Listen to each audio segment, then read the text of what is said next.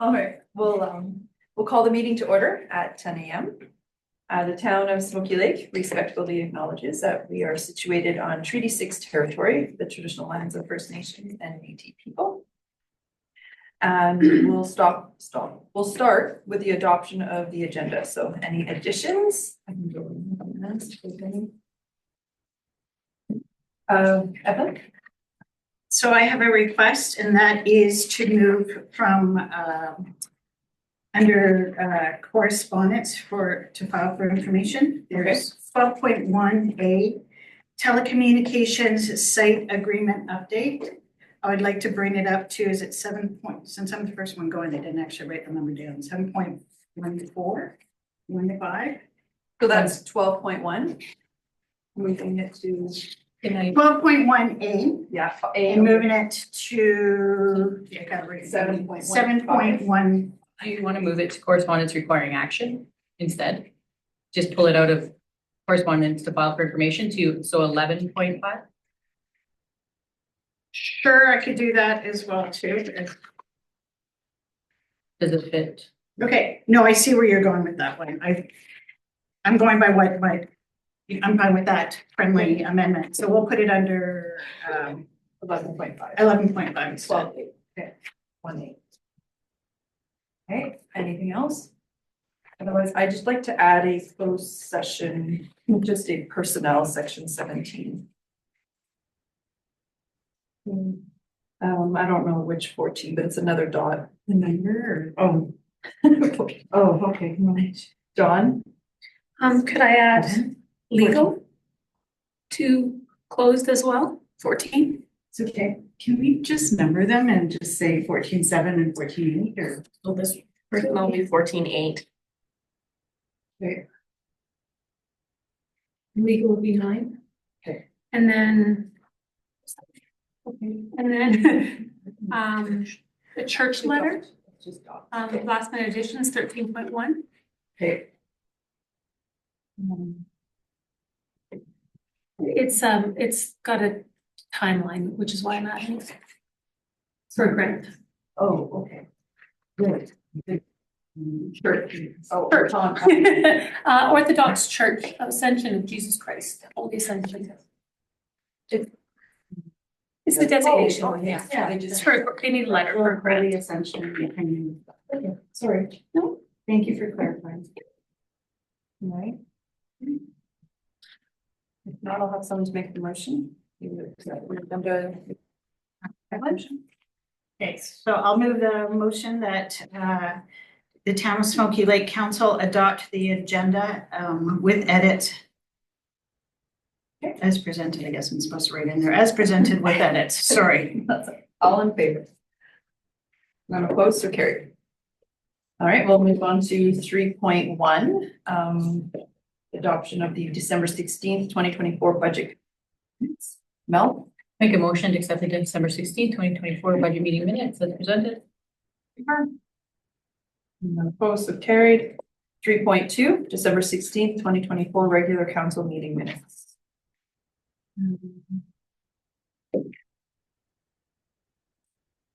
I'd like to move that we accept the minutes with amendments as presented for the December 16th, 2024 regular council meeting. So we should probably just state the amendments. Oh, that were in the email. Okay, Do you read it? yeah, I have. them. Okay. Sorry. Got the email if you want. It might be difficult, you know what, I'll just go over. So, as per page,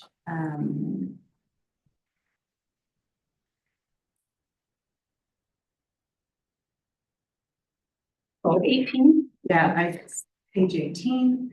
The first one was to omit the words bring back as they were duplicated. The second one would be on the same page, and that would be to place a period after from 2024 capital budget. No. And Sorry, I responded to that email, but you probably didn't get it. Oh, I didn't look. before Yeah, the meeting. sorry. So that would change the intention of the motion. And when I made the motion, the intention was to keep it in the capital budget, but it wouldn't get moved to an actual item unless it was, the grant was. So it's just to remain in the capital. budget. Okay. For the future, to move all the time if they don't get it. No, it doesn't, it just keeps moving. Okay. But and then the third one would be just to refer to the item debated as should be 10.1, not 10.2. Dawn? May I recommend following 10.1? Sure. Following 10.1. And that was on page 22 of 325 under 14.2. All right. Well, I'm just one question, is all in favor? None opposed, and carried. And then 3.3, January 6th, 2025, regular council meeting minutes. Yes, that's me. Okay, I would like to make the motion that Town of Smoky Lake approve the January 6, 2025 regular council meeting minutes as presented. All in favor? None opposed, so carried. 3.4, December 16th, 2024 budget and regular council meetings action list. No? Make a motion to approve the December 16th, 2024 budget and regular council meeting actions. All in favor? None opposed, so carried. And then January 3.5, January 6th, 2025, regular council meeting action list. Mary Ann? I'd like to move to accept the January 6th, 2025 regular council meeting action list as presented. Right, all in favor? None opposed, so carried. Okay, we'll move right into our delegations, and first we have James McDonald, who's been at the Lake Library this month. Welcome. Thank you. Thank you for making your way this year. No problem. Glad to be here. So I should just jump in, eh? Yeah.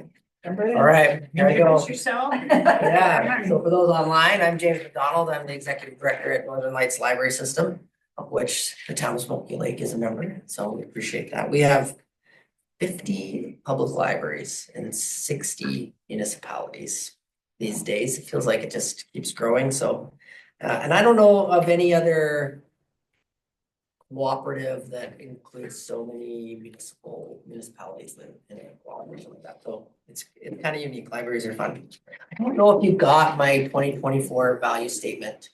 We were having some trouble.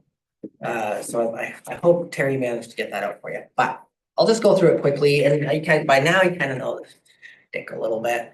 Try to make a few little changes here. Concentrate at the beginning, like keep concentrating on the circulation numbers because they're easy. They're the stats that really kind of express the value in terms of the dollar value, which for some reason counselors find here. Your levy cost in 2025 is $5,273. We take $2.15 of that per person. We set it aside as a book allotment. So that doesn't go to the operation. The Northern Lights, that goes to your library's ability to purchase books. Because the county is a member as well, we take a portion of that book allotment. And so while you pay $5,200 members, $4,700 is set aside just for the purchase of books between your levy and the county's levy, which is pretty great. And because the county is a member of the system, they qualify for the provincial operating grant, rural services grant, which your community gets $6,800. Your library gets that $6,800 more than a member of Northern Lights, which is pretty great too. Your community circulated in 2024 just about 1,700 ebooks and audiobooks. So that's not too shabby for a town of your size, yeah. And almost 11,000 physical books came through, which is pretty impressive. So if your community members wanted to just say, hey, forget the library, we'll just buy whatever we want. We're going to buy that stuff we would check out, which they never would do, but it would have cost them $405,000 to do that. And like I say, probably wouldn't do that. It just means their quality of life would be that much diminished. Your library staff reached out to our staff at Northern Lights almost 60 times in 2024. Now, some of that's pretty quick, like, hey, I can't log into whatever, or my computer's frozen or whatever. But others, it could be work on policy development, collection development, programming help. We do a winter reading program and a summer reading program, those types of things. So we value that at $5,000. We had to come up with a number, but really that's an undersell. You probably have to hire some more staff here. But all in all, you're doing pretty well. You have 230 active library cards in the town of Smoky Lake itself. Usually there's a family behind that, so 2, 3, 4 people behind each card. So you're doing okay that way. We had I'll just touch on some great milestones we hit in 2024, some of the top 3. I don't know, I randomly picked these top 3, but they're pretty impressive, I think. All the libraries got new websites, which is pretty great. So it's one of the services we provide, help with the website. And in conjunction with that, we came up with a new website and launched that in the summer called GoLibrary.ca. It's focused on Indigenous communities. So if you were to go to GoLibrary.ca and you say, hey, I'm from Buffalo Lake, Métis settlement, it would then show you the 4 closest libraries to you. You then click on one of those and then self-register, just as easy as signing up for Netflix, except you don't have to put in your credit card. So better than Netflix. It's very, very quick. And at the end, they get a library card and can immediately start using that for electronic resources. There's no wait time. They just, and it actually pulls a couple electronic resources in to put it right there on the screen, says you can check these out right now. So that's pretty cool. So we took that technology and actually built it into your library's website as well. So your community members, they don't happen to have a library card and it's midnight on a Sunday and they're bored or they're trying to finish a report or they're doing, they can get that library card and get access immediately, which is pretty good. Seen some good response from that. We also welcomed Kihiwin Cree Nation as a member at the end of 2024. They're firing up their local library board. This makes it the 4th Indigenous community to join Northern Lights and to establish a local library board led by local people. So Northern Lights has the honor of having the first Indigenous community to do that, Frog Lake. That was back in 2021 when we first arrived, and they're going really strong, doing really well. And so we're just pleased to be able to continue to work with our Indigenous neighbors and help them to establish library boards. We also signed our first contract with a school. So they're not members, but we provide specific services for them, like book delivery and a connection to the library system. And that's with the Art Smith Aviation Academy in Cold Lake. And so it's a great partnership, especially, if every kid gets that public library card. And that's a fantastic thing. So if you know people in the school and you want to send them my way, I'd be happy to have a conversation with them. I think together we can save money, time, and make library services more available. So top 3 things that are coming next year. It's kind of silly, but maybe not. Wireless printing should be rolling out in your library. If it hasn't, I spoke to the library manager the other day. I don't think it's quite rolled out, but it will be very shortly. This will actually, it's one of those things that both increases the privacy and the security of our technical infrastructure, but also it's just super convenient too. So what happens is people come to the library, they want to print something, but it's on their phone or their laptop. How do I get it? I'm going to email the library staff and they pull it up, and the library staff know everything about everybody in town. Their divorce papers, their medical records. It's okay, they already do. Yeah, exactly. So if you want to know anything about anybody, go talk to the library staff. They know it all. But it's great. Like, you could actually print from home, get a little code, and the next day go down and print your stuff in the library, whatever. So it's a nice one. Our TrackPack library catalog interface in 2025 is going to get a total facelift. But more than a facelift, it's a serious increase in functionality. So it's a kind of exciting. We deliver 800,000 books a year in the Northeast. People other systems that have implemented this in North America have seen increases of like 20 or 30%.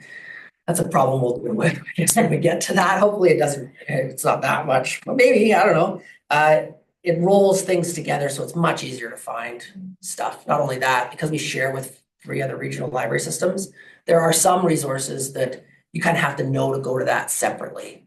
But you're going to get a unique URL to your library, and that separate stuff will get pulled in. So we should see an increase there. So one of those things is Hoopla. I don't know if many of you use Hoopla, but you have to know to go to Hoopla. And Hoopla works a lot like Audible or whatever, where you get a couple credits and it's kind of immediate access rather than all holds. So that'll get right into the catalog. You should see more usage of that.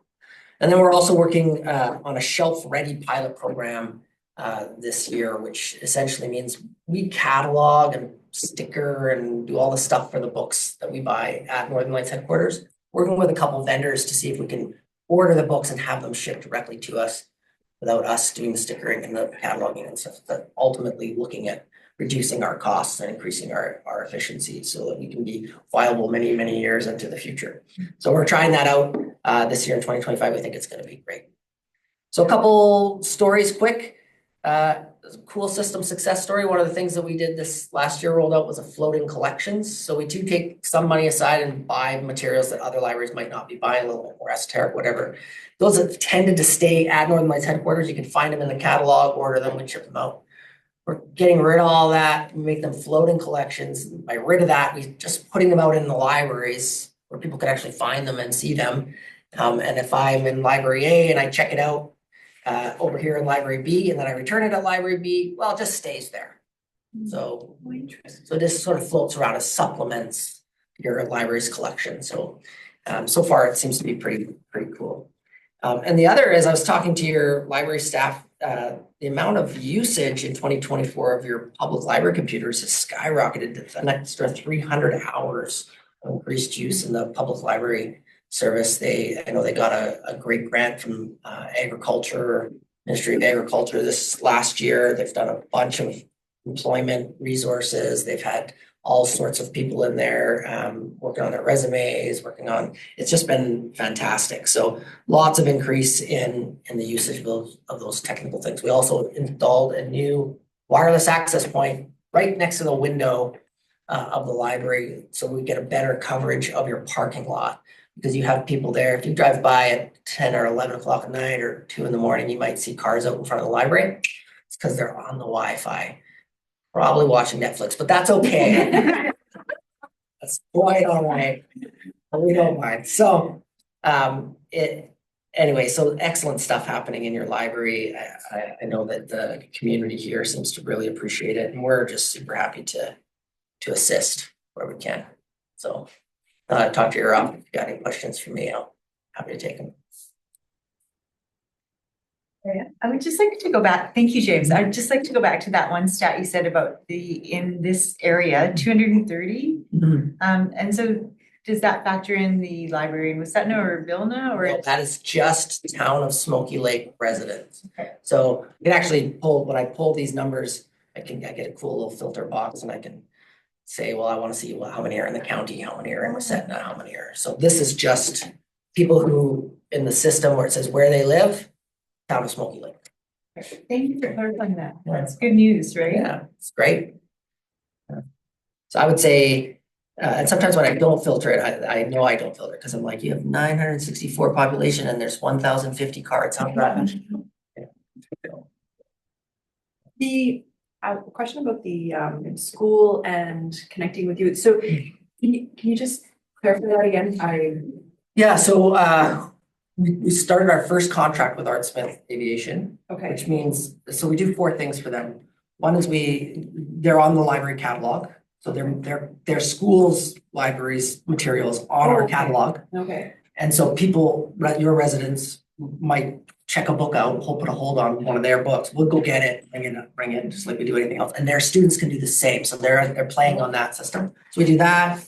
We train one of their library staff to use that system.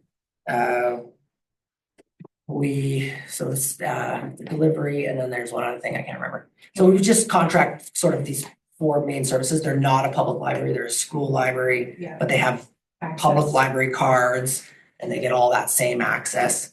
And we're not making any scads of money or anything like that, but we are covering our costs for that and ultimately expanding the library services in the community. So if you know people in the school district or whatever, and because they're paying for a library system,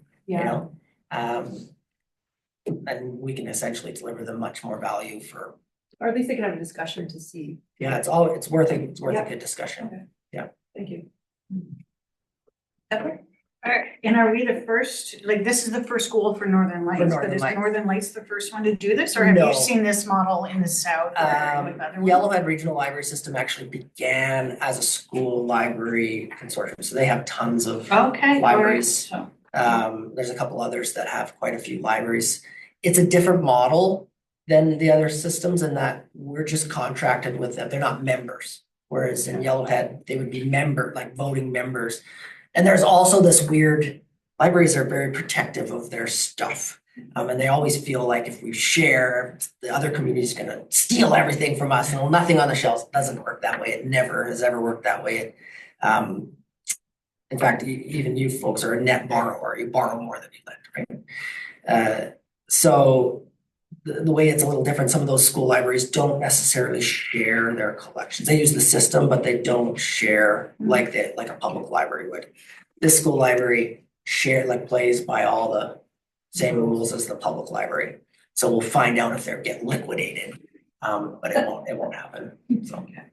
Everybody wants Wuthering Heights, I'm sure. Yeah. It's on the school. They totally, yeah, exactly. So. There's no other questions. So No, I'll just one more comment, and that is, you brought up Hoopla. This is a lovely segue to our next delegation. Met somebody while walking dogs. Oh, good. How does a conversation come up about Hoopla? But she started telling me about what she was reading on Hoopla, and then it got into a big bit. But it's somebody here locally who says that she absolutely, you started talking about how much she loves Hoopla, so that's why I just wanted to bring it up. And then our next delegation is about the dog park, so I just couldn't resist the. Thanks for the segue.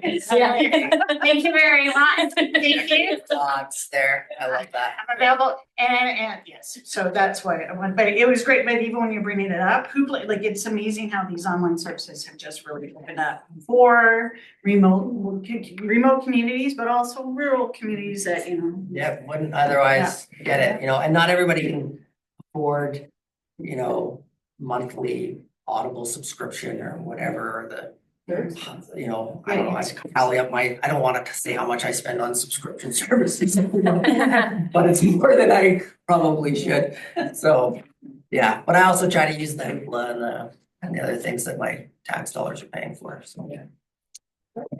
Very good. Well, enjoy the rest of your day. I will. Thank you so much. Thanks for taking the time. and you should introduce them, because we have someone who sits on our library board right behind you. So this is Oh, I James. see. Yeah. Yes, I think we. Yes. Thank you. Thanks. Thanks, James. See you. Drive safe. Yeah. All right, Irene, you're up next. Good morning. Good morning. Very out of segue, so. That's right. I assume you all got the document that I sent out, you've read it all. I don't think I should go through it in detail because you know what's in there. But just to do a quick overview, Smoky Lake Lions Club has decided to build a dog park. We've fundraised, we've applied for a grant, we have money. Now, the original grant or the original quote that we got was around $24,000. We don't have that. So, and this is information I haven't shared with the Lions Club yet because we haven't had a meeting yet, but we'll have a meeting tomorrow night. So if you can keep it under wraps until tomorrow night, that would be great. Because otherwise they're like, well, why doesn't the town know it when we don't know it, right? But yeah, I went back to the, sorry. It's just to let you know that our meetings are recorded, or we have some guests. Hi. We didn't say anything. Yeah. Anyway, but I felt like this opportunity, I should share this information with you because I don't want to come back in the next month and say, oh, I didn't mention this. So I went back to the the contractor who we got a quote from. And initially, the plan was to build a dog park with a divide in it for small dogs and for big dogs. So I asked him to remove the divide and see what the quote would come up with then, and the rest keep it all the same. So one big area, and not only the finance, but also the fact that the town initially approved that maybe down the road we could build a second dog park. That was with that in the back of our minds, like, okay, we can do this, and then in the future, maybe we can do another if there's a big demand for it. So I asked him to remove the divide, and we are now within the budget. We have enough money to build this dog park. Yeah, thank you. Yeah, we've been working really hard on fundraising, grant applications, et cetera, and allocated some casino funds. We've got it. We also want to do some decoration on there. And on the photo that you have, you see little hearts. This was a picture taken in Edmonton or Sherwood Park, not sure exactly. And I think school kids did it because it was across the road from a school. We would like to connect with the school, and this was actually an idea about one of our Alliance members whose spouse is sitting in this room. To connect with the school and have them make little dogs, like let the kids make dogs, like cut them out of plywood or something, and have the kids paint them and put them on the fence as decorations. We would also like to acknowledge those who have been helpful in constructing this dog park, and one of them is, of course, the town of Smoky Lake, but also the government of Alberta with their CFAP grant, and the community after we fundraised. We'd like to get some benches there because the reality is that a lot of people visit. While the dogs visit, the people visit as well, the owners. So I'd like to get some benches there. We'd like to reach out to the community for sponsoring of the benches, because after everything is said and done, we'll only have like $1,200 left. So you don't do a whole lot with that, but we still can do something with it. There will need to be a garbage can. There need to be a poop bag dispenser. We'd like to have a tap there. And in previous conversation, my understanding was there is a water line running close to that location. So I'm hoping that the town could be of assistance in that. Yeah. I don't think I have forgotten anything. And then, of course, we'll have a big celebration for the opening of the dog park. Yeah, that's pretty much it. I'd actually like to know if you have any questions. Go ahead, Marianne. So, and thank you, Irene, for that presentation and the update. It's exciting. So if everything goes well, what would be your timeline? When do you think that we would? It depends on, we'll talk with the Lions Club. We'll discuss it tomorrow. I think we could just go ahead with it and contact the contractor and see when could you start. It would involve having snow to be removed, because my understanding is he works year round. So he could possibly do it while we still have snow on the ground, but there would have to be some cleaning up, etc. Or else, as soon as the snow is gone, we'd like to get it going. And in order to do that, we'd also need the town to give us the exact the exact location of where the fence should be. So Dawn, that would be connecting with you guys, right? Correct, yeah, yes. Yeah, because there's an angle and a weird delineation between ours and the next property, so Yeah. for sure. And there is water lines adjacent to that, so Okay. from what I'm seeing on Mindy sites. Yeah. I'm surprised to hear that you can Sorry? fence in the winter time. He says he works year round and he does fencing. He's like a fencing company. And so I'm surprised too, but Yeah. I am not technical enough to know how this all works. But I can contact him. That's no big deal. Yeah, for sure. You see what he says. I'd just be surprised that if there wasn't extra cost if you got it done in the winter time, but that's fantastic if there isn't. Yeah, Yeah. he was actually really good because we got the first quote 2 years ago and he didn't up the prices, so. Yeah. He was, he gave the same quote. That's good. But given the fact that it's end of January, I'm not sure how much cold we still get, how soon the snow will go. We might even get the dog park going in April, and then why would we do it now? Just wait till the snow is gone and just, I mean, it's been a few years, a couple months doesn't make a whole lot of difference. Sure. Yeah, and the signs and all of that stuff can, as it rolls out, we can, bring it back. Yeah, I'd like to stay in close contact as a contact person for the Lions Club with council with the development of the dog. Yeah, for sure. Yeah. Mary Ann? So, we do have it coming back in the agenda. Oh, yes. I'm just wondering if you had mentioned, Irene, a little bit about maybe you would get an updated quote, and I would feel maybe if we had everything like a budget maybe or a business plan presented to us with the timeline and the anticipated based on what happens at your meeting tomorrow. Yes, So is Of that course. something that we would, of course. and we can discuss it later in the meeting when it comes up, if that's what it looks like to move forward, or? Of course, Yeah. but just for your information, the quote I got for the current quote that I got without the divider in the dog park is from December. So it's only like a month and a half old. It's from the beginning of December. And we're not supplementing any of that part of it. We're strictly helping with the maintenance and the. Yeah. Correct, yeah. Yeah. So really all we have, and supplying the land, yeah. So that- Yeah, and I was hoping that maybe the water tap. Yeah, and that's something we can bring back once it's set up, I guess, Yeah. and things Yeah. are, we know exactly. Further requests as we move forward is, Yeah, you just submit the request and we bring it back. Perfect, thank you. I'll make note of it. you have a question for? Yes. All right.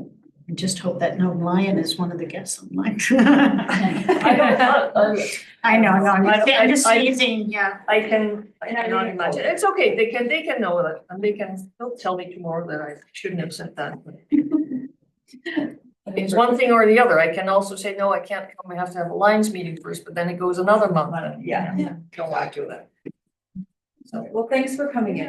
You're welcome. Work, it's exciting. It is. Thanks for all your work. Yeah, you're welcome. It is actually, it's, when it finally works out, it's fun. You have that feeling like, wow. Nice. Good morning. Thank you for your time. Thank you. All right, well, we'll move right into administrative reports, the 6.1 quarterly financial reports. State just here. I will do my best to answer, but Crystal's on hold. So if I don't know the answer, I'll make notes and then we'll get you the information if there's anything out of this one. Or some, of course, are Tamara, so. Right. I also want to point out. It's in this one, right? The solar report.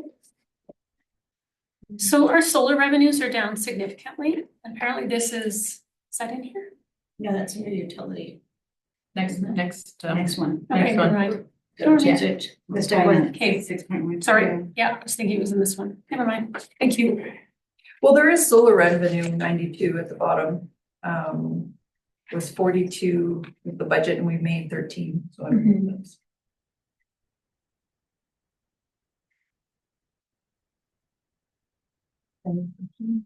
So, I'm gonna frame it this way. So say, for example, on letter C, the accounts payable listing, what is the process if I had an inquiry about a transaction or two transactions? And so what is the process to ask for details? You as a counselor? Yeah. Like, you could just ask now. Or Is it locked out? oh, if it's blocked out? Oh, no, Okay. no, just, And I encourage, if you, like you did this morning, if you give us a heads up, the advantage is we can look it up, especially in Crystal's absence. But if you ask the question, I do sign every check as Okay. to, And I had. you did, I guess, yeah, this time, but I did yes, too. yeah. Um, So if you have questions, you can definitely ask now. I'll see Okay, if I so can if answer. we have time, I'll ask it now, but I'm not necessarily, it might be the alignment of council, but it leads to a bigger discussion and I just want to stay in the lane. So on the middle of page 47, it's approximately the middle there. So there's 2 credit card transactions. It's when you add them together, it's a higher amount, almost say $10,000, but just under. It leads me to be curious as to how many credit cards do we have? Do we have the spending policy? Is that identified? And then, so for example, Amy would sign checks and she would review them. We have the supporting governance behind that. Yes, we do. Okay. So there's a purchasing policy. So I'm gonna use John as an example. So John has a credit card. He has the authority to spend within his budget for approved items. If it's beyond that, and I see everything. So I also see all the checks that go through. I do go through every page of the credit card transactions to see if there's anything that seems unusual or I have a question, and then I'll ask the question if I have one. So he has one, I have one.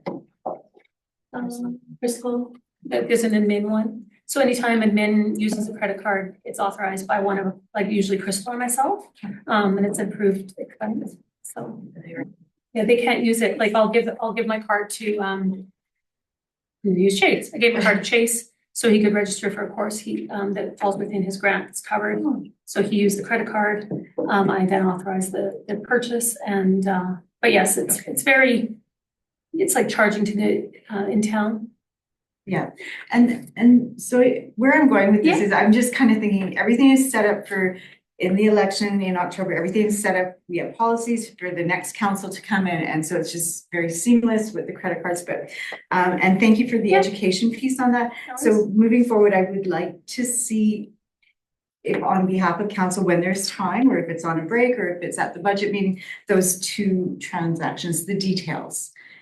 They seem higher than what I would anticipate for one, but maybe it is a course, so. Can you find out the transactions though? So And you I might be should able to just able answer see it. in the MasterCard when you sign the check, because they're all attached. Yeah, but I signed the checks in January and this is from end of Okay. December. Okay. Which transactions, Yeah, Marianne? the transactions you signed were attached to the. But I didn't sign these ones, this is after the fact. Or so I signed January 17th. And this came out at the end of December 31st, I wouldn't have signed it. This is for last quarter. Page 47, the two MasterCards, yeah.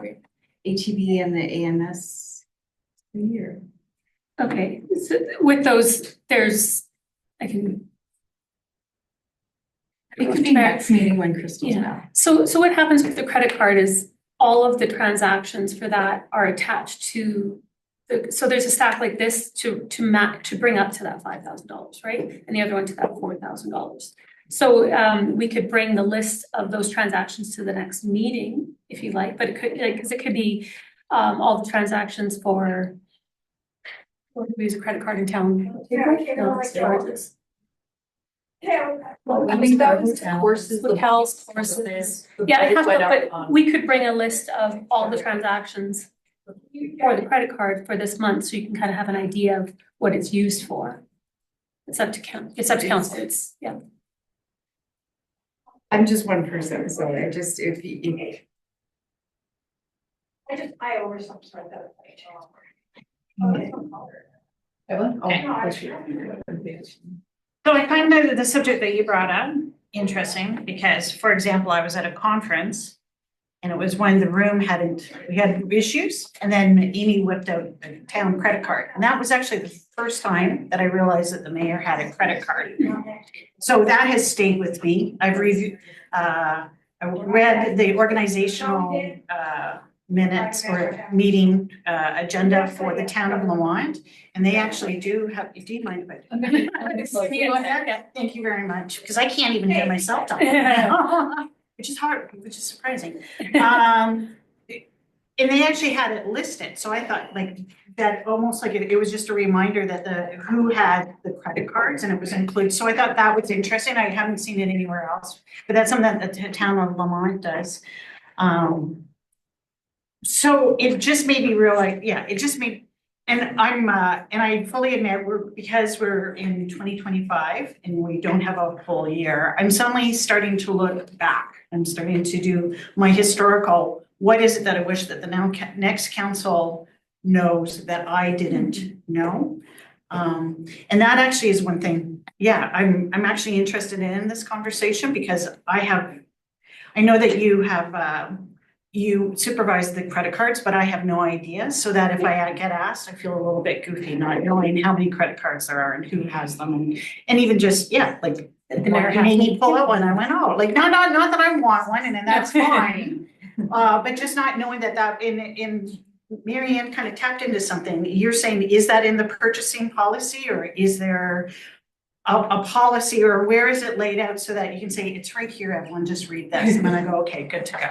The purchasing policy just authorizes the spending and as does, like, I can delegate my authority for certain things, right? So that's why I can give, Chase authority to sign up for his own course. I've authorized it kind of thing. But I have no issues bringing a summary of, even if it's just a month to say, here's, and then you can have a general idea of what is spent on there. And then if it's something you wanted more often, it's the time to compile. It would be because it's not I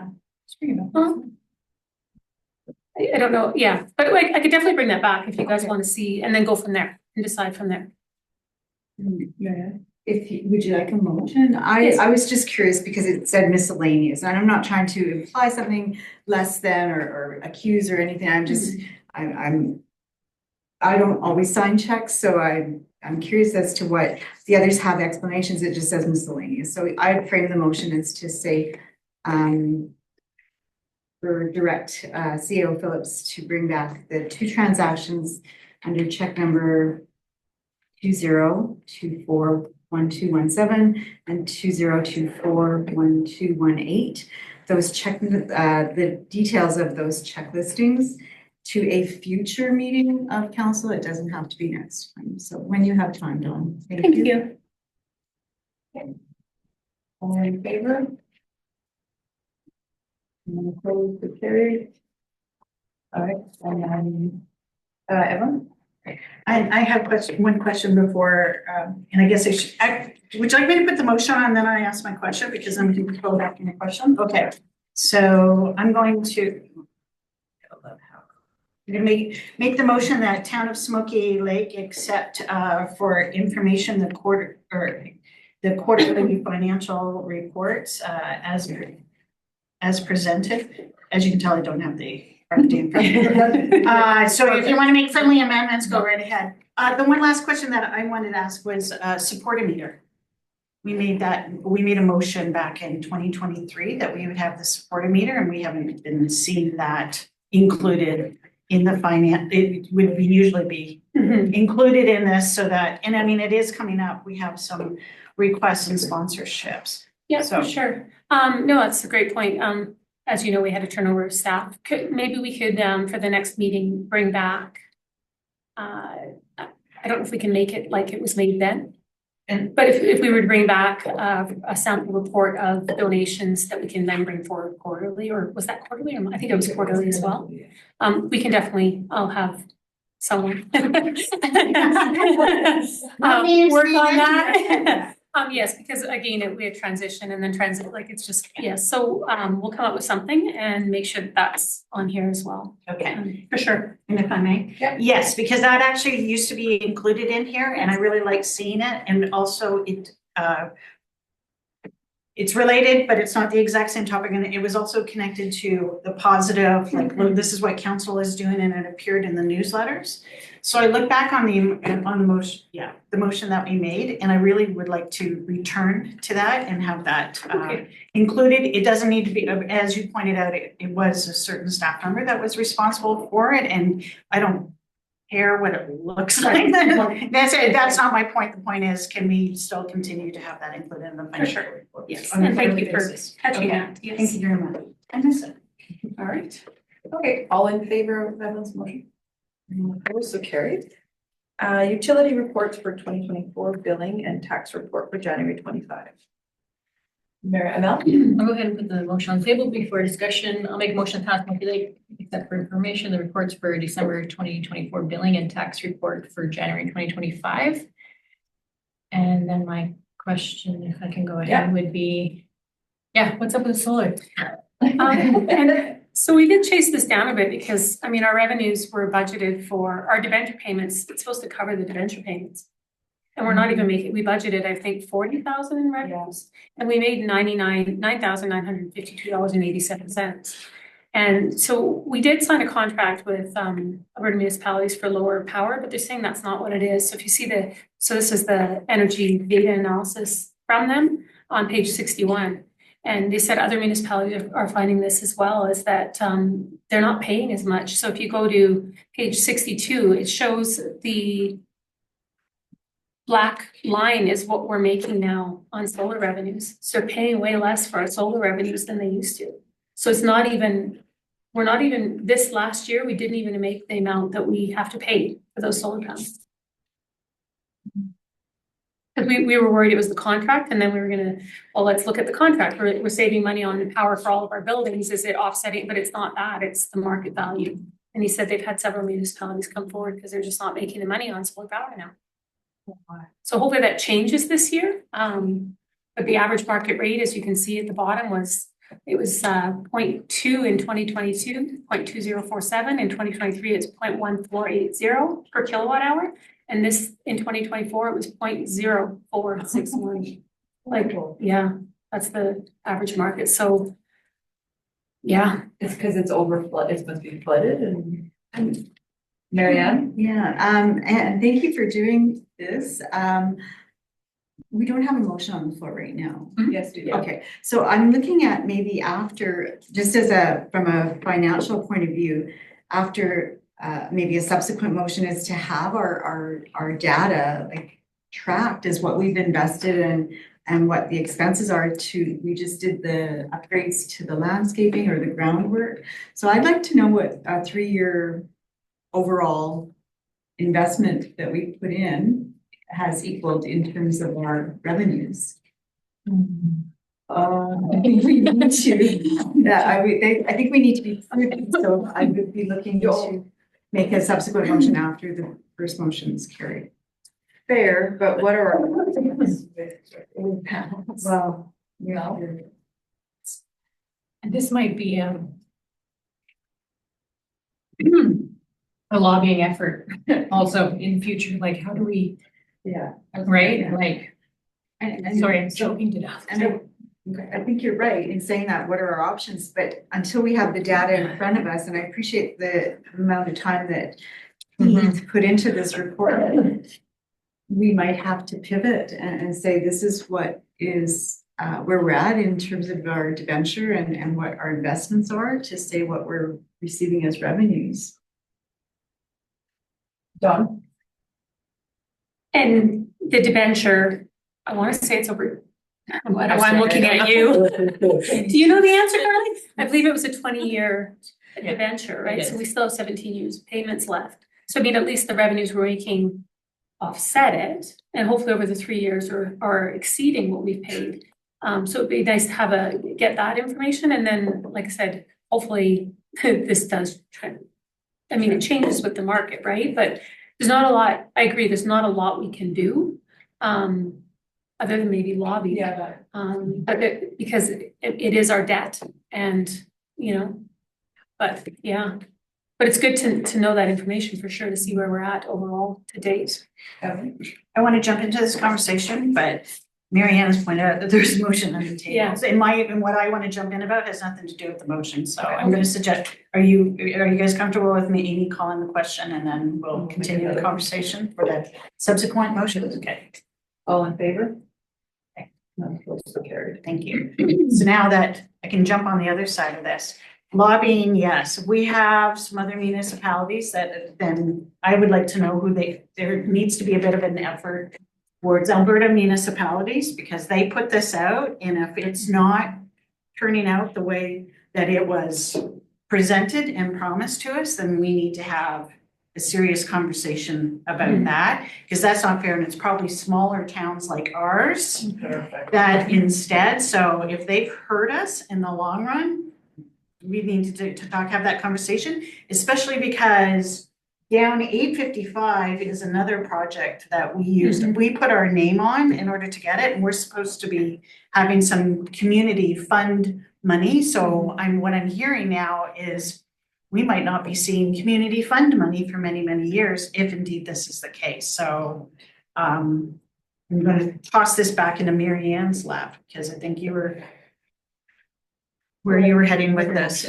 Okay, that's a good story. Okay, so I'd like to move that council directs CAO Phillips to provide a 3-year financial report from 2022 to 2024 of this project to illustrate the revenues and the expenses to date. If I can amend from this project to the solar project, Or, yeah. just so that the motion stands Oh, on its own. Okay. Thank you. You don't see what page I'm on, but I'm on the solar. Absolutely. Thank you, Dawn. All right, all in favor? Opposed or carried? Mel? Without a motion, can I just piggyback on Evelyn's idea that maybe we just reach out to our neighbor and ask if they're finding the same thing Like maybe crossing. Maybe crossing. with their solar project that is on, and now they don't have the same power. Hardware. Yeah, so it might be different, but I'm just curious if it, like after you said it, if it affects them as well. And we should be getting a report. Yeah. I think by March I have in our agreement that Oh, okay. they'll provide this last year's summary and a check. Okay. Hopefully, Well, that- is in the agreement, but I can definitely ask that question. That'd be great. So you're making a motion for that? Because I do want that to come back. Should we wait till after March to see if we get a report? Well, John just said that. I can make a motion. I don't know if Should they'll she have it reach out to readily me? available, like, but we can reach out now, so I can make a. Yeah, and respectfully, I think if we actually say something, because we now know that that's coming back, if she actually lets them know that we're interested in that, they can work on it so that when they report back to us in March, it's included.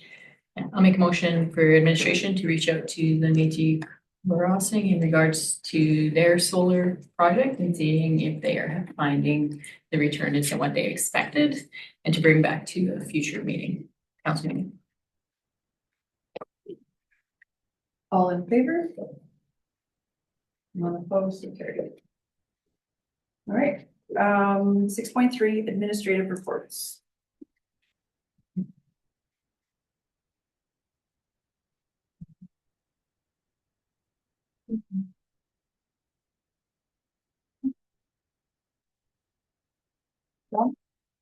So I've again, this month, I just provided pretty much everything that staff are bringing forward, and that I've felt like you wanted more information. If there's too much information, please let me know. It does get very granular, and a lot of it is just day-to-day stuff, but I felt like it's important that you would have that information if you're wanting it. I did want to add, we added on social media. You might have seen, and maybe some councillors in the room already knew about this, but I had Ben Evans come in and talk to me about from Delta Waterfowl. They're putting in hen houses throughout the municipality. They did ask about putting them on our lagoons, and that's not permitted. But then he came back and said Noreen and a couple of councillors actually, he said, had asked about putting them on our new nature trail. So I did give the go ahead since it was warm, and I didn't feel that I debated whether I needed approval, but I did go ahead with it as an operational and gave approval to put that in. It does helps protect the eggs from the ducks from predators. He said the survival rate is less than 10%, and it goes up to 80% with these. So he thinks there's huge potential out of that trail with regards to the birds. Mel? Yeah, and I really liked that video that you sent out. It's super cute. I love Also, that. I was snowmobiling and I seen a few of them just south of town. Very cool. Very, very cool. Yeah. I just wanted to add that to. I don't have an issue with them on the walk. Yeah, Yeah. I thought it was perfect for there and. See the yeah. little, you did the little ducks now. He said they're used sometimes by other birds as well, and yeah, I thought it was really cool. Well, I have a question for John. Okay. What's with the tractor in the back alley behind my house? It broke down on Friday. Oh, okay. I tried for quite a while to get it running again, but seems like it had a couple of issues that kind of surfaced at the same time. The guys will be moving that out. Yeah, it looked sick. I did put traffic safety cones around it. No, you did a good job. Put it Yeah, off to the side of the road, so. yeah, no, it was in a good location. I just was wondering if it was still down and out. Yeah. Yeah, okay.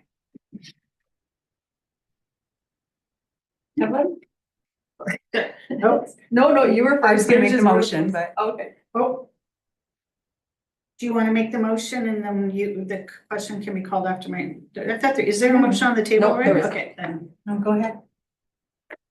Okay, no, just a small little edit because, there's a couple things. Page 6, is it 67? No, it didn't. Yeah, I know, just that there was, just about the, attended except for one counselor to the Chamber of Commerce. I reread it because I was like, Did you mean to, it was that all of staff but one, and then one counselor, so all staff except for one attended, and then also one counselor attended. But I agree, when I reread it, I'm like, does that read the way I wanted to yeah, read? that's, So, yes, sorry, so it was funny because when I read it, I did the same thing, but Okay, by then I alright. was like, it's I just. think it's okay, but obviously it was not. just going up, kinda- So one counselor attended and all of the employees with their spouses, those that have them, Yeah, except for one, and then Eric and his girlfriend? Attended with their brand new baby. so. He was under 5 pounds. He's very, yeah, I enjoyed that. I might have held him a little bit. But yes, it was good. Unfortunately, we found out late how much it was gonna cost us, so, and we couldn't find a caterer at that point, so we're looking at options already for next year to make sure that we're ready for it, so, yeah. And then, if I may, when it comes to development, things have changed before I could ask for this, but we are at the end of we've had the end of the year. Could we get a year-end, like a full year-end report from our development officer about all of the different everything that was done in 2023 and 2024? Because we didn't get one in 2023, and I was meaning to ask for it all throughout 2024.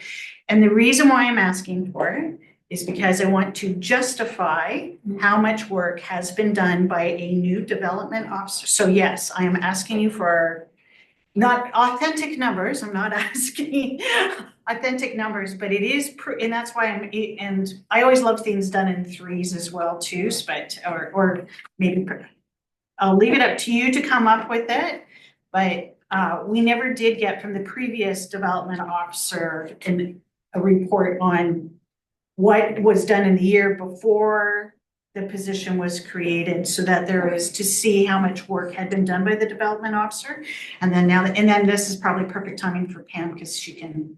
Well, we have one in here for development permits today, Yes, Right. but I'm talking so then about to do comparison of 22, 23. and in a 24. table so that it's Perfect. 2020, like.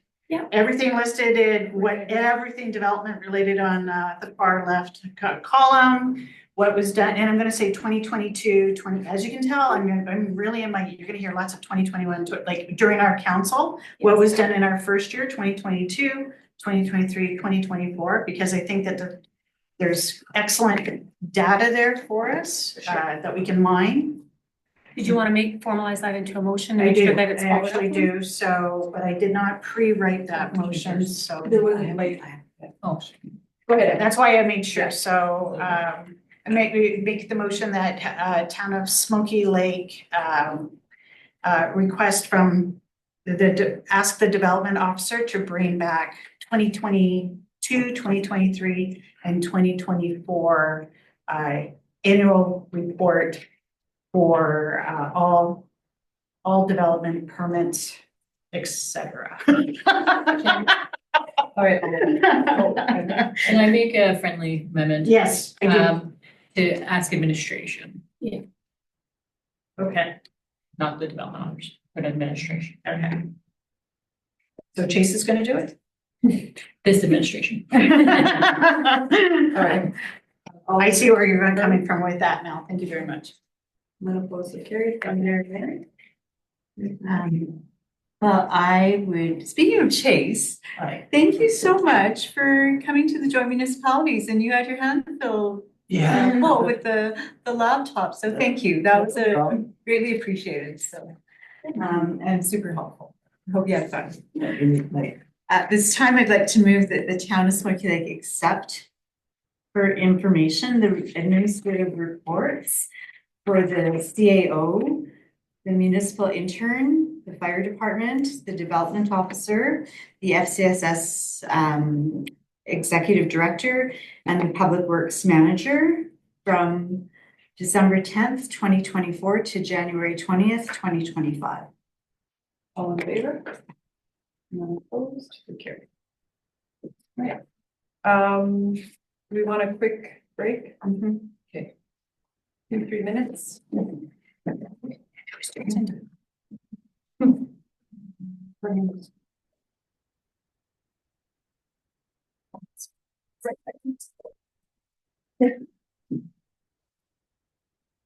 Very good. All right, we'll call the meeting back to order at 11:08. And we'll jump into 7 deferred items in old business, 7.1. So the delegation of the Northern Lights Library System. And it's everyone's turn. Go ahead. That's what I was looking at too. I was like, That's why I need a paper copy. I'm always an issue. Okay, I'd like to make the motion that that town of Smoky Lake, accept for information, the presentation of the Northern Lights Library System 2024 review and 2025 future updates presented by James McDonald, Executive Director. Any discussion or? If not, I'll call the question. All in favor? Not opposed, so carried. And we'll move to 7.2, Smoky Lake Lions Club. Mel? I'd like to make a motion that town of Smoky Lake, except for information, the presentation regarding the updates on the Smoky Lake Lions Club Dog Park presented by Smoky Lake Lions Club representative Irene Vanderkloot. Any further discussion? Mary Ann? So, yeah, and thank you. My only concern is that we have something, we'll be going into the agreement with the land and everything, and I just wanted, even with the TAP, that we have something on paper ahead of time before, and there's the implied aftercare from maintenance with everything. There's a motion. There's a motion regarding the maintenance, but, and then they're not. I'm just trying to, so when we do like the playground in park, it's still the towns. And we took over that one. So yeah, we might want a use agreement or something. I can definitely, yeah. All right, I saw this. Yeah, and a future, maybe just a future discussion of how much a TAP would cost. Sorry, that's what my discussion is. Right now, the mention of a TAP, but without a request to ask for it or a budget item, to me, it's just a mention. It's not approved, it's not, a TAP's gonna be expensive, so it will be a budget item that would have to come back. Cause it's not gonna be like a couple $100 to put in a TAP. So for right now, they've asked for land and the permission to use it And maintenance. and the maintenance, yeah. But as for everything else, we'd have to come back as a request and then we'd have to go through a budget. For sure. I agree. Evelyn? Something to consider with a public tap, or with a tap like that too, which is what you see in funeral homes for water, or funeral homes. Sorry. I was like. Cemeteries is what I meant. I know. Wrong word, I meant to say cemeteries, because you see it when people go to cemeteries and so on. There is also a concern that if you leave a public tap out in the middle of it, that somebody leaves it on and it just. Next thing you know, you're driving by and you're seeing a big water bill because somebody left it on, so. It was an interesting ask for me to hear as well too, because I'm not so sure. Yes, as a, outside these chambers, I would love to have a tap there as a dog owner, but as a counselor, I'm not so sure that, I'm not so sure about that ask, but I don't want to say no to it without doing due research and due diligence. I know we put one in when I was in Tabor, but it's way off in the middle of nowhere, right? It's not, it was just outside of town. A lot of walkers out there though, because it was by the trout pond. But yeah, that's an interesting point. I maybe it's something we can look into with other municipalities if they have any issues with it.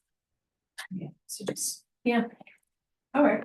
All right, so the motion's on the table for the open call, and then we can have, an agreement. Do we make a motion for an agreement or wait a little bit till things are rolled out? There should be one, but maybe it needs a little time until they build the dog park. Okay. Yeah, we have the motion supporting the development of it and the maintenance. Right.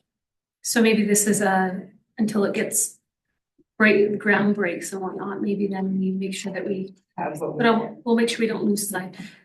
So you could make a motion that once the dog park has commenced development, I just wrote the one for the Agriplex. Yeah. It's coming in February, but it'd be easy for me to create one for this. But yeah, until it's there, it's hard to have an agreement, so. Yeah. But to not lose sight of it, I guess, is the key. Okay, Marianne? Yeah, and I think, thank you, Dawn. I think that's where I was going with it, just so we had something on paper from the meeting and the delegation. And Irene said that they are going into a meeting. There might be some different outcomes. And it might not have to be a motion, but say, for example, I'm gonna use an example of the walking trail, and it came back to us after it was mostly developed and now we're gonna have a name. So could the Lions potentially come back to us and say, yeah, now we want a different name for the dog park? So just so we have good relationships, that we're not doing things after the fact, we're covering it all now. We have a plan moving forward that these things will be included or not included. So I don't know if you want a motion framed that way, or just that administration do some follow-up with Irene or as to any outcomes after tomorrow's meeting. No.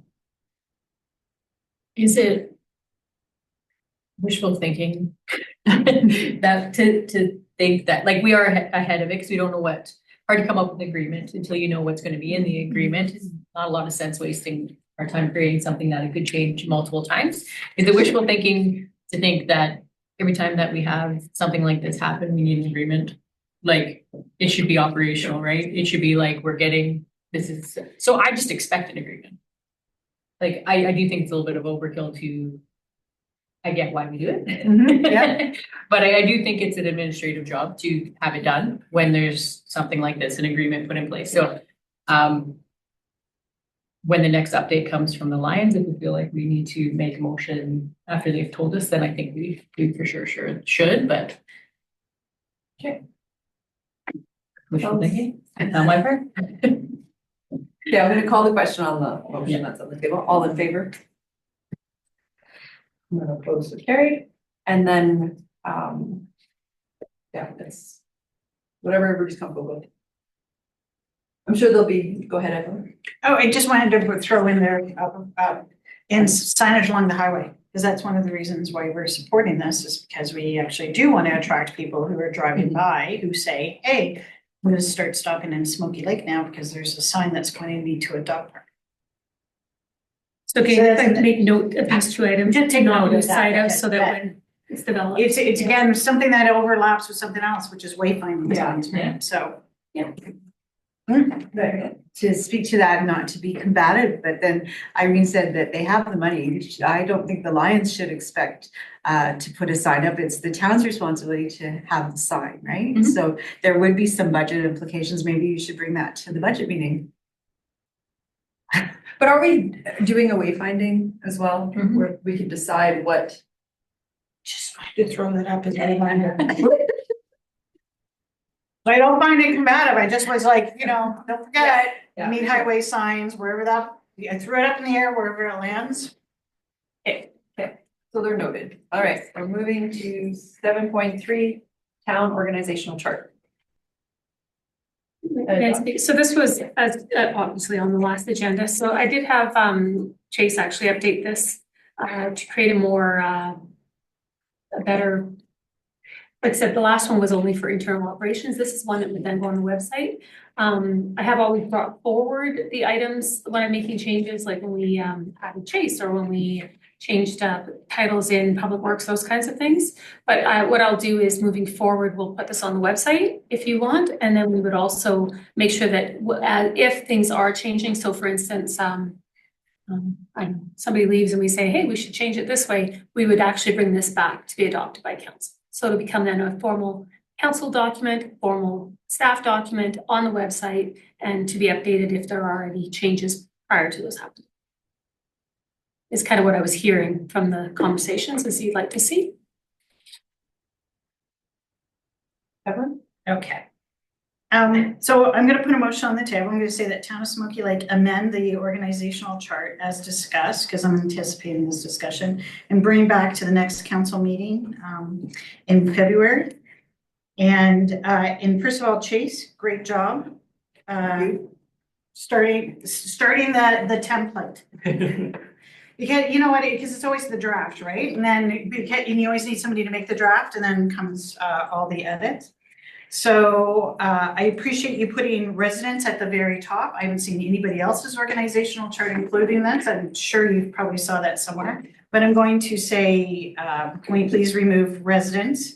Because I think it's a default knowledge when they check the organizational chart that council is elected by the residents.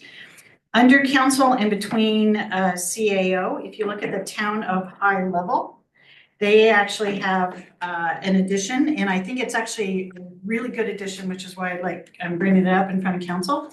On one end, it says the committees, the commissions, and that is something that we are responsible for as council. Outside of the CAO, we are responsible for all of the boards and committees that we serve. And on the other end of it is the municipal library, because they do not fall into the same category as the committee and commissions. They actually fall into a separate category of our responsibilities for the library.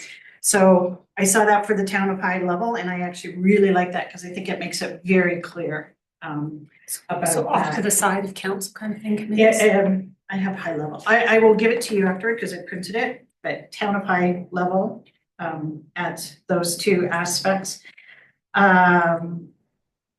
I found it, I'm not sure why the assistant CAO has been lifted higher than the other positions. I just found that odd. So if we could have public works manager, development officer, assistant CAO, FCSS director, and then it says HR. And I'm turning to you when I say this. We got into a discussion about it one day when I said, she does HR, and then you said, no, I do my own HR, and the whole, so I'm now. So She now does I'm a looking at it, portion like, of HR for us. so why, if she does a portion, then why add HR I think under it's the important FCSS? that even to staff, that it's clear that when they have an HR issue, they can go to Rochelle. So when I was in one of my municipalities, we did an HR review. We brought in an independent consultant who came in and said and with that, there was, so a lot of municipalities have unions. We don't have a union. And what I found in that other organization was, it was important that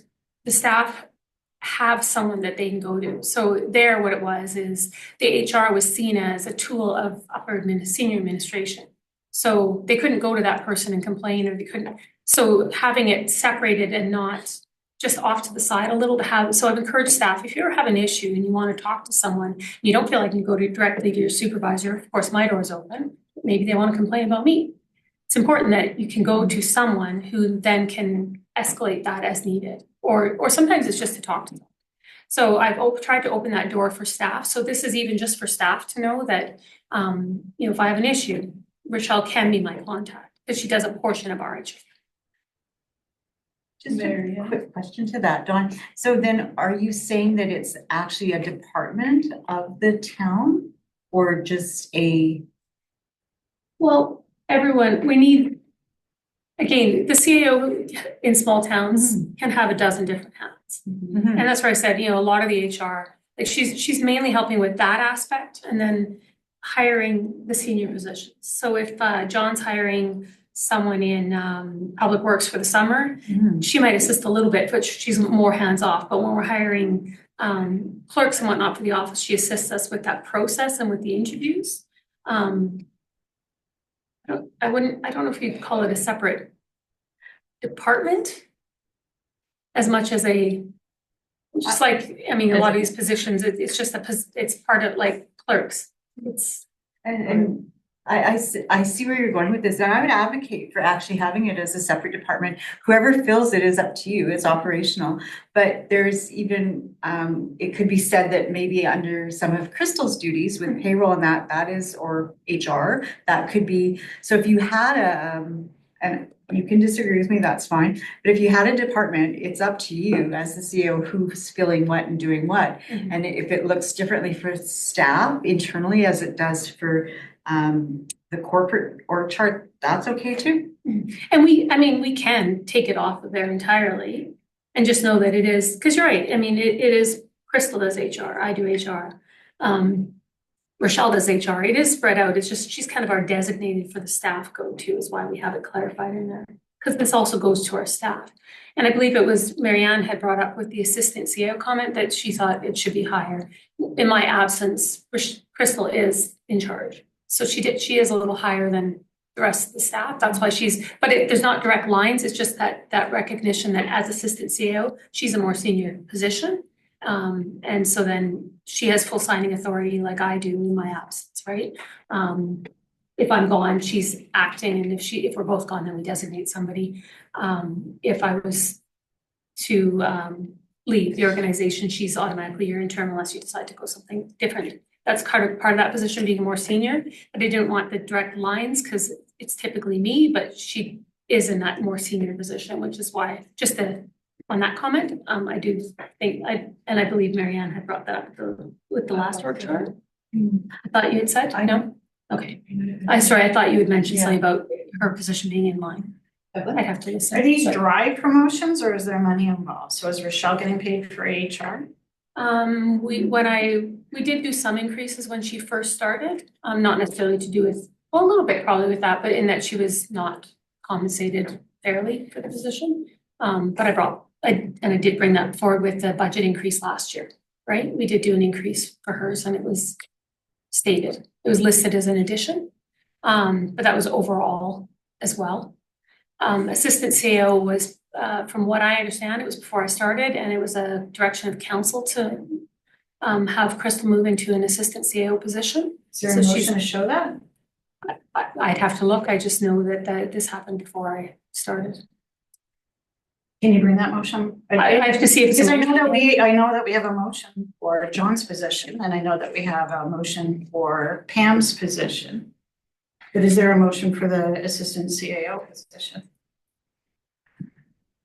I can see that. Yeah. I think there is, but while we're talking, I can even see if I can find it. But Marianne? If I, and thank you, Dawn, I'd rather speed up the process, so I don't want to disregard what you're saying, Evelyn, but I kind of started this journey that we're on, and my intention of having an org chart is for budget purposes to say we have the equivalent of say 20 full-time people and a part-time, or so that when we looked at what we're doing as being fiscally responsible, so 20 FT, and that's just a number, I'm not saying that's accurate, that equals so much in our budget. So I don't want to get caught up in the who's doing what to who. I just think that, and I do commend Chase on this, I support the motion to have those revisions, but I'd like to identify what we're revising, because the intention of this is to use this as a platform to move forward.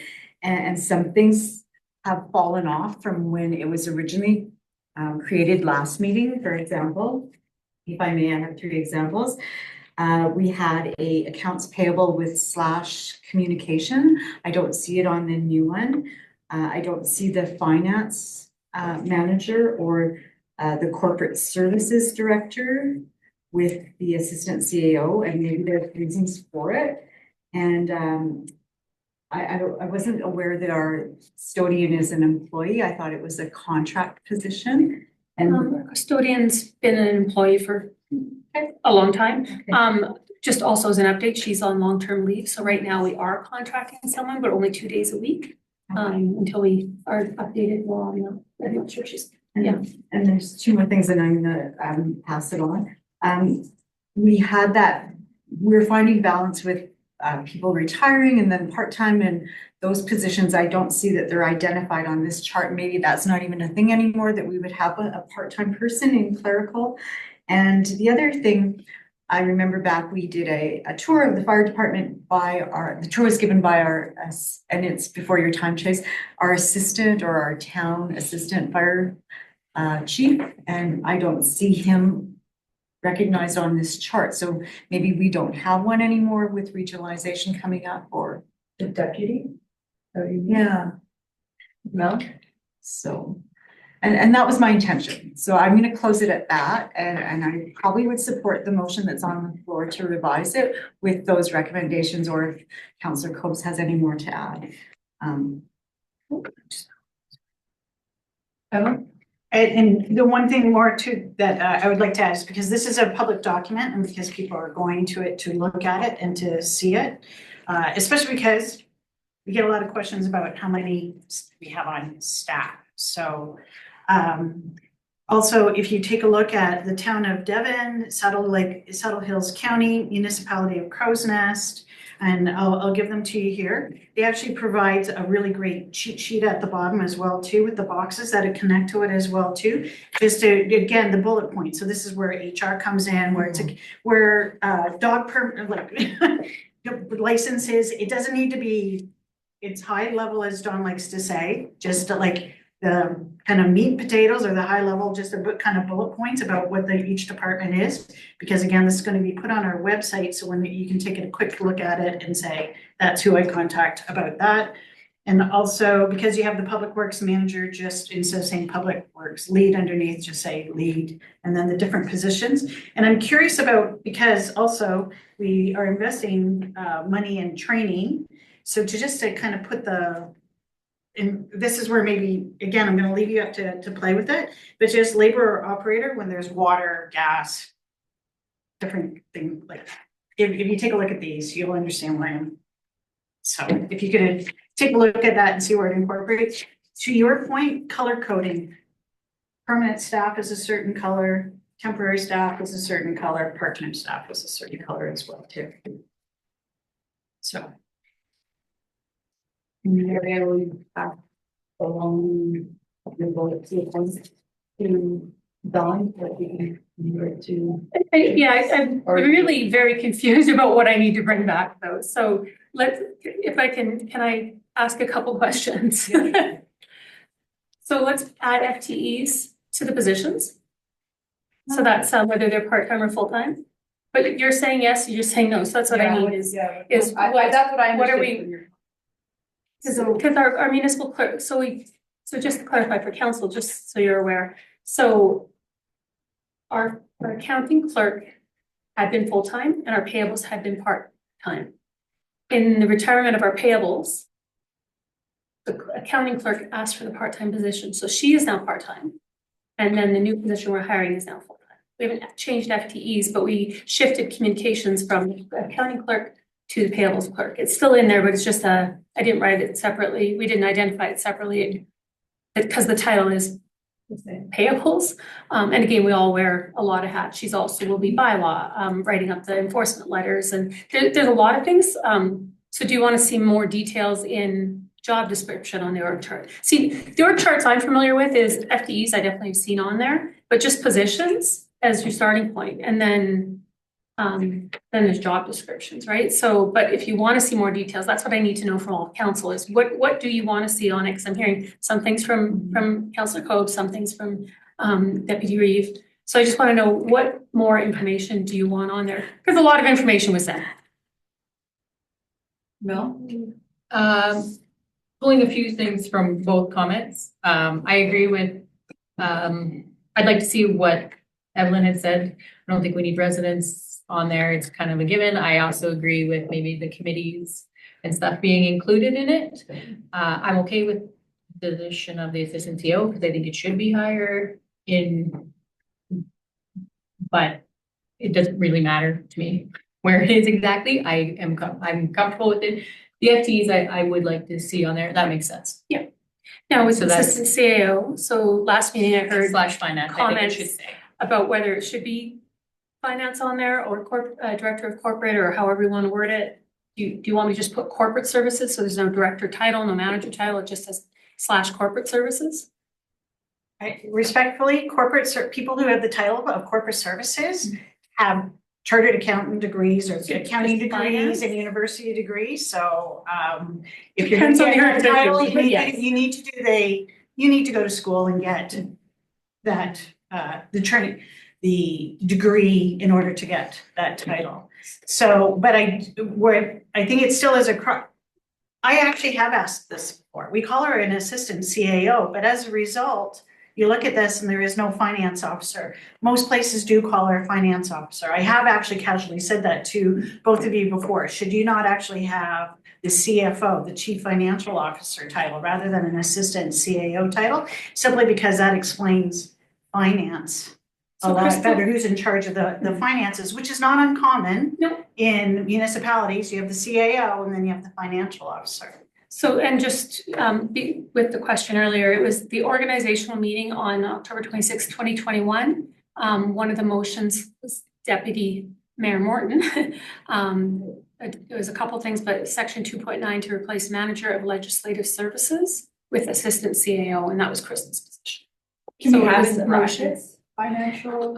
Chief financial officer, Yeah, like I'm comfortable with that one, but I think we should just have what it has there and / finance, like that is, it's very clear, at least somebody then who doesn't know different positions in the municipality, it's very clear that it's finance and the CAO, like people who don't understand what the next level is, especially if we're gonna put it on the website, right? Using it user friendly, I guess. So I like the assistant CAO / finance. So then it's very clear and it's very easy for the public to understand. So I'd like to see that added. And then, yeah. Marianne? And then just to sum up, Chase, so thank you again for doing that.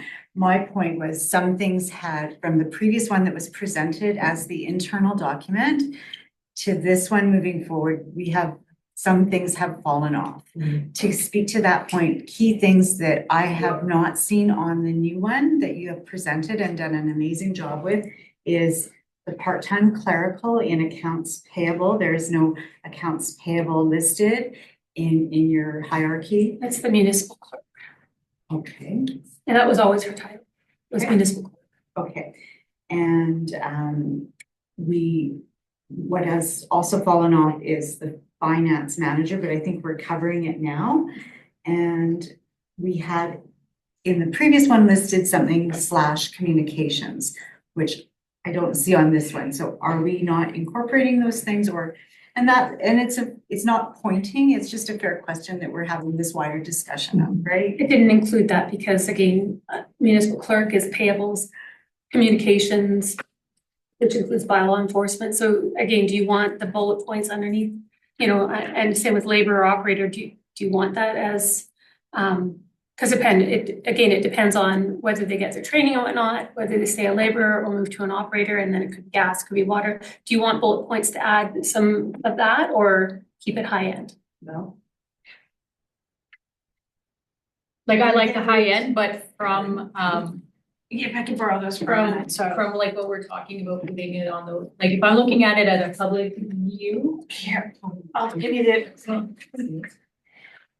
if you take a look. I just. I understand what everybody's saying, and like we're kind of going back and forth. I understand what everybody's saying, because you're saying, well, no, it is on there because it's the municipal clerk, because you know what they do. And the public doesn't know what they do. I don't know exactly what every position. If you, bottom. if you didn't call her municipal clerk and you said, hey, do you know what Tamara does? I can tell you what Tamara does, but I don't know what her title is. So I don't know which one She's of these. county clerk. Yeah, I was like, I don't know which one of these she is. So for clarity, it would be nice for me, yeah, Okay. because then like I said, if you told me Here's somebody's up to name, I both. can tell you what they do, but I don't know which one of them they are. Okay, so I'm hearing yes, add some bullet points to break down. Clarity would be nice, yeah. It shows it with in boxes on the bottom, so it'd be really, you're only limited to do it to a couple words, Yeah, nothing like basic. very basic. And but at the same time, then the lines are, and again, you were taking your boxes and going horizontally, it might be a little bit easier. The county does it this way and others do it vertically as well too, that people are stacked, it doesn't Okay. you'll see the lines, yeah. Yeah. I liked how clear it was. That makes sense. But yeah, you're right. I don't always know. And then the other question is, did you want it on the website Yes, once Um, adopted? I think that's where it should be. that's where I got all of these examples because they're on the website. Marianne? My intention was to use it for a tool and a resource, and it could be in budgeting or just like, it didn't necessarily have to be a public document. I think we should cross that bridge when we get there.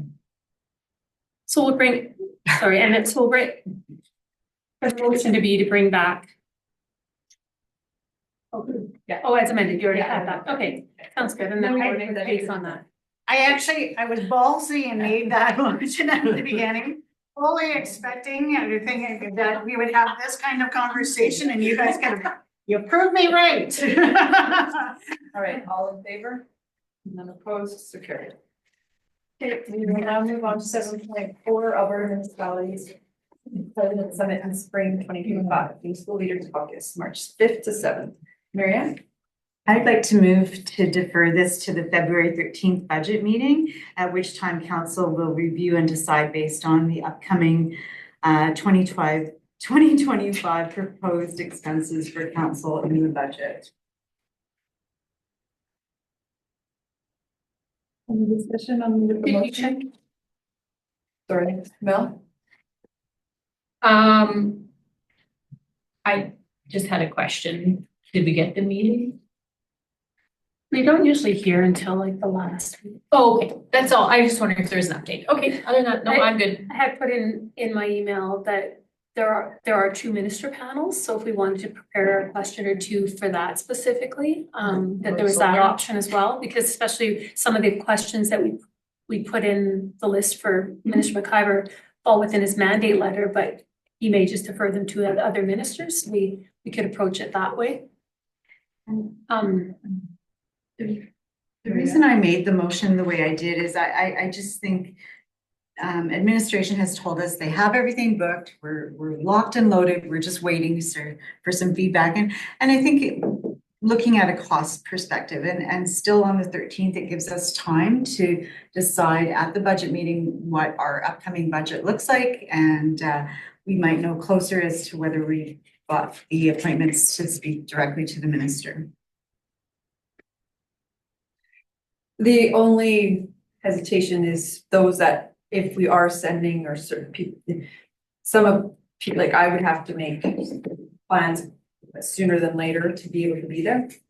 And so that's the only thing I would put out there.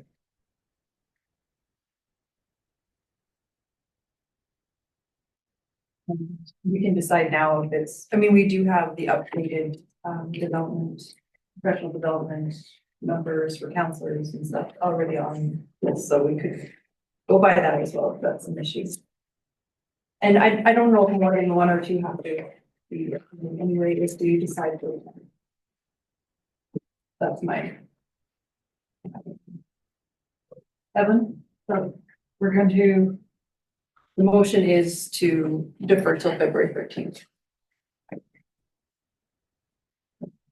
I can call the question. All in favor? Any opposed? But it'll be carried. Okay, 7.5. Motion follow-up.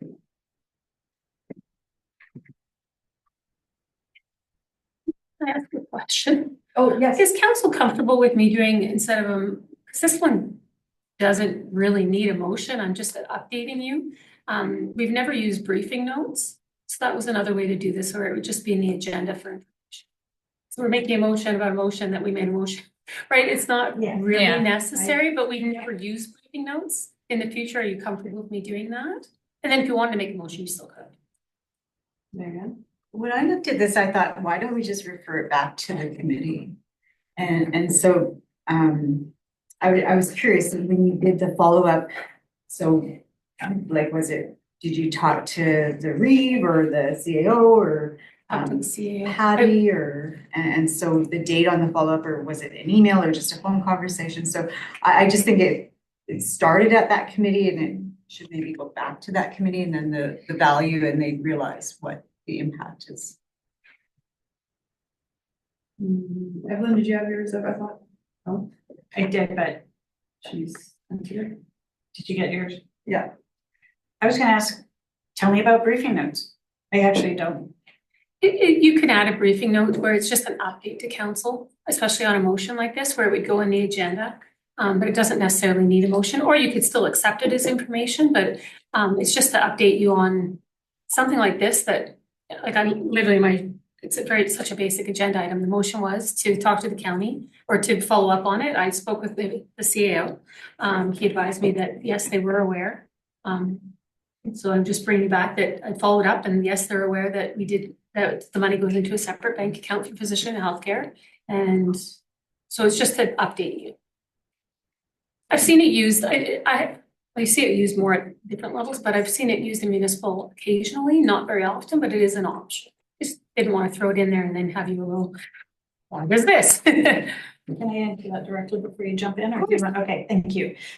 Because I agree with you. When I see this there's items that later on in this agenda that I brought up because I'm getting exhausted by the ping pong, like, Yeah. so this, I agree with. Like I could put it So right that's in what my you're saying with report briefing as a notes? briefing note even. I would love not to see a motion like this. Yeah. In this way. Because then I can still Is say it it's briefing action. notes? Hands up. No. Can we? Yeah, thank you for the update. Doesn't do anything, No. not helpful.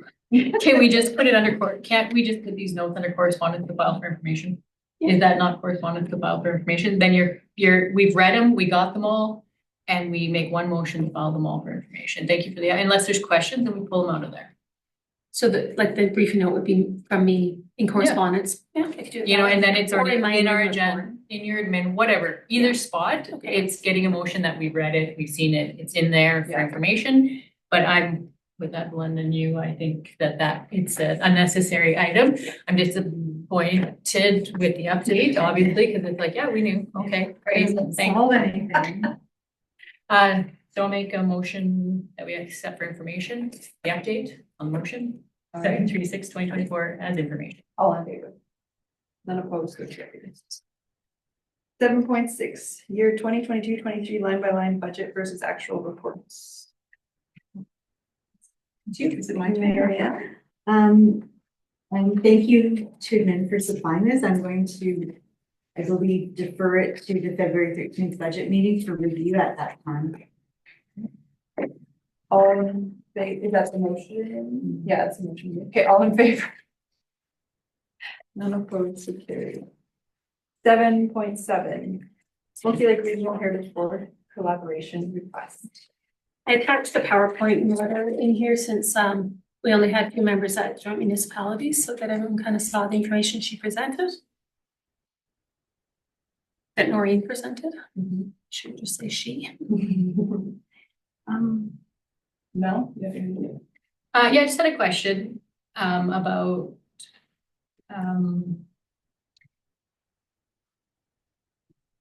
so this is a collaboration, right? So we have somebody on you're on the committee, right? Would it be somebody different or would it just be you? Marianne? So I'm going to step out of this for a second. It came probably from a good place at the joint municipalities, and the 2 of us were there. Of particular notice on the joint municipalities agenda package was a document from the county, how they had increased their contributions financially to the Heritage Board. And then I did take in a little bit of the county meeting, and they circled, they didn't know about the tourist booth. And then it came up, well, how many summer students are there? And then what the contributions look like and who would be doing what to who. So upon careful review of this whole issue, I go back to last May, we had the event at the CN station. That would be our main building. And I had asked after that event if we could formulate some sort of plan. And thankfully, Dawn encouraged developing a collaboration between the museum and the CN station, or the town and the summer students. And now it's expanded to include the county and their assets as well.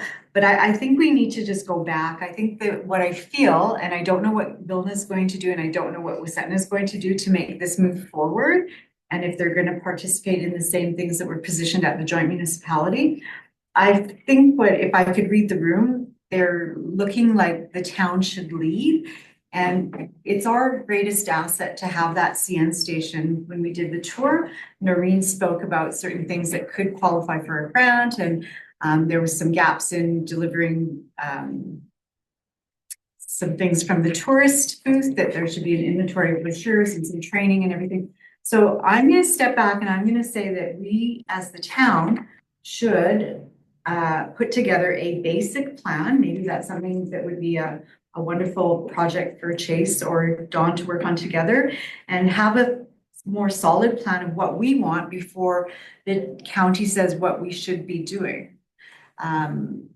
It's in the early stages, but we've been doing this for now over 6 months, and we haven't formed that super board or that committee. And it's the assumption that it would be Heritage Board members, but I don't think that's the way it's going to go. That's my opinion. Mel?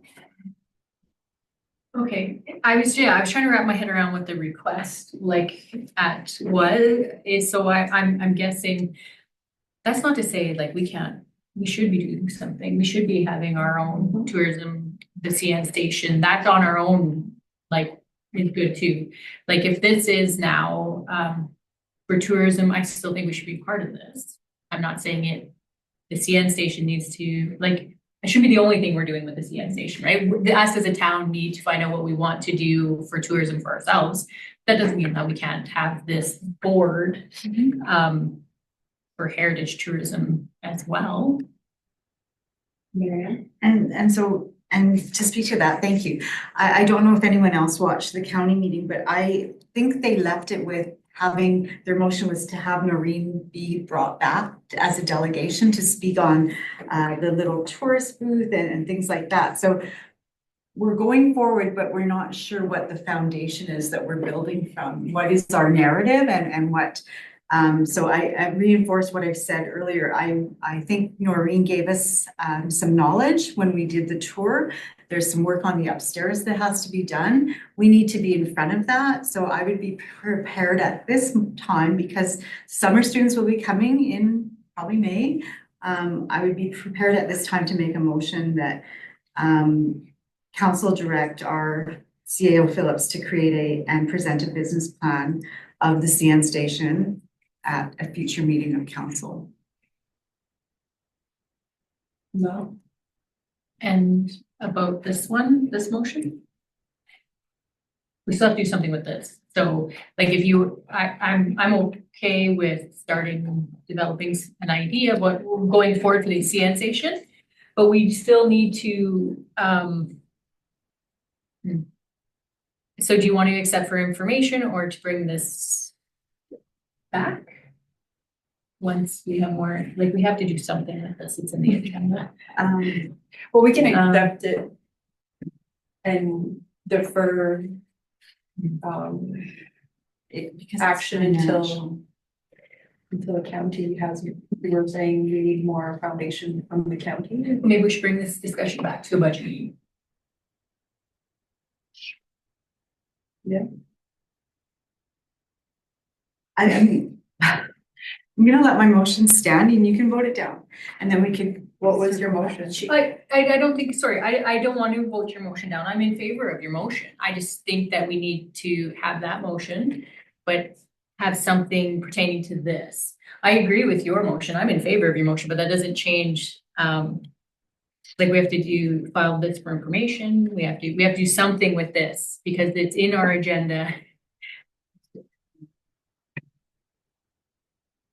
I didn't hear a motion. Oh, Yeah, she read it out. I'd like to move that council direct CAO Phillips to create and present a business plan of the CN station at a future meeting of council with the plan to outline goals, strategies, and financial projections over the next 2 years. All in favor? None opposed, so carried. And then yeah. I know, we were discussing what the motion was. I'm excited because it's my turn. Okay.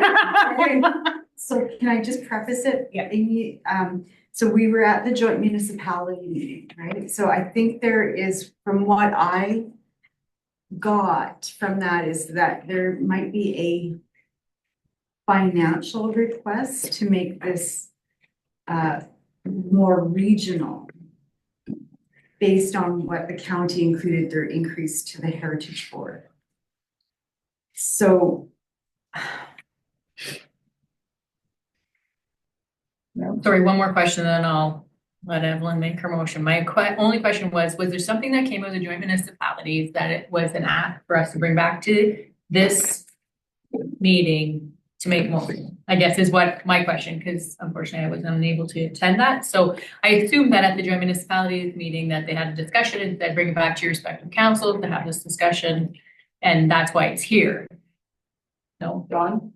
Almost recommend, like, again, and I jump in, wanted to listen to one of the other motions from the county for discussions, and I heard this part. So again, I think they're very confused on what the ask is, and I think we are as well. I wonder if this should come back as more of almost like a workshop type item, but to joint municipalities, so that the 4 councils can have a layout, or maybe it's our own workshop, or with, I don't know.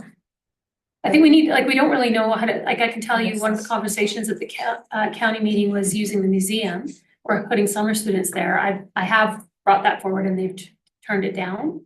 They don't want students in the museum because they talked about using that as the tourist center because it's right off the highway. But they're not open to that. And maybe that, and not that that can't be brought forward again, but I think there's a lot of confusion as to the asks. Body language is just reacting to joint municipalities, sorry. I didn't want to give you the impression that I was disagreeing with everything you just said. It was just, as you said, joint municipalities, because guess what? We're gonna have a discussion about joint municipalities later in this agenda. So I'm gonna push it because where I think some of the, we call it regional, but the villages are on authentic, like not interested. They're not sitting on the board. This is a town and county kind of, and that's why actually I do agree. Like I think I'm on the same page with you, Marianne. We have to start taking more ownership of the CN station, of our. It's not just regional heritage board. And here you take care of it. It actually is. So I would, and especially now after seeing the CN Tower or CN Tower. Oh my God, default to my being and living in Ontario, CN station, or station. I know where I think I know where you're heading with this. And then also, I think we were kind of going, eventually the MCC, Smoky Lake Tourism, was going to take over an aspect of that. We now know that we can't start sending it that direction. We have to take ownership of it again. So a workshop, or not necessarily a workshop, but we have to take ownership. I'm just really reacting to the joint municipalities, throw this back at the joint municipalities. Okay. So motion you want to make? Well, we've really gone off in different tangents. If there is the recommendation, we have to react to the joint municipalities motion. So I agree. Yeah.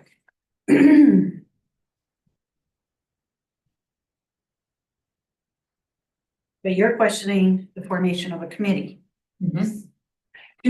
I guess my suggestion after hearing, like, cause I got caught up now a little bit after what happened, my reaction. I'm thinking that we just accept the presentation from the Heritage Board at this time. And Can we say defer the formation of a committee until we see that that's something that will be beneficial, I guess, like in some sort of format, like that is not a no, a hard no, but at this time, we're not seeing. We have no strategy, or I guess no business. What about plan a for- joint town and county meeting? Mhm. Just, Mhm. um, I'm comfortable with that. just based on hearing what Noreen said about taking the summer students and having them go to a place in the county and open up that asset or building. When the summer students are applied through the grant of the town, I don't know what that partnership looks like and the logistics behind that. So I don't want to vote for something that we might not be able to support logistics wise. Okay. Everyone? Also throw in there, who mentioned budget meeting? So,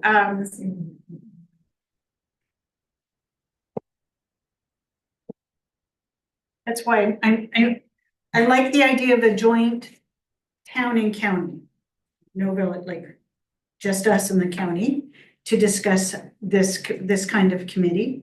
But I also think that we need to discuss, our budget meeting would be before that, so I would actually like to talk, because if we're gonna have that kind of meeting, then I wanna have a discussion at our budget meeting first to say, this is how much potentially that we're willing to be more proactive, we're willing to put more money toward it, because the county just gave a significant increase to your regional. 21,000. Yeah, And that was included in the joint municipalities agenda package. yeah, so this is, I think you should forward this make a motion to forward this Yeah. to the next budget meeting, and as well reach out to the county to add this to a future joint municipalities meeting. to make the two Sorry, separate. not joint, town county Yeah. meeting. Can I ask you to make it two separate motions, because there's gonna be other items that you gotta. Sure. So, yeah, if we could do So that. you make one and then Mel. Okay, so you're deferring it to the, No, she's gonna do that. I'm taking the easy one. I'm gonna make a motion to defer, I'm gonna make a motion that we defer the collaboration to management collaborate. Yeah. We manage. on tourism, to our next town budget meeting. Okay, all in favor? Opposed, Evelyn? Gonna make the motion that, Town of Smoky Lake direct admin to, set a meeting between the town, a town county meeting And add this to the agenda. and add this to the agenda. All in favor? Opposed, so carried. All right, one more is committee members at large, 7.8, before we leave for stuff. Oh my gosh, lunch. Committee members at large, 7.8. Evelyn? Thank you for putting that together. I appreciate, because that's what I asked. Smoky Lake Municipal Library. It wasn't in the motion. And it's kind of handled by them, but It's not supposed to be. That's part of the reason. so we why need to appoint him, and then we need to have their expiration dates on there and then report that back to the library. But I don't think that was the motion. It wasn't. No, it wasn't in the motion. It was including Municipal Planning Commission, FCSS, Many Futures and Heritage Board, so. So if I may, I asked for two items to be added to the November meeting. One of them was about FCSS. One of them was the library. So I thought that you were going to combine the two. Or when I saw this, We can add library. so there's still an outstanding that I asked for, the Smoky Lake Municipal Library Board with expiration dates. So I thought that was going to be included on this. The one correction I'm going to have to this is that Terry, we see, you have the commission, but it is really members at large. And also, until such time that we decide what to do, RCDC has a member at large. It's vacant, but there's also indicated that we have that member at large position as well on an RCDC committee. But I can also find that email and resend it, but I'm pretty sure that was added already to an agenda package. Okay, so you want municipal library, correct? Added? Is that- I know there's something already. Okay. So I shouldn't have to make a motion because. Okay. But a reminder, I guess. It's just a reminder And and then Ted. the RCDC. RCDC added member at large. And that Morton and McAway check doesn't need to be added to the municipal Okay. thing because there are already counselors that are on. Yeah. And then make the motion to amend. Or I can go ahead and make a motion that the town of Smoky Lake accept for information the community member at large list and administration to maintain as the working document. And work with subsequent family and FCSS, the commission, regional board, reappoint as necessary, but to add the library and RCDC to this as well. all in favor? And opposed? So carried. Sorry. Madam Chair, I think that if we're okay, I think we can get through the next two really quickly. I'm Promise? confident, promise. Alright. Promise. I never take time as a, for sure around here. 7.9, notice of intention to designate O'Connor Hall. Marianne? So if there's no feedback from the drop-in center, I'd like to move at this time that the town of Smoky Lake support the designation of the Ortona Hall Drop-in Center located at 124 Whiter Street in Smoky Lake as a municipal historic resource. All in favor, to have discussion? Okay, none opposed, carried. 7.10, withdrawal of notice of intent to designate plan number 1821836, block 9, lot 1A, Eckes residence. Evelyn. I'll make the, So I don't know who went up first, I was reading. I was just going to read the recommendation. Is that what you're going to do? Or do you want to ask? If I can take it. You take it. Okay, go ahead. So I'm going to move that the town of Smoky Lake formally withdraw the notice of intent to designate plan number 1821836, block 9, lot 1A, Eckes residence, and take no further action to designate the property as a municipal historic resource at this time or until such further time that the current owner is no longer the property owner. Is that okay to put on there, Dawn? Sure. All in favor? None opposed, so carried. All right, we'll call lunch at 12:04 and back at 1. See, I promised. Thank, that was, I changed. All right, we'll call the meeting back to order at 1 o'clock. And we'll move right along to 7.11, Go East advertising.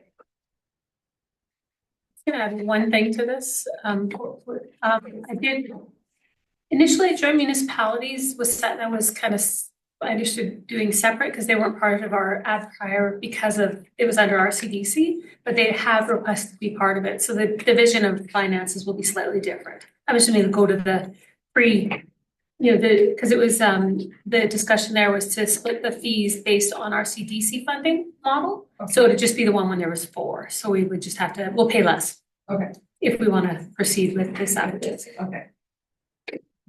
I guess you guys weren't there, so Yes. I read. sorry, good. I I guess everything else understood is in what- there, right? Yeah, yeah. And then the counties, we're gonna send updates to the county. The county's gonna work with Go East. That was the intention. Okay. If you support it. Okay, Marianne? And so just a question, and thanks, Dawn, for saying that. Have we ever considered positioning it to the Pumpkin Association as well, if they'd like to participate or partner, collaborate with us? Because there might be an opportunity to cross-market or. We include the pumpkin fair on our ad. But I don't know that we've ever, I would think, I don't think I've ever seen anything about us going to them about it. Yeah, and later on in the meeting, Yes. we're having something different, so I was wondering if there was a way to maybe position it to them and if they wanted to participate as well, or. Mel? I probably look like I have lots of questions on my face when I'm looking. I love that idea, if you're talking about asking the pumpkin growers to fund part of this, because it's always the other way around. And, but that was gonna be in my other topic for later on. So I'm comfortable with this recommendation, but to consider future for sure. Okay.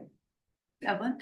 So for clarification, because I was still working glasses and opening, the cost is a little bit different now for the motion, so because I'll make the motion, but is there numbers that you want to change? Why don't we change it to if the cost be split based on was that The 4 municipalities participating. Yeah, the RCDC funding formula for the 4 municipalities. So I don't know if you need to say the 2022 or 2020. Mel? Could I suggest we say the split between the 4 municipalities when Wasetna was the same funding formula from when Wasetna was part of RCDC? It'll be less. We could come back to it if you wanted to need to actually find the funding formula. So I came across it the other day. If you want it in there. I do actually want it in the, I think that's good to have that in the motion, so, and, I mean, so if there's edits to this motion. Well, let's just leave this. There's no motion on the table. Why don't we just come back when Dawn finds the formula? Okay. Okay. That way we don't have to. Okay, 7.12, joint use and planning agreement update. So with this one, we had, just to assure council, we have been actively working on this as a region. A draft had been done prior to me starting. I did review it back then, and then it was, the deadline was put off to 2025. So we met and discussed the agreement as administration, and we gave input, and then we have a draft that is going to both schools or went to both schools. We have a meeting this week with one. I think Jordan's working on the other one. Jordan's kind of taking the lead from the county. And then but what the motion that Patty had was that it was ICC. So she didn't have anything of a separate committee. And that was the only motion anyone could find. So we're thinking it goes back to ICC. So when I say committee, it's actually on our committee list as JUPA. But nobody else has that. I know, and that actually was my point. Yeah. It was added to our committee list Yeah. 3 years ago. And for a group that is non-existent. So we've had it. Yeah. On it, so I would like JUPA to be removed off our committee list because it's non-existent at this time. And then the second part that I wanted to ask you, I'm a little bit confused because I thought I did chat about it with Jordan, and that is he said it actually is up to the individual municipalities to have a JUPA agreement. So it is up to from what I understand, we are supposed to have our own JUPA with the school. It's just that the county decided that they would form a regional one because of how often they're included with the other schools. So I really would like clarification on that because I actually started paying attention to JUPA because this is discussed often out of my small communities committee in Edmonton. And my understanding is that we're supposed to have one ourselves with HAK. And if, for example, like the sidewalks is an issue, there's several different things, all these different things have to fall into JUPA in our negotiation with the school. That has nothing to do with Vilna, nothing to do with Wasetna, nothing to do with the county. So that is the way that because I asked Jordan, I went to him and said, oh, you're JUPA. And he goes, well, not really. Like, he says, yes, we're talking to the CAOs, but that's for a regional. So I believe in a way we're supposed to have there's gonna be two JUPAs before us. One is our independent, which probably won't be worded too differently, but one is for us with HAK, and then one is where we're part of a regional one. But I could be wrong, but I want clarification on it, and I do want JUPA struck off our committee list because it's a non-existent committee. Well, I think I think it's actually is right, and I think that's why it wasn't struck off the list, is because there's one with the town, and then that's a regional one that went to ICC, But there is none. There's absolutely zero with the that there town, should be. which is what she's gonna look I into, will but that look means for into it. 3 years, we've been approving you to be a primary on a non-existent committee. Yeah, I know, I didn't go to any meetings. So actually, even now, if we're gonna follow that path, why did that get added to our committee list? Why have we been assigning 3 different people to a non-existent committee? Unless we had it to do our own. Which is why I Well, we asked to can- say, did it, because we didn't do that. That was on our list from day one, from the time that I swore my oath as a counselor. So I assume it was the previous council that passed a motion, which is why I asked, is there that motion? Because if there isn't, then we need to have a discussion about why a committee gets added to our list without approval. It was No. added to the list when we were building the school. in school. Yeah, like it was there for a reason, and it was used, and it just continued on in case it was needed, but yeah. It was supposed to be. So it's actually not JUPA. Because there's no JUPA agreement in place. There's a specific Well, joint. we can go around and around and around. I think let's get let's just move forward. Let's just get the update on if we're supposed to have individual ones, if it's needed, and we'll just go At a forward. glance, it says more than one municipality or school board may be party to a JUPA. But there's other parts of the legislation, the MGA, so let me verify, and then I'll bring back. There's also a JUPA hotline that you call. There is. For what? Okay, so we're gonna just accept Defer it to for them. update, or Yeah, I'm gonna say that we defer it to the next meeting because you're gonna look into it and come back to us, Yeah, I'll correct? verify what we need. So I'll make the motion that Town of Smoky Lake defer the update on the joint use and planning JUPA agreements to the next regular council meeting in February. all in favor? Any opposed? Carried. 7.13, sales agreement update lot 14, block 8, on 1821 HW, Northern Timber Structures. I'm assuming this is that. Yep. Thank you. So this is just another update following the December 16th meeting. I have been in contact again with the applicant because I wasn't getting an answer. And he's not at the time ready to proceed with any development, so I advise that since we don't have a signed sales agreement and that council does wish for us to get something underway, that we were gonna bring it back for discussion then and to put it back for sale, basically. So we have a wait list that we can contact now about this lot 14, and if nobody's interested, we will put a for sale sign and promote the sale for this lot. Okay. No? I'd like to make the motion that Town of Smoky Lake accept update regarding sale of lot 14, block 8, plan 1821 HW. And proceed as recommended. All right, And a discussion, Marianne? a friendly amendment. If you could, so we have a motion just like that, so we're getting a new update. This motion would be to proceed with our wait list. And, yeah, and then if there's no interest, to advertise to put it back for sale. That's what I'd like to see. Yeah, I agree. So do you want to? Sorry, that's what I would like to see happen. Do you want to have that friendly little amendment? Sure, I can make it, I said as recommended, but what I meant was to follow up with our wait list. See if anybody's interested, if not, then to advertise to put the lot back up for sale. Okay, Clear is my. Evelyn? I'd like that motion read out, please. Sure. That the Town of Smoky Lake accept update regarding the sale of lot 14, block 8, plan 1821 HW, and to follow up with the wait list, and if no interest, advertise. a lot for sale. All right. Is that fair? Okay, all in favor? None opposed, so carried. 7.14. Ukrainian Twinning Memorandum of Understanding.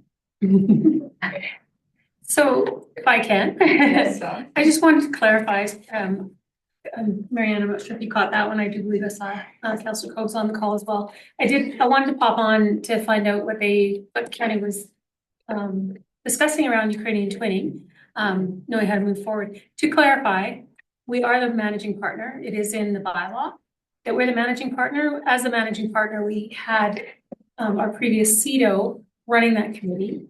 She stepped down from CEDO shortly after I came in as CAO, and we agreed to contract her for 1 year to allow me to settle into the position. When that 1 year was up, we did take the position back. Not a lot happened in that year. Largely with the war and everything, and there were some initiatives that the CEDO had started that we then completed moving into the last year. It wasn't to save money, and we are the managing partner. So just to clarify, so we're on the same page, and yeah, that's where we're at. So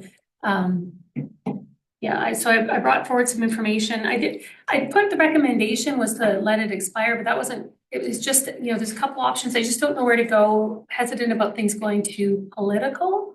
And I can tell you, sorry, in that further update, I was asked to, as part of Ukrainian Twinning, so I'll update our council on that. And I did forward that information to the other municipalities. Vegreville no longer has an agreement in place with Ukrainian Twinning, but they do have a community-based committee that helps support the war efforts. And the town helped them get going and then step back. And Lamont, I believe, was the other one, and they also don't have an active committee any longer. So those were the two I was asked to follow up on. I couldn't find any other ones in Alberta, but that doesn't mean they're not there. I just couldn't find anything. So there's a little update on where we're at, and I believe, yeah. Marianne? So prior to making the motion, yes, thank you, Dawn. I did have an opportunity to watch the county meeting, and one of their outcomes, I believe, was to renew the MOU for a 5-year term, which I'm not sure how Vilna or Wesetna what their outcomes will be, but at this time, I'd like to move that the town of Smoky Lake advise the partners of the Ukrainian Twinning Committee that the town would like to renew the memorandum of understanding with Kosovo in the Oblast of Ivano-Frankivsk and continue the Ukrainian Twinning Committee for a period of 2 years.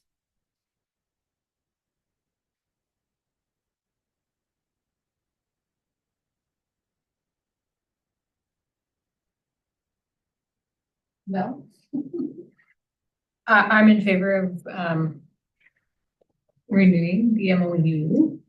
Just wondering on the 2 year, that does put new council like only right in the beginning of their, so that's strategic, okay. I was just thinking maybe at least like a minimum of 3 years, that's all, and it's get people, you know how it was the first year, right? So gives them a lot to do. Marianne? If I was a betting woman, I would say that we're probably going to see this come back because I don't feel that the added value was positioned to maybe the villages. So my intention of doing it the 2 years is to set something up for future councils and to bring it back to the committee and look at the model that we previously had, and it might not be the CEDO as a contracted position, but there's an opportunity to have a contractor through Ukrainian Twinning to advance the mandated initiatives from the bylaw or the memorandum of understanding to move things forward. And by that time, and why I picked the 2 years, the climate of doing business and the war could change, hopefully. All right. Any other discussion, question, in favor? None opposed, so carried. Evelyn? I have a subsequent motion, please, and that would be that Town of Smoky Lake add Ukrainian Twinning Committee as an agenda item to the town county to a future town county meeting. All in favor? And opposed and carried. All right, new business, 8.1, development permit summary, report summary. Me too.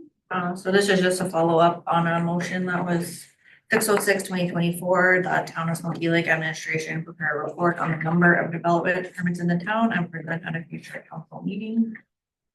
So attached to this report is a summary of that. So in 2024, there was 25 development permits issued, 24 residential and 1 commercial.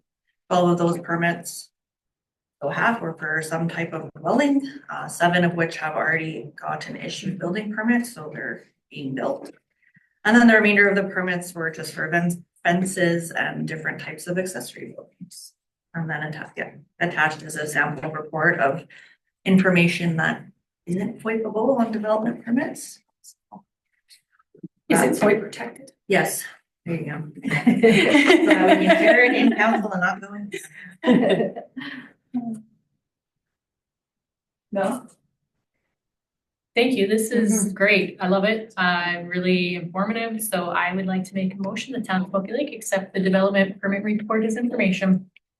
All in favor? Could you Oh, please call sorry, for yeah, it? go ahead.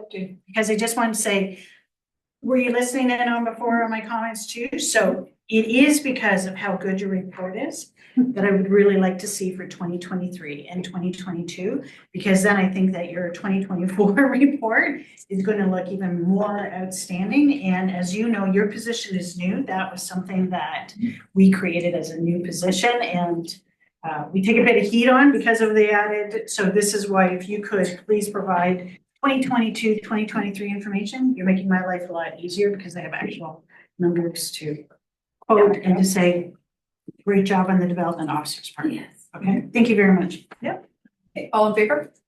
None opposed or carried. All right, 8.2. Amy, Oh, sorry. I can go back to RCDC Oh, you're ready? whenever Okay. you're ready. Yeah, 7-Eleven, go to statutory.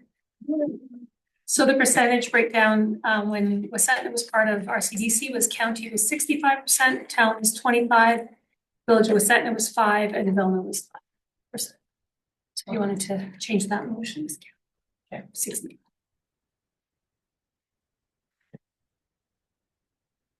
I can Okay, go ahead, Mel. I'd like to make the motion, the town of Smoky Lake participate in the Smoky Lake region advertising in the Go East magazine at the cost of $3,500 with the allocation of cost to be split between Smoky Lake County at 65%, the town at 25%, the village of Vilna at 5%, the village of Westton at 5%, and for administration to update the content in response to the Joint Municipalities 339-2025 made at the Joint Municipalities meeting held on January 13, 2025. All in favor? Opposed or carried. Thank you for your work to make sure that that was in the motion. Thank you. Okay, and then we'll move to 8.1 development, 8.2 Smoky Lake Mineral Rights Development Company's annual general meeting. Marianne? And at this time, I'd like to pass it to Mayor Chernichen, and she will tell us the date that would work best. Wow. In lieu of time. Privileges. I know, when can we do it just before the next meeting? February, because I believe it's an hour usually at most. Oh, under. I'm just trying to think if there was something we wanted to discuss at that one. I thought last week, no? Okay. That is true, because I brought that up at the last one, but the question was, could we turn around and use it as a housing Right. development company? And Councillor Morton anecdotally told me that yes, it could. Yes, we did. So I believed Yes, we her. did. So if I find out in the future that that is not true, I know who to blame It'll be me. for it. But Alone. anyways, Alone that. We I won't be on often- council, but alone it. We often do it just prior to a council meeting because it is so brief. Yeah. Like it's usually 10 minutes. Yeah, okay, so 9:30 on February 24th. That's your motion, Mayor Chernichen. Yeah, that the town of Smoky Lake scheduled the Smoky Lake Mineral Rights Development Company annual general meeting for February 24th at 9:30 AM at the town council chamber and virtual and advertising according to fire, which by law 009-2021 advertising by law. Thank you. All in favor? None opposed, so carried. 8.3, digital entrance signs. Can I preempt this before I hand it off to John on where we currently are today by saying I appreciate council's frustration with the digital signs.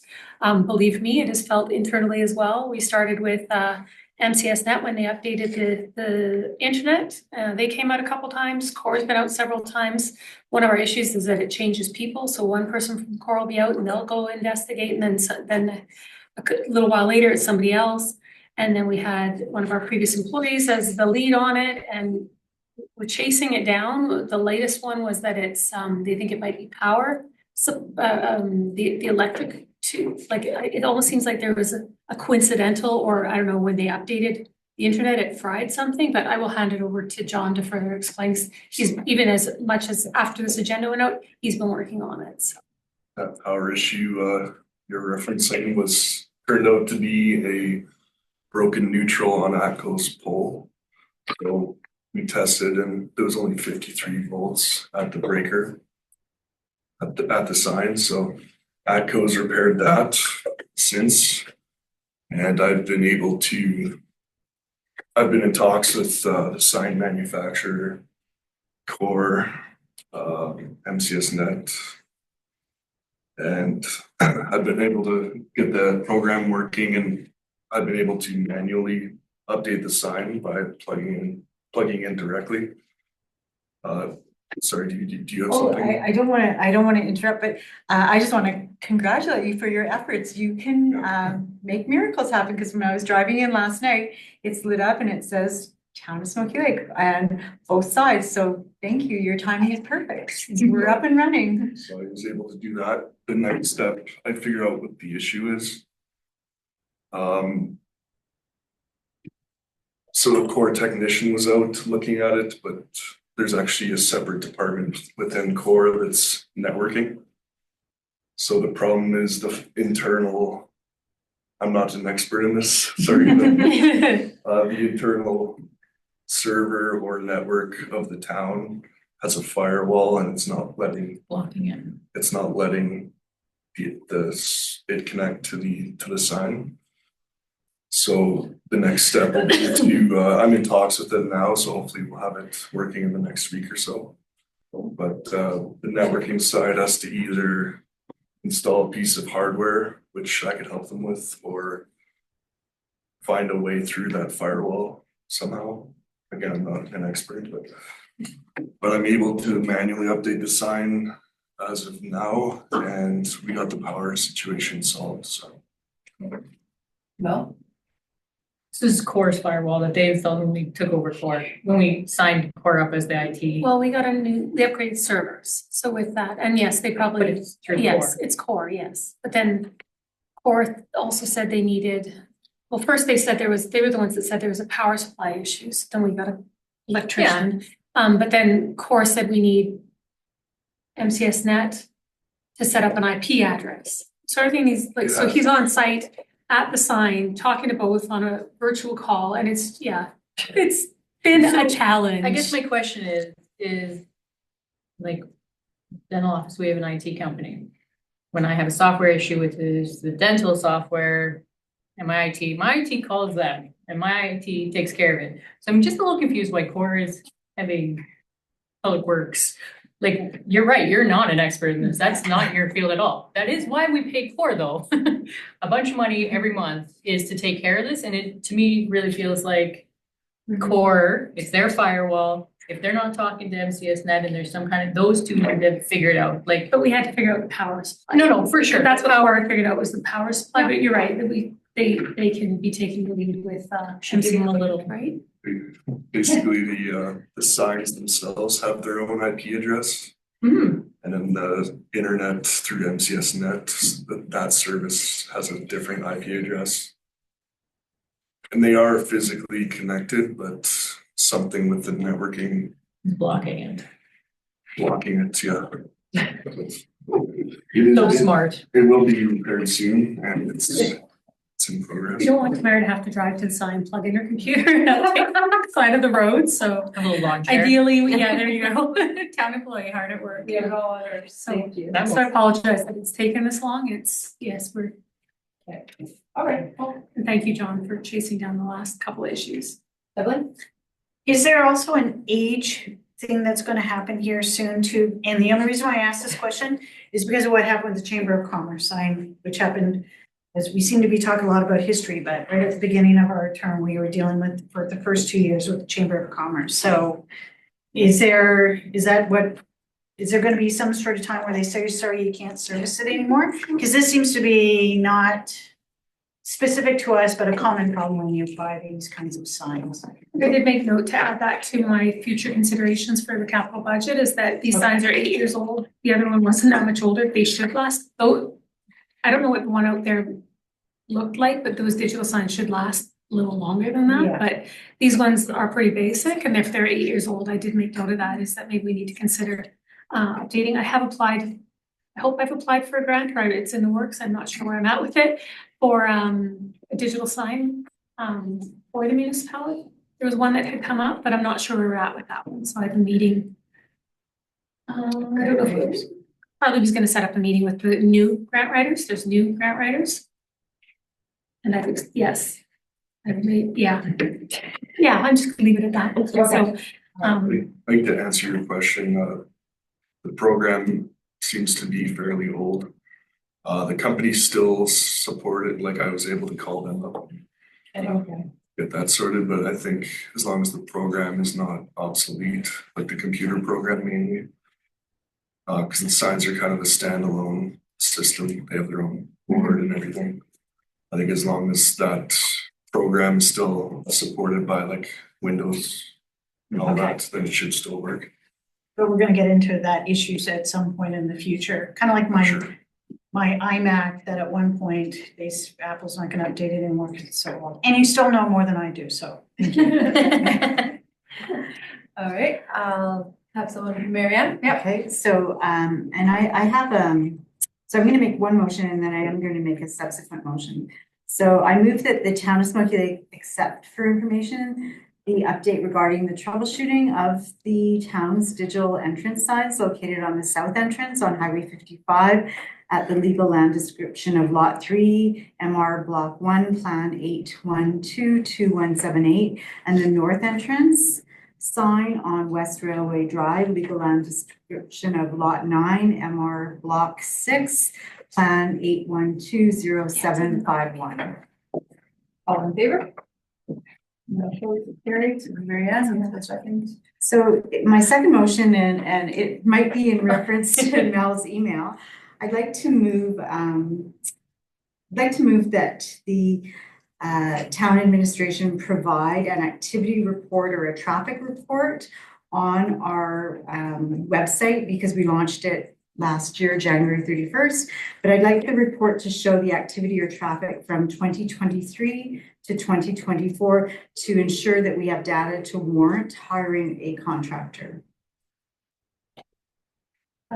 traffic, sorry, you, can I recommend that go on the 13th meeting when that's on the agenda? So that's not on today's agenda.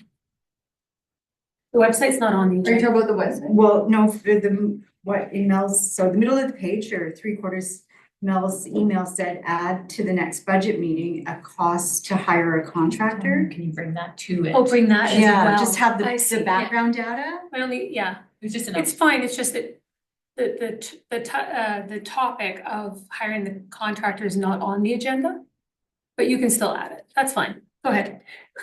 Oh, just an It's in the email, it's in the activity background, report. yes. So for the website, just an activity report of our previous year's traffic or activity, how many hits we've had or how many people have viewed the new website from 2023 and 2024. To be included in the Yeah. February 13th discussion regarding the budget to hire a contractor. That's our combination Yeah. motion. That's our motion. Okay, all in favor? None opposed. 8.4. Town of Smoky Lake 2025 general municipal election polling station. Just trying to make sure our candidate packages and our information will slowly be bringing forward a lot of election information. So this needs to be established with a motion. Evelyn?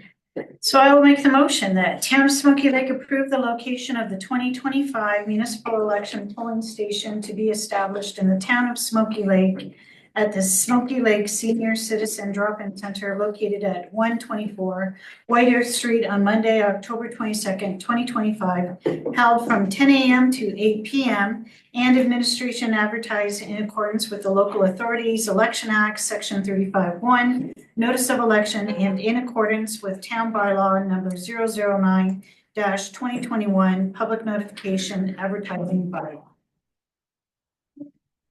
All in favor? None opposed, carried. 8. I Evelyn? got it, subsequent. What about the advanced phone? Yeah, we just wanted to get the.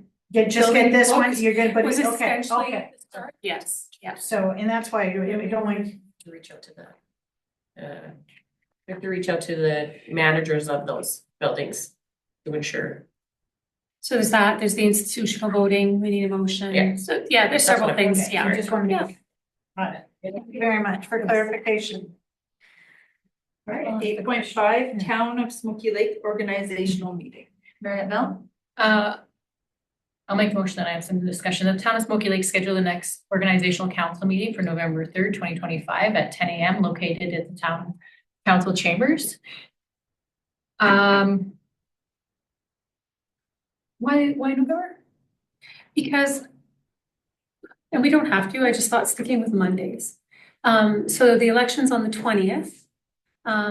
We booked, this is my way of also updating you on the mandatory training that's required. So as a region, we are hiring Reynolds Mirth to come in and do the orientation. It has to be done, sorry, the counselor orientation has to be done before the org meeting now with the new. But if you wanted it earlier, we can. We just need to up. I just thought, well, let's stick with the theme of Mondays. But again, the new council could choose totally different days and times for meetings. So if you'd rather it happen on the Tuesday, immediately the day following the training, that's fine as well. Marianne? And thank you, Dawn. And I believe there's some, you have to wait till the results are firmed up. Yes.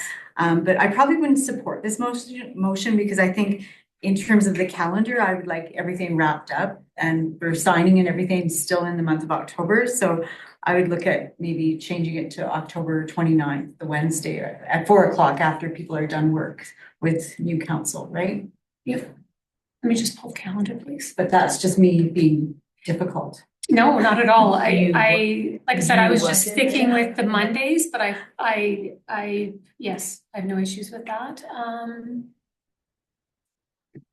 And I do appreciate the work it went to prepare this recommendation. Mel? In September. The only issue I have for the argument, I guess, I'd like to make that we can battle it out here is 4 o'clock. I think the first org meeting probably takes a little while. It's the very first one. There should be lots of orientation. There should be lots of, so it just might end up being, we're setting a date for other people potentially, so I feel kind of bad, but the discussion I guess that I'd like to have is the 4 o'clock a little late for somebody's first organizational meeting? That's just discussion. I don't even know how. Time-wise, are you talking about? Time-wise, like how long of a meeting is the first org meeting gonna be? Is 4 o'clock a good time to start? That's all the argument I'm making. For discussion purposes, not, I don't even know how I feel about it. I'm just putting it out there. I, for one, it was my hand, I wasn't sure. I remember what happened in 2021, so we are gonna make sure that it does not happen again. Mhm. So I really appreciate that, seeing this. I'm not comfortable with the November 3rd date. I really do think that it needs to be in October. And if anything, the majority of council meetings do start at about 6 or 7 o'clock later in the evening to accommodate potentially those who have a regular Monday through Friday 8 to 4, 9 to 5 or whatever position. So I guess, yes, you're right. why are we going to, let's just choose a time. Because what's going to take place is, of course, after the election, is that the CAO will be contacting all of the successful candidates and saying, does this time work for you? And then work at it. But I do prefer to have it done in October. I don't like seeing it in November.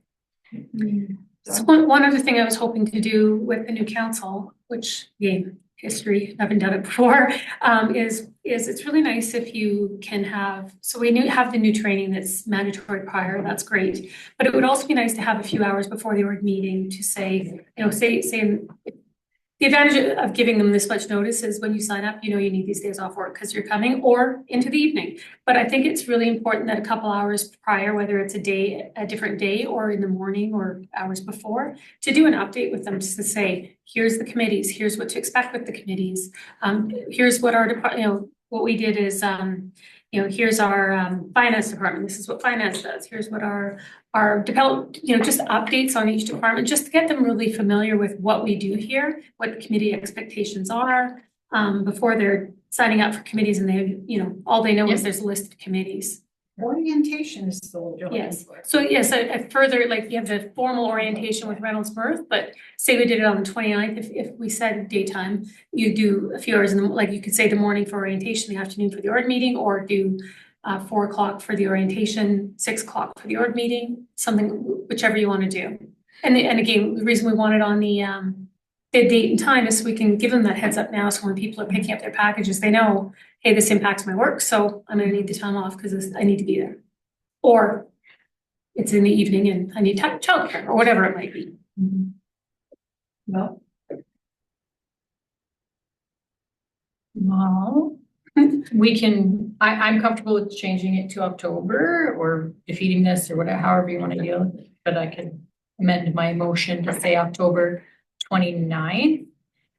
at 10 a.m. I mean, it's true, we'll have, like, whoever's coming But I on will don't- have to make, like, that day might be rough, like, not right for everybody, but they'll have to make their adjustment. But I'm not sure that 10 a.m. because if you want to do the But one onboarding, like PM, one. You could do them, and then we'll put in our candidate package that 10 till, or 9 till 12 is going to be orientation on the town and the committees, and 1 o'clock will be the meeting. Yeah. I'm gonna amend mine to say October 29th at 1. PM. Not that AM. All in favor? None opposed, so carried. Evelyn? And for clarification, because I did ask this question before, because I've seen it with other, because we originally had a meeting for ourselves scheduled in October, but there is something to not, they don't, and I thought we were gonna look into this to see that you're not supposed to have meeting, once an election starts, council's not meeting again unless it's an emergent issue, because of course there's still council until the election date, but you're not supposed to. Yeah, after the election, so on the 20th, everything should be wrapped up for you guys, September 20th? October 20th. October It's not the nomination date, it's the actual election. I couldn't find anything that said otherwise, so Okay. So as of the 20th, it's the new election. Usually that night we know, but results are formalized a week later or the end of the week. And then at the orientation on the 29th is when they take over. But business doesn't stop. So that means that as our mayor and deputy mayor, you're still signing authority. So if checks need to be signed, if emergent comes up, things like that, you still have the authority. But typically no business other than emergencies is dealt with between the. Because we do have a meeting scheduled, and it was that last meeting that was scheduled for once the election is underway. Yes, yeah, and that's okay, it has to be done before the, and if I find out anything different, but I couldn't find anything that, and Okay. yeah. All right. 'Cause otherwise that's a long period of time with the meetings, right, so, yeah, but I will, I did look, but I didn't find anything, and my experience was, I was pretty confident it was the election date, you don't have Okay. meetings. No, and thanks for clarifying that. Okay. 8.6, changing the schedule frequency for joint municipalities meeting. Mary Ann? I thought we tried this. I move that the town of Smoky Lake recommend to the Smoky Lake County, the village of Vilna and the village of Setna, that the joint municipalities committee meet biannually rather than quarterly. The next one is set for October, or they're suggesting, October, yeah. April 28th is what they're recommending for our municipalities, just as a heads up. So it could be brought there then, which is a council meeting. Evelyn? Well, I recommended September and calling it the Last Supper.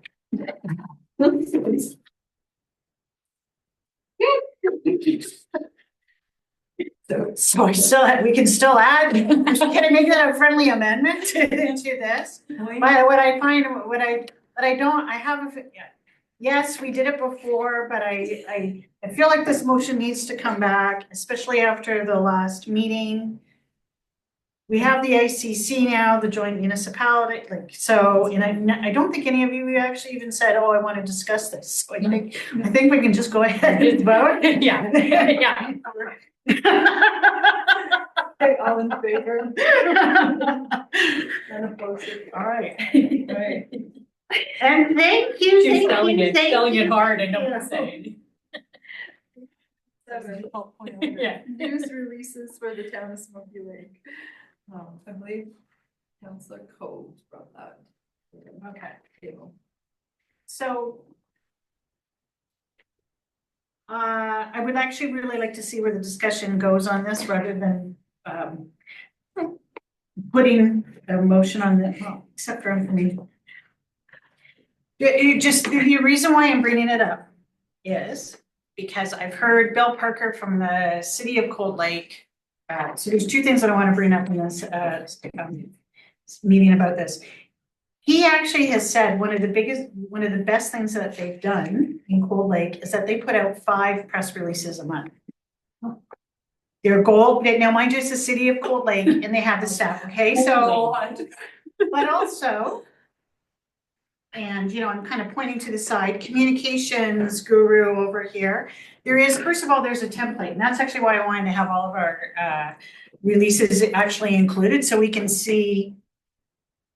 The problem is that we do it when we're forced to do it, and then like as in, okay, we got to get this out, so we're not prepared. So now instead of being reactive, I want to be proactive, and one of the ways to be proactive is I would really like it if we could come up with a template of how we do press releases, and I know you understand where I'm coming from into studying communications.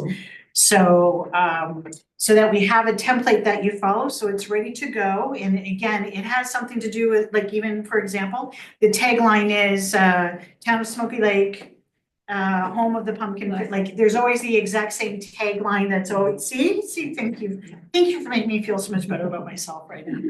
So so you have the tagline, but there is a certain template that you follow, so that when we have all of our different press releases, we follow that template. Having said that, no, I'm not about to turn to, I can see you just going 5 a month, but actually the more we write them, the easier they get as well. And I'm also talking about positive things. And Bill Parker was also saying he was stunned to see how much suddenly interest they're getting as a result of those press releases. And he also said, there are always the press releases that you don't think that might actually get a lot of attention, that all of a sudden, like he says, you just don't know. So I do see this as a positive as well. Like, for example, we were featured in an article recently where we had we were one of the, top 10 rent. It suddenly was in an article. Well, we can turn around and turn that into a press release as well too. When it came to our housing accelerator, again, putting out press releases about that. When Derek won in his medal, that is actually a perfect example to put out a press release as well, because he's ours. So we want to brag about one of our own, that he is from the town of Smoky Lake, and we want to brag about him. So that's what I mean when it comes to press releases. And then, yes, when it comes to the delicate subjects of news that perhaps but at the same time, we're ready with that as well. So that's where I'm coming from when it comes to press releases. So that's why I was going, I don't know how to put that all in a motion. Dawn, go ahead. I was just gonna suggest that when we're looking at communication policy, Well, I or That press includes- release? Yeah, like a- often I hear the word policy used when we bring things forward, so I was trying to be proactive and I almost wrote one, but I thought, well, then you might not like it. It's how we talked about before, so I just included Yeah.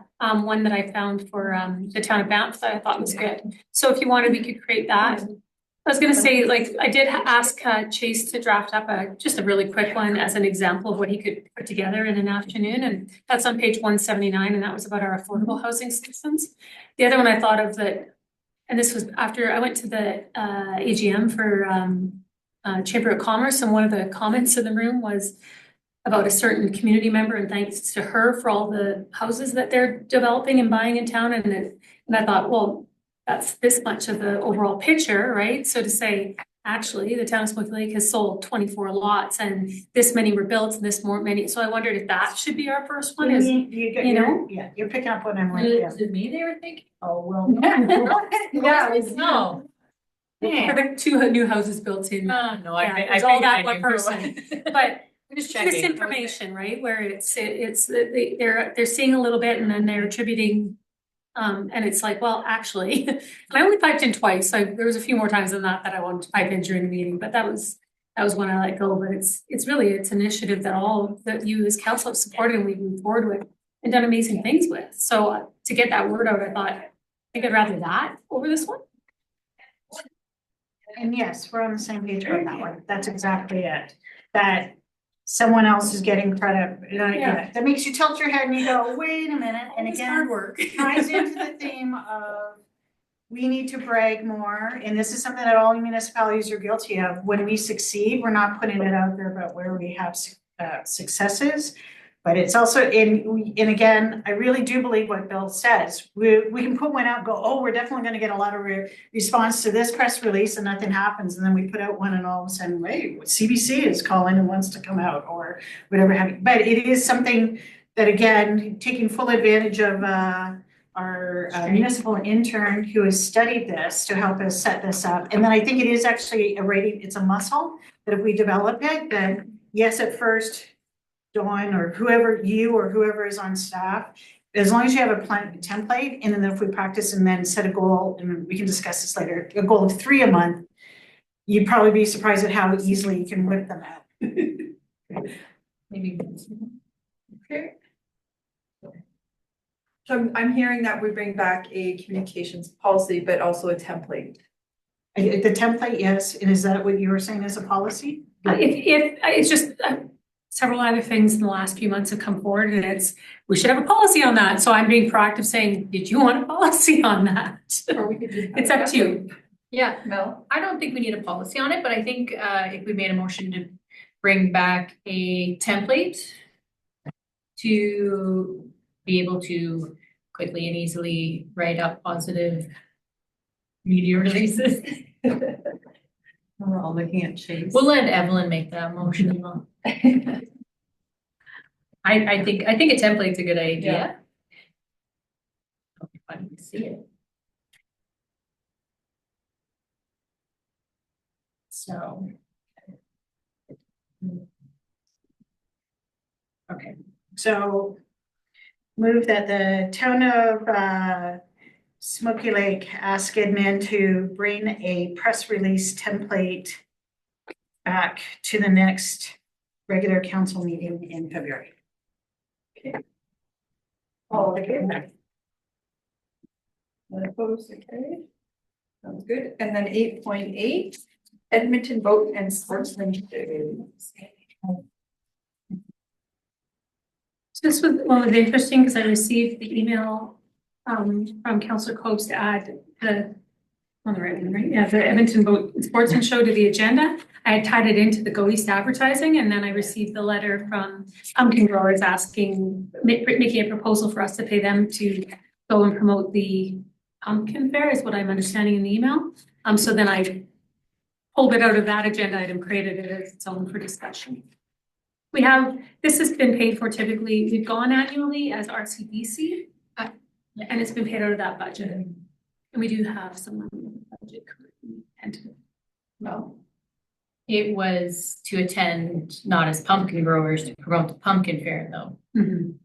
So, I'm not going to be popular here. I'm not in favor of this at all. The whole community, a lot of people contribute to putting on this pumpkin fair every year, and it's great and it's doing well. But they get a lot of contributions and they make or they should be making a lot of money.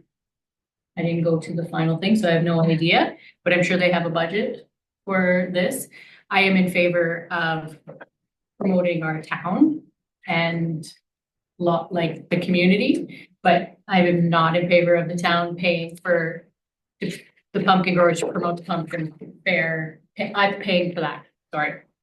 That wasn't very clear, but I stumbled through that. It could be a part of our Of course, it could be part of our booth or part of whatever, but for the town to pay strictly send pumpkin growers for their hotels and their meals and their whatever, no, I'm not in favor of that.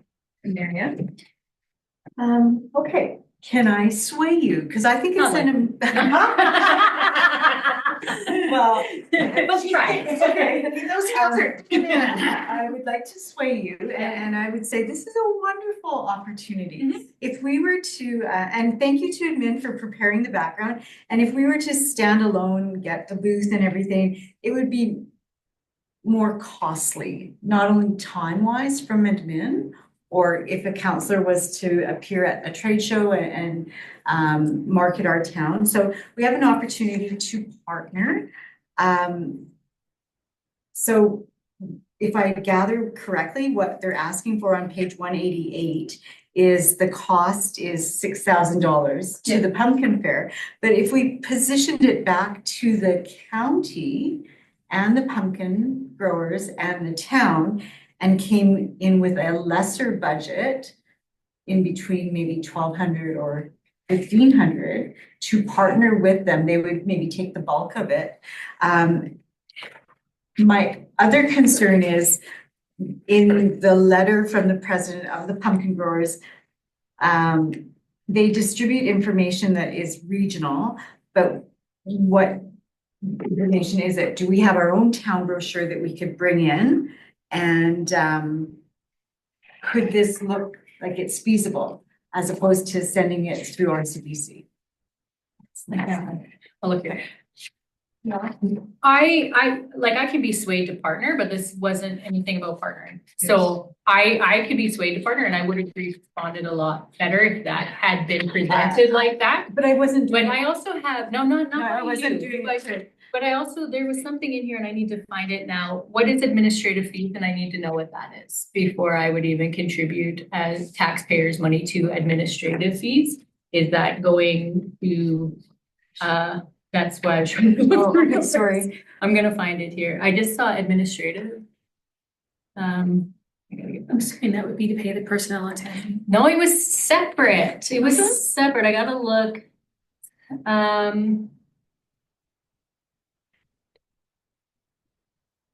Volunteer expenses for hotels, meals and mileage was 3,000. Pumpkin Growers Administration was 1,000 and incidentals was 350. What's Pumpkin Growers Administration? I assumed it was to pay the staff attending, but I could be wrong. Page 193. Oh my goodness. Anyways, so I could be swayed to have a discussion on partnering for sure. But as what the request is here, I'm not in favor. Evelyn? So, thank you. Also what I want to put out here too is that we do have a Smoky Lake region display. And it is partnered with the Iron Horse Trail and with Travel Lakeland, and they've all, and I believe Northern RV Resorts. Am I missing anything? Because of course, sitting on DMO, And usually it's Métis Crossing. And Métis Métis Crossing. trade booth, right? So they've started kind of almost like creating one master area for all of Smoky Lake. So I just want to, so when it's interesting that we're going through the pumpkin growers for the same people to attend and to represent And I am with Councillor Morton on this one with the pumpkin growers. Why is the town paying for pumpkin growers? But I'm kind of listening to what you're saying. And I'm wondering if we can come to like some sort of hybrid, because I do believe that we should be represented there. But I feel like we're footing the bill. And I didn't, when I emailed you, like, this is why I want, like, I don't want it to keep going round and around. We know the villages are not gonna contribute, like this, again, another town, county. But why should they? Sorry. if I That's may. why. I Why know, should right. they? The Yeah. pumpkin fair is in the town of Smoky Lake. Yeah. We should say, this is our opportunity to partner. We have enough time for, to create our own town brochure and to say, this is a steal of a deal to move forward and be with them at the trade show for a lesser fee than $6,000 and work collaboratively.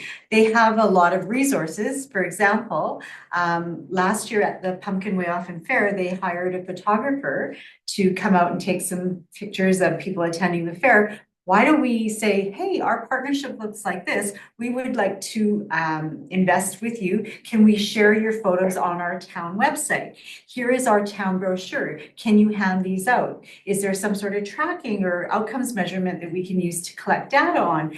Can we branch out and evolve this idea into something larger, or do we not have enough time? That's my swaying slide deck. So Mel, on the second page, you saw honorarium if counselors attend, time for staff, and in brackets, it said salary.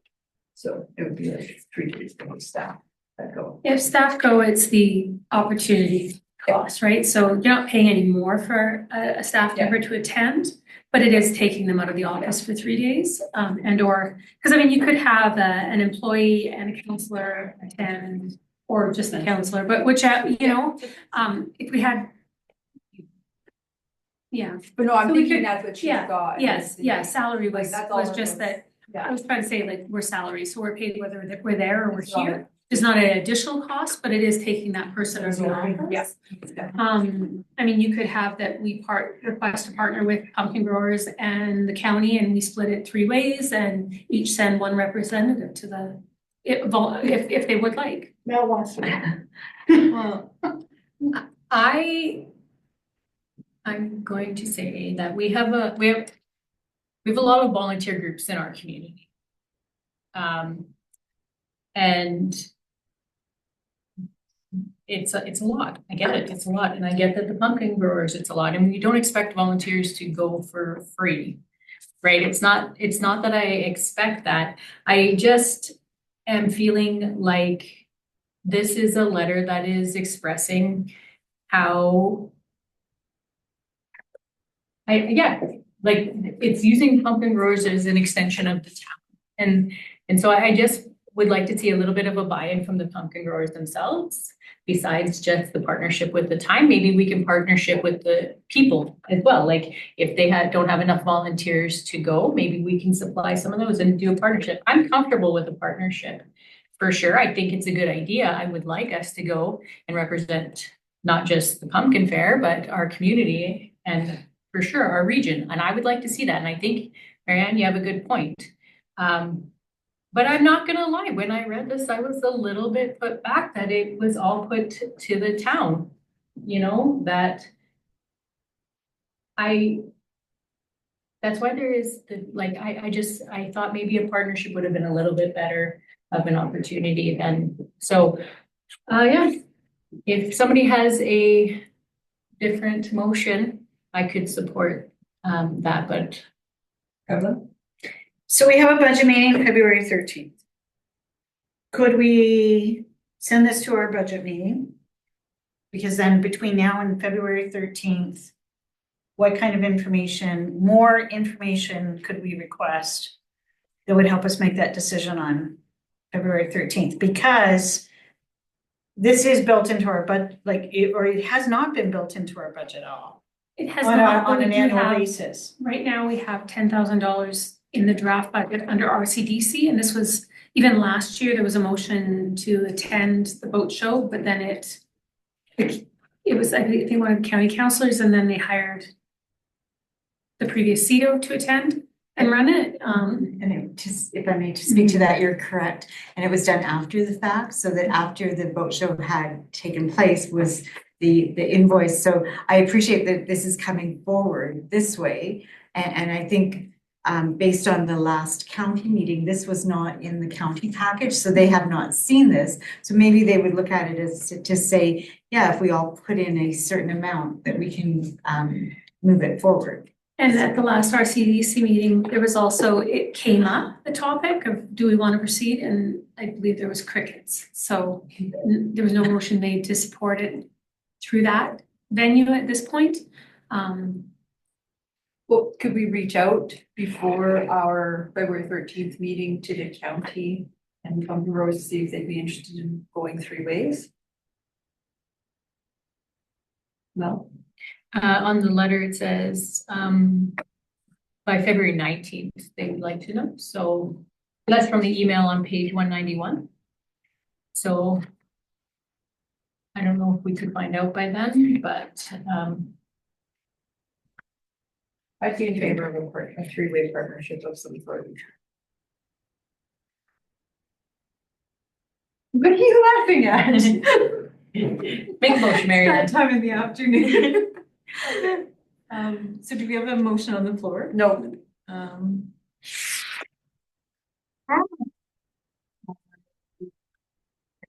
So I just want to say, I'm actually leaning Mayor Trinichen's way of doing a third.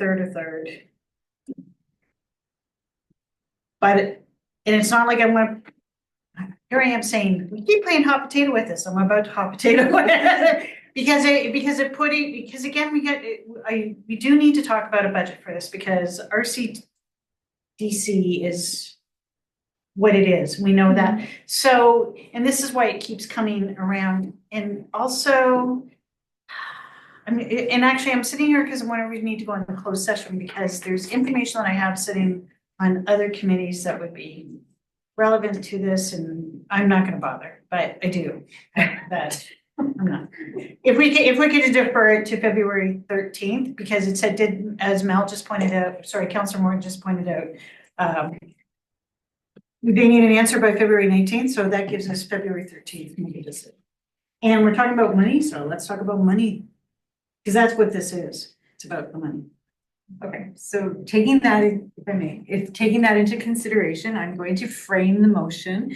And I know Dawn has some things coming up that I don't want to burden her with this, but is it possible before the motion comes out that when you have your administrator dialogues, that you could ask Kevin and work through administration with the president of the pumpkin growers to get an appetite of how this could work? Or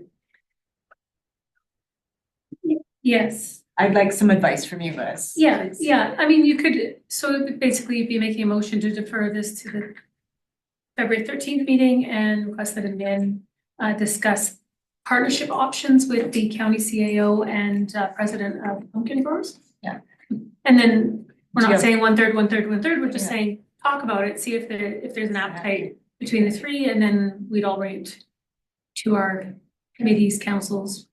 Yeah. Does that work? yep, that sounds Do you have that time appropriate to dedicate to that, or? Yeah. Sure. Okay. No, I could definitely do that, yeah. I So- think I have an administrator's CAO And meeting. there is probably a county meeting coming up early February, right? It's on the 13th. Oh, okay. Or no, the 9th, I don't know, it's soon. So I would move that the request for the proposal received from the pumpkin growers requesting sponsorship to attend the Edmonton Boat and Sportsman Show to promote the pumpkin fair be deferred to the February 13th budget meeting, and that the administration from the town of Smoky Lake meet with the president of the pumpkin growers and the CAO of the county to further discuss an opportunity for partnership. Favor? Opposed, carried. That's a tough one, I think.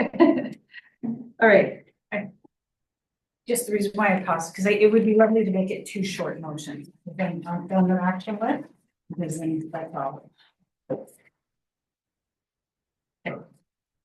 8.9, ICC Regional Fire Volunteer.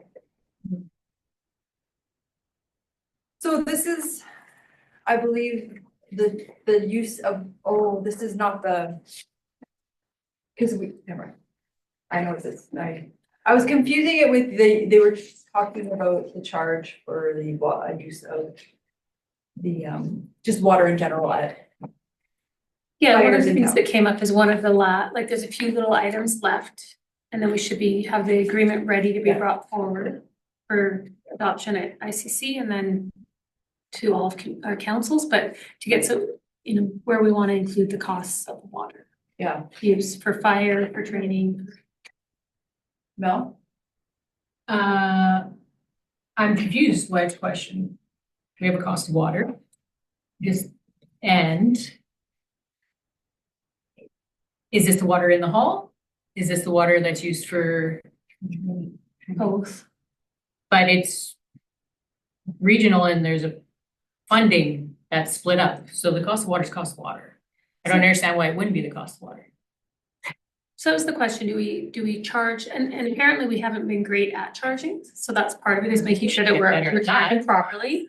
And then so it'd be a budget line, then if we did it that way, it would be by use, and then it would go in the agreement that way, that we would charge the regional Smoky Lake Fire Services by use of water at whatever the set rates are. And then what happens is we all contribute to that budget, and then we invoice them to get that portion back.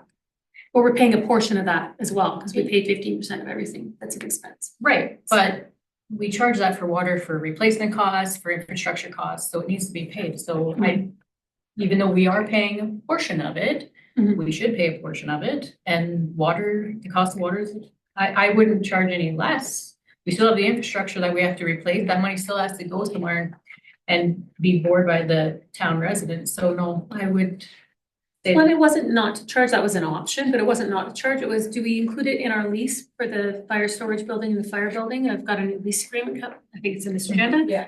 Do we just have an estimated amount of what fire costs us and include it there, or just say by use, and then they'll estimate that budget? Was it not metered? Then it should be metered. Some of it is, It's not all. and some of it's not. And they estimate by time that the hydrant's on, for instance. Yeah. I was un- Marianne. Sorry, I was just under the impression that when we flush lines, we have a meter. No? I'm pretty sure we do. Like, I wouldn't understand why it's not being metered, I guess, is my question. It should all be metered and then our loss would be different.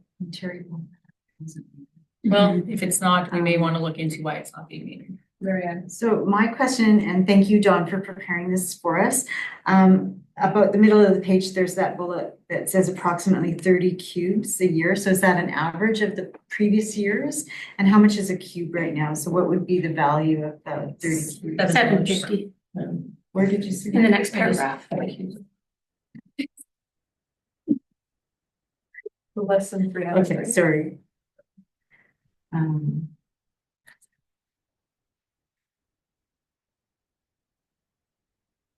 That's an estimate, I'm assuming.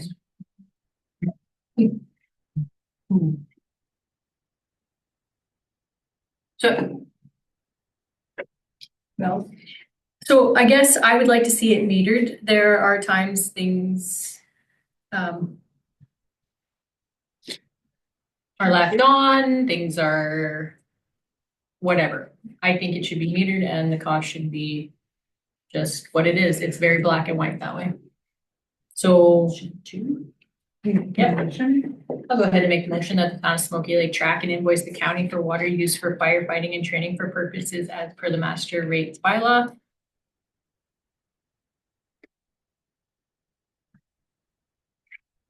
Is that next line on? Who put that in there? That's a terrible option. Well, yeah, but it is an option, so I just wanted to make sure it was in there. I was like, what? These are not really meant for your pleasure. It was because, yeah, anyways, I agree, yes.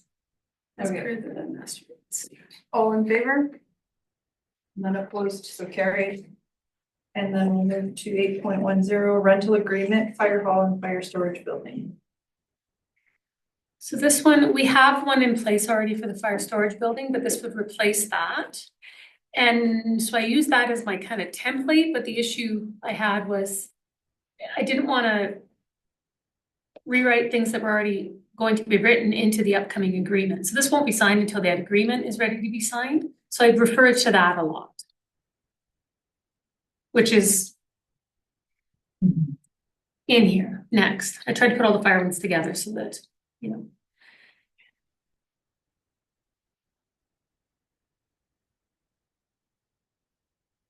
And the rate was supported by motion of ICC based on, and that was based on actually a rate that I brought forward for the fire storage building that we were charging, but now it would be 100% of the fire storage building and then the same rate by square foot of the fire building, and then all of the villages agreed to that as well for their buildings. Yeah, this is the amount that we agreed on at ICC. Yeah. Marianne? And thank you, Amy, for saying that. And I did hear that at the meeting, but because I have two in the rotation, I have two fire members, I'm gonna pass. Okay. Do you want like to make the motion, you mean, you're passing? Oh. I'll make the motion.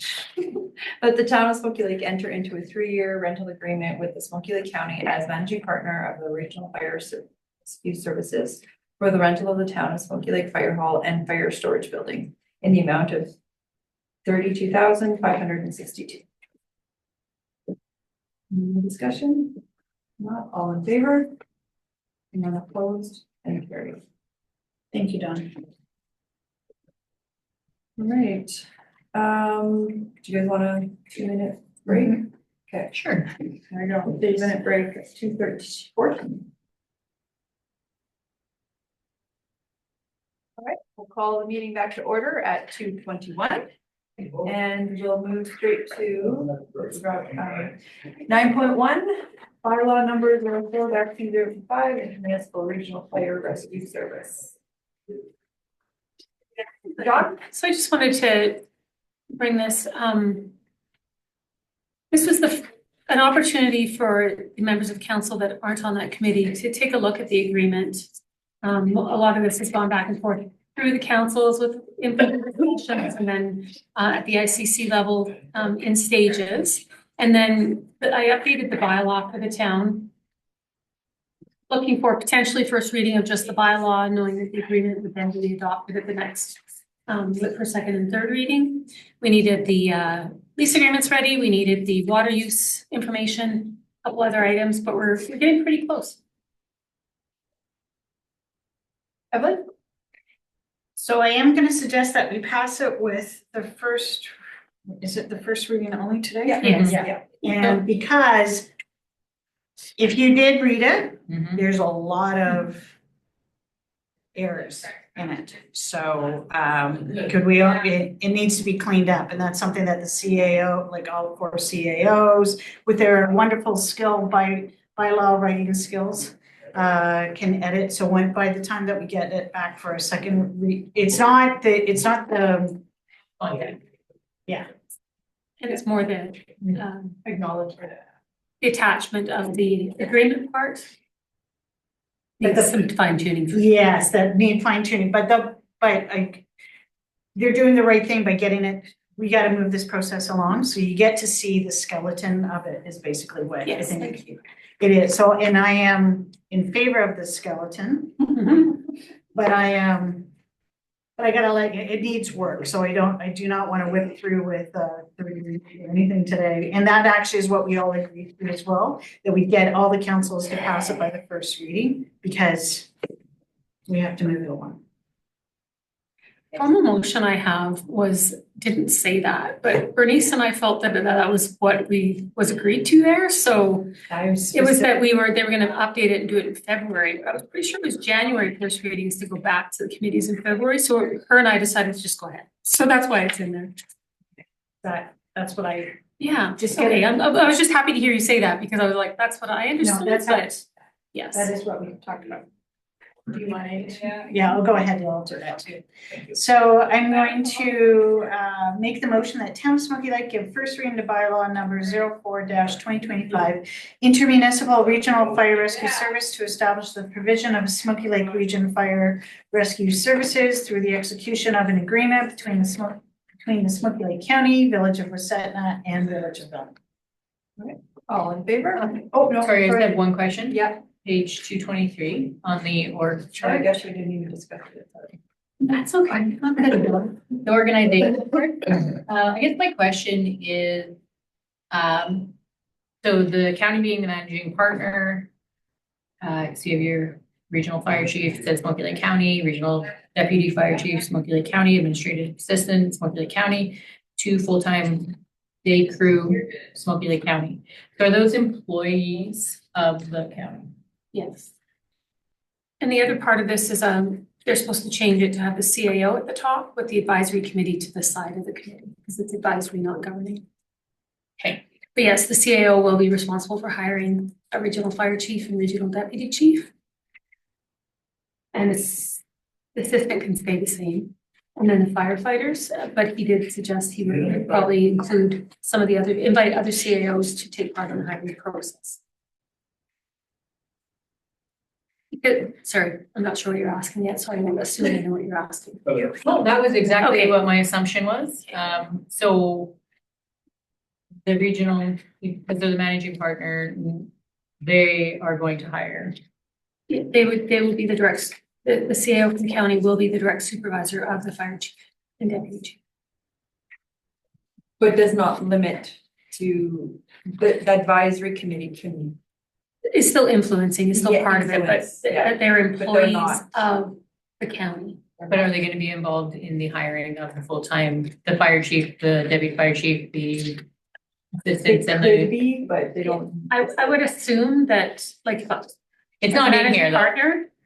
As the CAO, I would say that I would hire, if I was doing the hiring, I would hire the chief, and then I'd use the chief to help hire the Yes. deputy chief, Yes. and then they'd, Yeah. he would keep, the CAO would still, would make that decision on whether or not they're involved also in the hiring of the firefighters. But as a managing partner, it really kind of comes down to what Kevin how he wants to proceed. So if I can. Yeah. So again, it's not Smoky Lake County absorbing the other 3 into them. We are creating a separate entity, Regional Fire Services. It's just that the county CAO be responsible for that. So it's like almost similar to, but not called a commission. Similarities to, but not quite. Does that answer what I think you're asking? And not quite, because it's a advisory rather than a. Yes, so, and that's why And it's. that's why we didn't go with commission. Yeah. Right, yeah. Yeah, it answers my question. I'm having a hard time letting go. Mhm. I'm not gonna lie. I'm having a hard time just, right? So that's why I was just wondering if there is any, once this is all said and done, if there is any input on, but an advisory committee is very different from a governing, which means they can advise, but yeah, that's it. So, yeah, I'm okay. I'm okay. I just wanted the question out loud and. Right now, as the CAO, I'm comfortable, and partly because I think Kevin and I do have a good working relationship, and I think he does regionally. I think it'll be good. If there was issues down the road, there are some options with the agreement to make changes, right? No, I'm good. No, I can go ahead and call the can question. feel it. We kind of got past it, but. Yeah, you guys have been part of the whole Yeah. process. That probably helps. Yeah.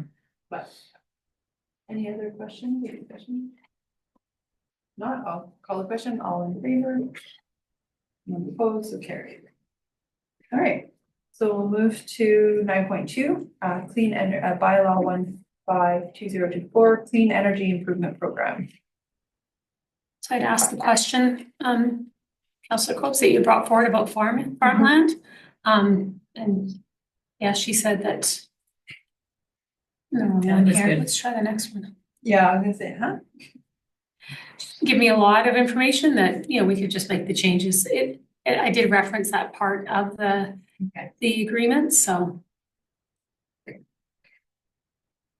No? Or Marianne, were you a question or a I motion? had a question, and in terms of administration, how much work is involved to implement this program, do you think, or can you foresee down the road?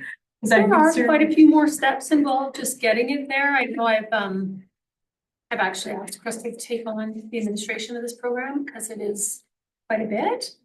There's still more bylaws and more information that needs to come back. So this is kind of that step. And then we start meeting with once I send this back to her, we should eventually get a cohort that we're working with to get updated on the process. And then there's more documents that have to come back to council.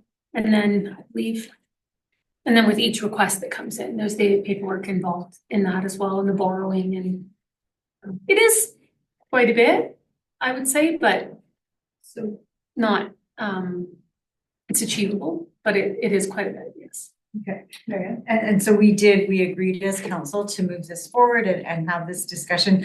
Is there any, because we've only completed the first reading, is there anything, because not to target you, Councillor Combs, but you're the one that brought it forward. Are you still, do you see this coming to fruition and the town stands behind it and it's going to be a successful program because that's the way of the future with the province and the feds? Or is there where we're tasking, said the person who made numerous motions for admin to do work, but are we tasking our admin with another yet cumbersome task? I'm biased. Can you sway me? I think it is, yeah, that we continue along this path and that it is worth the effort for the number of, it's gonna also take some promotion as well too, because we need to learn, and we are learning more about it as we go along, but it is also up for us to promote it in the community to ensure that it is used, because it is to the benefit of residents who would love to update their older homes, but are not in a position to do so, but by doing it through this property tax, like a loan that is paid back through your property taxes, and then makes it achievable. But there are, if you do go to the Alberta municipality's website where there's a lot more information about this, then yeah, it explains there are some rigid parameters that all of those homeowners need to follow. So I know that it's not putting our municipality at risk, and that, I mean, there's a little bit of risk. Who's kidding who? There always is a little bit of risk with the decisions that we make here, but no, we are not being set up to suddenly carry a huge debt because of defaults and so on. Like even the contractors that would be hired for these home improvements, they have to go, we can't just hire any contractor. You actually have to hire a contractor that's been vetted by them as well. So it is quite rigorous from Alberta municipalities. But having said that, I still think that perhaps we should have a conversation about it as well, that a lot, because we've agreed to this, but now that we're getting into it, now is the time to start looking at all of the details behind it as well, which might actually sway the rest of the council not to pursue. Once you learn more said details about it, I don't know. I'm a fan of this program, but that, as we've learned, not all four of us are on the same page about this. Yeah, shocking. So yes, I don't, for lack of better terms, I don't want to see the town become a banker of the program.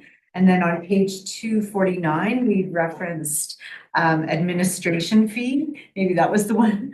And so again, the burden is on our admin to execute the program. And just because council thought it was a good idea, I'm probably not going to support it at this time. And that's not to say it's not a good program.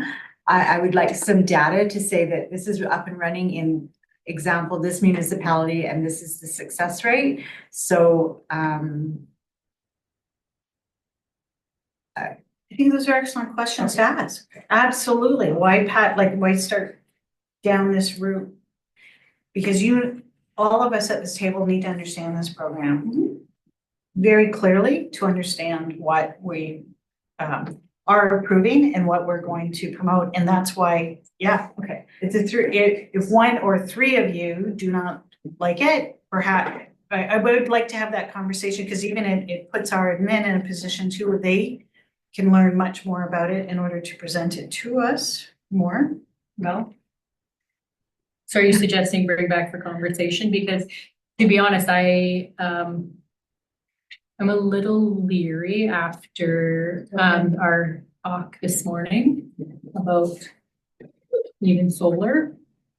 So that this is a viable, the last thing I want as a town is to take people's homes because they aren't making their payments or things like that. And I am very concerned as well. So if we're talking about bringing back a risk analysis on it, I'd be in favor of that. I'm sorry.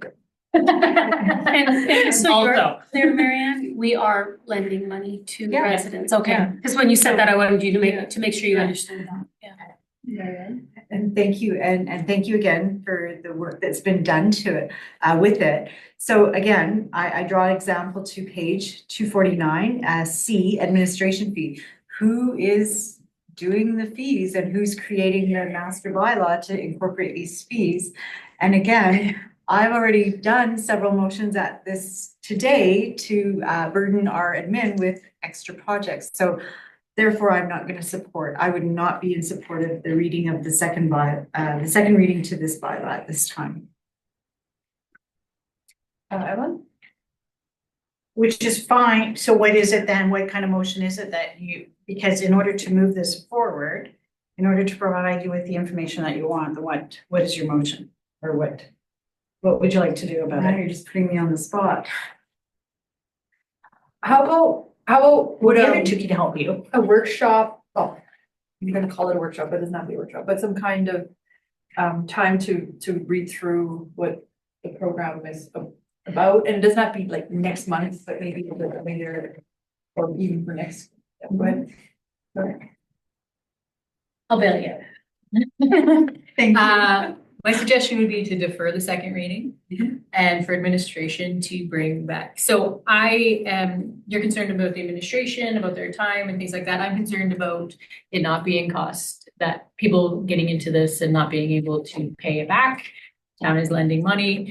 I'm more concerned about our risk analysis and taking, because if people don't pay their taxes, which the repayment is on the taxes. I did look into the program and my concern is the repayment. So as it is with, I know there's probably lots of rules and regulations around it. So I guess maybe the more detail on that.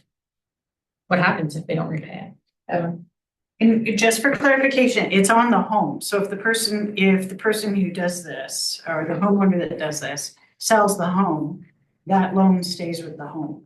So the next person is buying the home as well. That's because the renovations have been done to the home and the loan is on the property. So just like, You're just like doing, repayment, that's what actually it's is like the, paving, yeah. just like paving in front of your house. It goes with the Yes. house. And I understand that, but what happens if somebody does these renovations for this money, goes on your taxes and that person doesn't pay their taxes? So it's a tax, then it goes into tax recovery. Those are the things that I was thinking about. so I also think that I've benefited from having a delegation talk about this program as well too. So maybe that's another great, and yes, so I am, yes, so maybe that actually is what we should do, is have somebody from the SEEP program as a delegation at a future council meeting. In order, so that a lot of these questions can be asked of somebody who, from Alberta municipalities, who has this information. So we start at 7 a.m. on February 24th.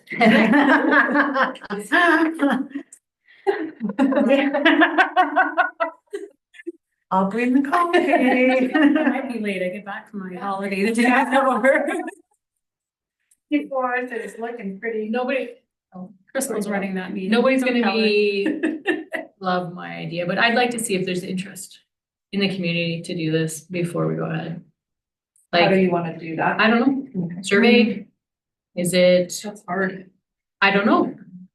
Do we want Tracy to? go door to door, seem to give him a lot of jobs. I, I'm kidding. any recommendations, we defer this second reading, and then what would be your recommendation, do you think?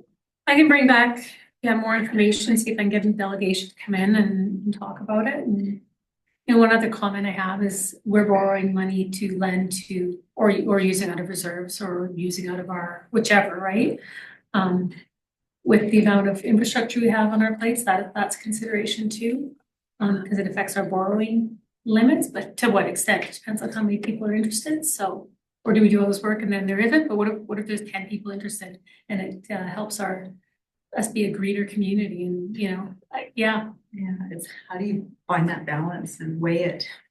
I mean, we could do, if we're doing a survey, I would wait because I have an recreation coming out after our housing one that we're currently doing. So we could do in spring, later in the spring and gauge interest as, and then bring it back to council once we've determined if there's interest. No? Open house.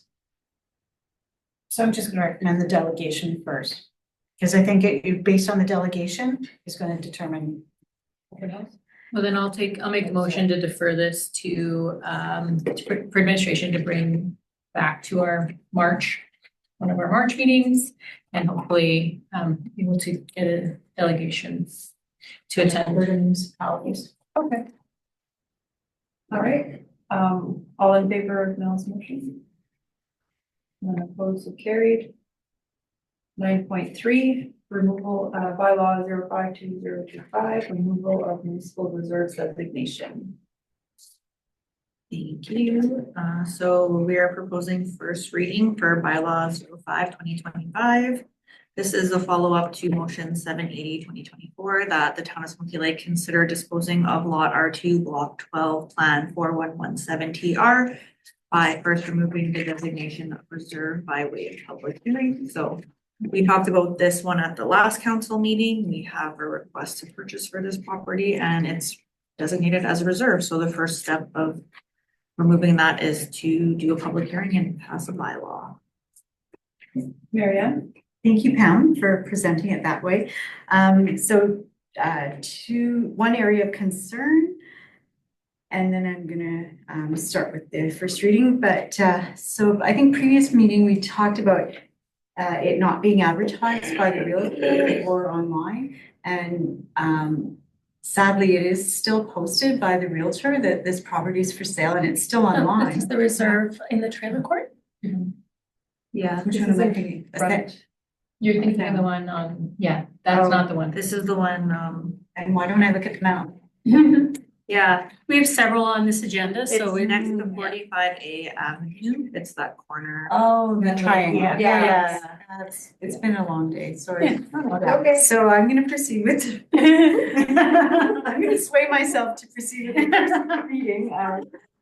I move that the town of Smoky Lake gives first reading to bylaw number 05/2025, removal of the municipal reserve designation for the purpose of disposing of lot R-2, block 12, plan 4117 TR, and set a public hearing on February 24th. Perfect. All in favor? 7:38. None opposed, motion carried. 9.4, bylaw 06/2025, cancellation of subdivision plans. Okay, so we talked about this lot at the last council meeting too as part of the HAF update. So this is our target here for 2025 to consolidate lot 8 and 9, block 1, plan 18851. So that's what we're doing here. So you can cancel a subdivision plan by doing a bylaw, and that's what we're proposing. This will help us again meet our half targets, and we need affordable housing units to do that. And then again, just to follow up, motion 503/2024 to bring back the housing strategy, but there's no update, so that's just included in this for information. I'm trying to determine if I need to bring this back. So in the housing strategy that's here and tied with this, so all we're doing is we're consolidating those two lots together that we own on 50th.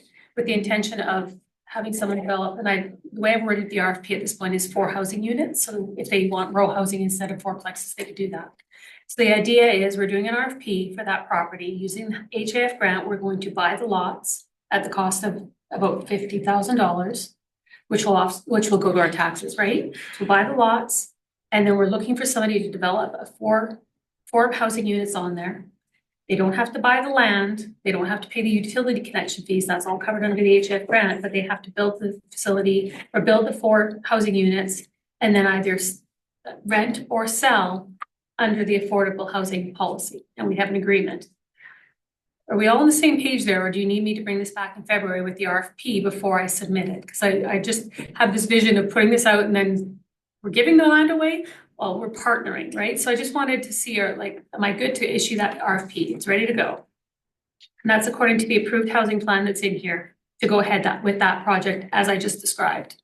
But again, I want to make sure you're understanding that that's what you've already approved. So, or would you rather I bring back the RFP to the 24th meeting? There's one other one I want to bring forward, so I'm comfortable either way. I want you comfortable with my project, my is in the towns. When I say my, I mean the towns. I don't know. In my project. No? To be clear, that is what I understood and I am comfortable with it.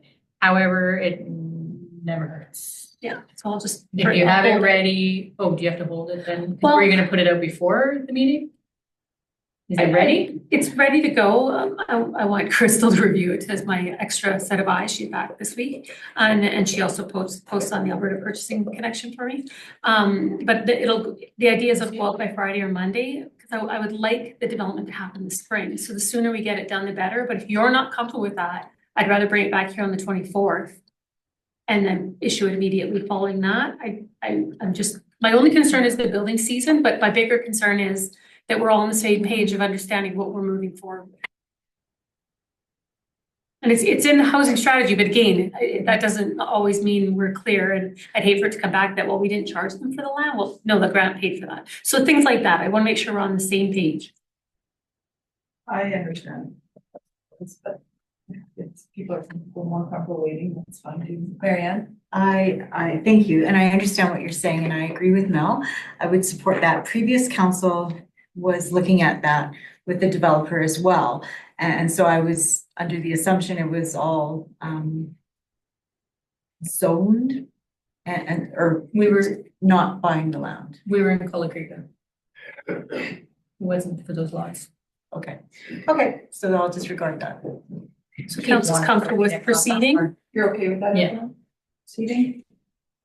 So I guess where I was a little confused with this is that I'm looking at the, some town of Smoky Lake housing strategy with a building that doesn't look at all like anything in Smoky Lake. That's the RFP. This was one that came forward last year that council approved. I agree, it needs to be updated. It should have a picture of the town of Smoky Lake on the front, not a random photo, but the content inside of it is what was adopted by council. And then the content was, because are you talking about the land along the Iron Horse Trail that is No, we're talking about the 2 lots. just the 2 lots? So the RFP. Yeah. So this is where Yeah. I found the documents, and then we're repealing a cancellation of a subdivision plan. So I'm finding this all. So I'm Kinda only, confusing. I attached the housing strategy as a reminder of what was adopted. This is about, the way we proceed with consolidating 2 lots to make 1 is by canceling the subdivision of the 2. Yes. So now we're taking those 2 lots on 50th, we're gonna make it 1 lot. And then the next step is going to be, we're going to rezone it to R2, R3. And then, but I'm gonna put out this RFP to find somebody to come in and do the work. And then now we have 4 housing units, and what we've done is use our grant to help to partner with them, and then when it's all said and done, they'll get it. And they're managing it, they're selling it, they're renting it, but they have to follow our affordable housing policy for us to then meet the criteria of the HAF grant. Okay. And I have another one I want to bring forward in February regardless, regarding another tax recovery property we've received where we want to do something similar. We're just working out those details and that'll be ready to go by then. It was because of the attached, like, Yeah. I was trying to provide that threw back. me, and I didn't Sorry. want to approve that as part of like. That was already adopted. Yes, Yeah, and but I that's agree why it needs to be I updated. want that edited and changed, so. We will this is change what- that, okay. yes. I remember, now that you mention that, I recall us having that conversation, that needs to be fixed. We will fix that. Yeah, and, yeah, I like in page 2, okay, so as long as what I am approving Just the is this, subdivision. this subdivision, then I'm fine with it. Because that moves us along with what we all have all agreed that we're gonna do. And we can do all 3 readings of this one today. Yeah. It's just Okay. consolidating the 2 lots. We don't need a public hearing. Right, okay. So I will make the motion that Town of Smoky Lake give first reading to bylaw number 06-2025 cancellation of subdivision plan. All in favor? None opposed, carried. Mel? I'd like to make a motion that Town of Smoky Lake give second reading to bylaw 06-2025 cancellation of subdivision plan. All in favor? Opposed, so carried. You have to do the permission from those? Yeah. Third unit. Unanimous consent? So- Yeah. Yeah, go ahead. I'd like to move that the town of Smoky Lake give unanimous consent permission. Just permission for third and final reading. Sorry. Yes. Permission for third and final reading to bylaw number 06-2025 cancellation of subdivision plan. All in favor? Carried unanimously. I'll move that Town of Smoky Lake, It's not on there. it's not. No, Third and final reading. Yeah, Third and final reading. thank you, there it is, third and final reading. As I stumble along, to bylaw number 06-2025 cancellation of subdivision plan. All in favor? None opposed, carried. That's what threw me, I thought mine was unanimous, not this. It goes in between. Okay. Yeah, it's confusing. Okay, and then we'll move to 9.5 bylaw 072025 municipal development plan amendment. Thank you. This one is another one for first reading by law 07-2025. So as Dawn was preparing the RFP for this property, we noticed that the municipal development plan and the land use bylaw were not matching. So that was an error from the past when it was rezoned. So we're proposing to amend that. So to rezone lot 2, block 11 and 872 NY from R2 residential to C3 highway commercial. So it was amended in the land use bylaw, and when you amend the land use bylaw, you also need to amend the MDP. So this was in 2012, so quite a few years ago now, the land use bylaw was amended, but the MDP didn't get updated. So we're just saying now we need it to match. Yeah, so since we're selling this parcel of land, we wanted to make that fix so it makes sense. Because right now we're in the middle. And, okay, so this is, I guess my question.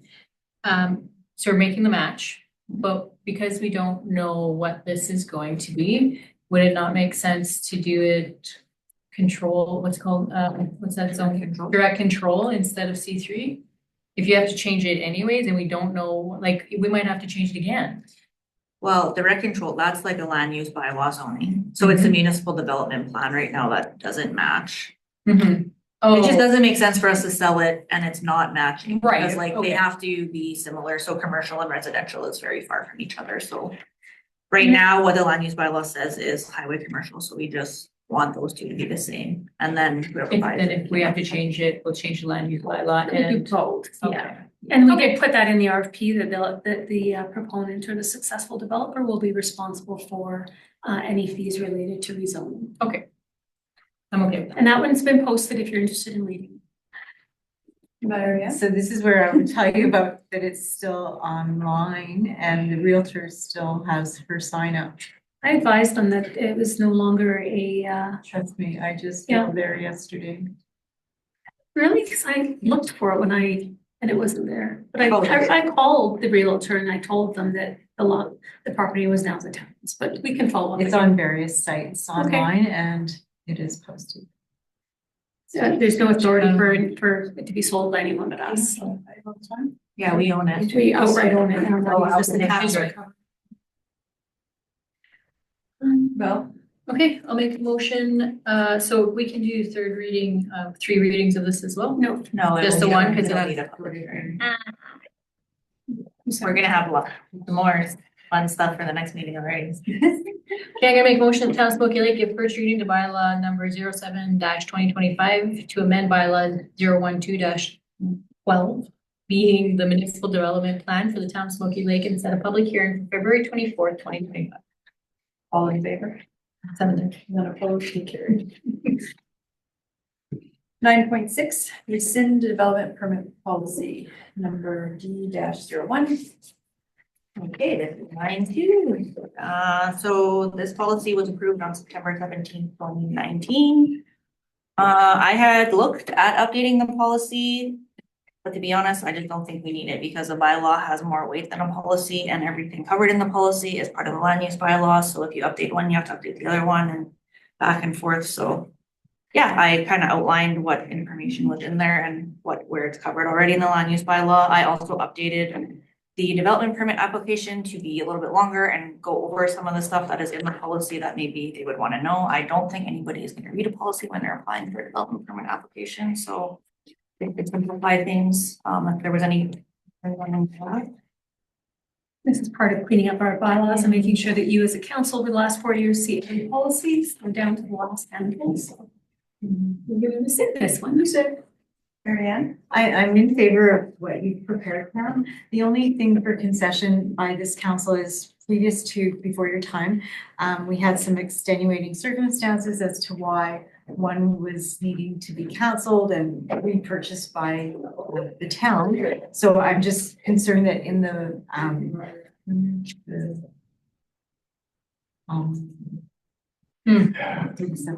that we have contingency for that if there is a cancellation that needs to take place, that it could maybe come to council. A cancellation of what, sorry? Of the development permit. Oh, that's all covered in like the municipal development act and the land use bylaw too. So then your recommendation is not to have a policy. Yeah, It's a redundant policy. yeah, it's just duplicating. Work is already there.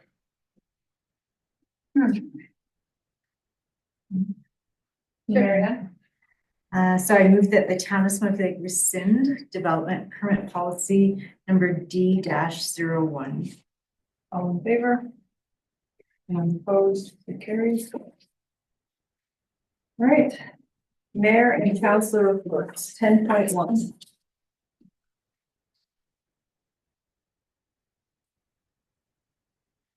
Marianne? The only thing I wanted to ask is, did you, how did it go at the Blackberry Eatery? I just went and had a small discussion. I Okay. gave them a card Okay. and thanked them for it. Okay, I think that was in December, I just didn't see it, so. Oh, yeah, no, I put that in there. Okay, thanks. With that being said, as I'm sure I hope you all follow the town's Facebook page, we've been promoting local businesses. With that, we want to make sure that we get a photo when you're doing the cards even, so that we can say, hey, there's a new business here and put that on social media, so. Yeah, we can. I so- thought it was with the plaques. It was, and we didn't think about it with that one, but I think I was talking to, I didn't, as you know, I did not know that there was a new massage therapist in the professional building. So in speaking with her, I told her that, we're encouraging people to get business licenses. We'll promote them either way, but we encourage them to get a business license. And we're highlighting them on our Facebook page. Our goal is to get through every business in town. And telling people, hey, if you want to be highlighted, get your business, well, we encourage you to get your business license. It's not mandatory. I think we should look at that next year. That will promote them. And then with her, I told her, we'll do this and we'll put you on the directory, but also we'll get the mayor to bring you, or member of council or whoever, to bring you a card, and we'll put that on social media to welcome you as well. Yeah. Another one was, there's a tattoo artist in the Black Heron. She came in the other day. Tattoo artist in there. So just as that. Yeah, no, it sounds good. I was just like, okay. Any other questions, I guess? Did you have, sorry? Yes, I'm gonna pass the motion for that, which of course, Council Morton. All right, I'll make the motion that Town of Smoky Lake, except for information, the mayor, two councilors, and committee report items A to E as follows. Mayor Amy Churchin, November, December 2024. Deputy Mayor Mary Ann Prosky-Zarewski, December 2024, January 2025. Councilor Evelyn Copes, December 2024, January 2025. Smoky Lake Heritage Board Review 2024. And joint municipality meeting action last January 13th, 2025. And then you wanted to. Okay. No, No. Okay, She got it. Oh, that was. She picked up what I was laying down and went, two counselors and. I got my job. All in favor? It's just, we're done. I've got job. I love it. Mary Ann? So I'm going to move on to 11.1 for Delmore Holdings. And I am I'm happy to hear from Del, and I'm probably not going to use the recommendation. I would like to hear more from Del, and we had the opportunity, Mel and I sat at the housing presentation at Red Deer at AM at the conference, and one of his employees from Jandel Homes, Jordan, was presenting on housing strategies. And I think Del is very passionate about economic development in our community. I would love to have council support this motion, to have him and maybe his son Mark that owns Jandel now, and even bring Jordan along, have a delegation in the near future to have a conversation about what he envisions for our community to move forward. I don't know if he spoke to the previous development officer, but I think he has great passion and vision for what we can look like. And in terms of his business is celebrating a milestone as well. And he might want to, I don't know, give away 2 or 3 houses. That'd be great. I'm kidding, but let's have him, if he could accept our invitation as a delegation. My motion then, I'd like to frame it as to direct administration to invite Del with whoever he thinks would be of value to come with him and talk about things that he's passionate of. So you don't have to say that in the motion, but about housing and economic development in our community, and to have him at a future meeting of council. Any discussion, further discussion? I don't know. I said it before I go. Oh, Evelyn? I really would like to hear Carly read that one back. I just said, I have, the town of Smoky Lake invite Del and Sons as a delegation to a future council meeting to speak to economic development plan and housings for the community. Yeah, good. And yeah, if you want to, that's good. If you want to identify Jordan, that's not his son, but you could bring Jordan along as well. He gives some a good presentation. Yeah. Other. Okay, I thought just, I didn't hear that, but thank you. And Sons. How However she's you want to. wondering what to say, Jordan. And other pertinent. Yeah, from his team. So that it's primarily focused on housing and secondary economic development. Did speak quite passionately at Chamber of Commerce at EGM and in the inn the other night when I ran into him. I took a few courses by Nolan Gross. The writer of things. All in favor? With the article. So yeah, votes carried. Yeah, he's very passionate. 11.2 utility bill town resident. Can't wait to hear what Councillor Morton has to say about that. Go ahead, Mel. I'd like to make the motion that town of Smoky Lake deny the request to waive the utility penalty request by Clayton Mendiak via email dated January 6, 2025, and administration notify the resident.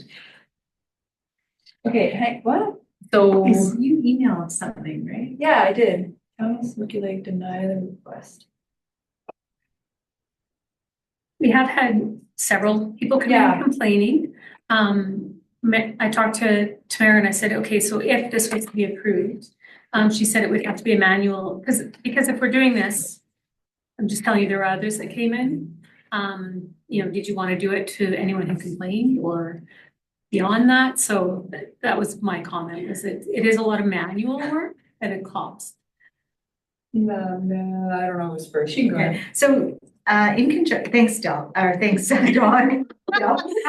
In conjunction to what we're seeing in the recommendation, is this partnered with what Amy had sent an email that wanted to have it on the agenda? Coincidence, it was coincident, like our Okay, emails. 'cause I just don't see the Seconds. email on the agenda package. It was already completed. Oh, The okay. individual had submitted the formal request, and then he also emailed or called Amy, so Amy, but we already had it in the agenda, so then I think I had sent, actually, it was funny, I had sent an email to councils just saying, just so you know, we're getting a lot of complaints. And as I hit send, I received one from Amy, and she called me, and she says, yeah, This is so weird. yeah, so, Oh, that's how that happened. yeah, Yeah, I just thought I that should give you a was- heads up, because another person came in and complained. Thank you for clarifying. But the number that we get in every month is about 100, and every December is about 140. So I said, check December, because when I was a young mom, I didn't pay my bills in December. I paid everything in January because I had to pay for Christmas. And there was about 175. So it wasn't a huge amount more that were paid late this December compared to other Decembers. But with the postal strike, we did get and the fact that we're closed. Yes. There was a few, so the reason I felt that maybe it should be discussed is that I know that we're not in favor of late fees and, adjusting them, but the reasoning I had gotten by a couple of residents, which made sense, is that the postal strike. And so they were advised to just pay an amount, but that doesn't always resonate well with people to just pay a random amount. And then so when they were gonna come in to pay, the town was closed, and then by the time they could pay, it was already too late. So we did promote, but again, on social media, not everyone reads it, and I think the newsletter, to call the office or stop in for your bill. I believe this gentleman did phone, but then tried to pay when we were closed, and I'd have to double check that with Tamara. they did But- say they. Yeah, so. And they're older, like it And we get wasn't. closed every year, and there are other ways. No, to maybe pay. not him, sorry. This was another That's like- gentleman. This this was is just just- him. It was another one. Okay, I don't remember if it was Evelyn, maybe Evelyn. I'm gonna play devil's advocate. Yeah, lots of reasons, give her. Sway her. If they're gonna make the effort and they have a story like what I've read here, what has been discussed with Mayor Chernichen, I don't mind giving this individual a $10 credit because he has gone through the effort of explaining what happened, and there seems to be legitimate reasons for it. And if anybody of these others want to come forward and do that, then why not? But not to do the blanket across, like I'm counselor hybrid. Always, I notice that instead of going, it's not one extreme or the other. Just What's the because first there's been a option? few complaints doesn't mean that we have to undo everything. Yeah. But that also doesn't mean that we have to dismiss them. I actually think in this particular case, if they want to make the effort to come and say, I did this, and I want a $10 credit, then as a counselor sitting here, I'm okay with that. That was the first option, just so you know. So- And the blanket was the second. You know, So- I'm battling cancer and Okay, wart. I'll just be quiet. Yeah, you're gonna- No wine breaks. Stop talking. anytime. Dawn. All right. I really do feel you do that, you're going to get $1,760 That's the worth. worst case scenario. No, I'm sorry, I missed paying my lake lot power bill. I knew the strike was going on. I went through and I paid all my bills because I knew it was happening. We all knew it was happening. It's not a secret. Everybody knew it was happening. The town has been closed those days historically for, I don't even know how many. It's not new. It wasn't just this year. And yeah, Direct Energy didn't care that I missed mine. I didn't even. I got bad credit. No, I'm just kidding. I don't have bad credit, but like, I'm sorry.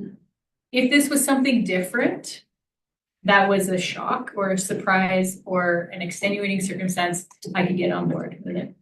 But I just don't feel like it was. The town has always been closed. And everybody who lives in this community would, I think, know that. Well, and that's the other side, is that we are a small community. It's something that we can do, it's $10. And yeah, I disagree, That's okay. but It's okay to be wrong. So now you're so, putting me in a position. Yeah. Yeah. Mhm. Sorry. I'm with her. That's okay.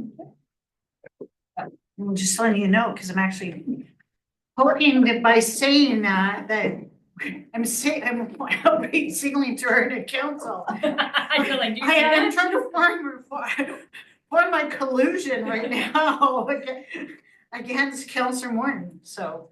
okay, but you have a, I have a motion on the floor. you're a smart cookie, you have a motion on the ground. So Mary Ann comes. No, just call it. Just call it, you're not discussing, all right. Okay, all in favor of the motion on the table? Any opposed? All right, there we go, motion is failed. All right, so the new motion would be. Okay. Oh, I'll make it. Oh, you're making the hybrid though. I think it, as Dawn pointed out, it is here under options, that Town of Smoky Lake approve the request, waive the utility penalty requested by Clayton Mendiak via email dated January 6, 2025, and administration notify the resident.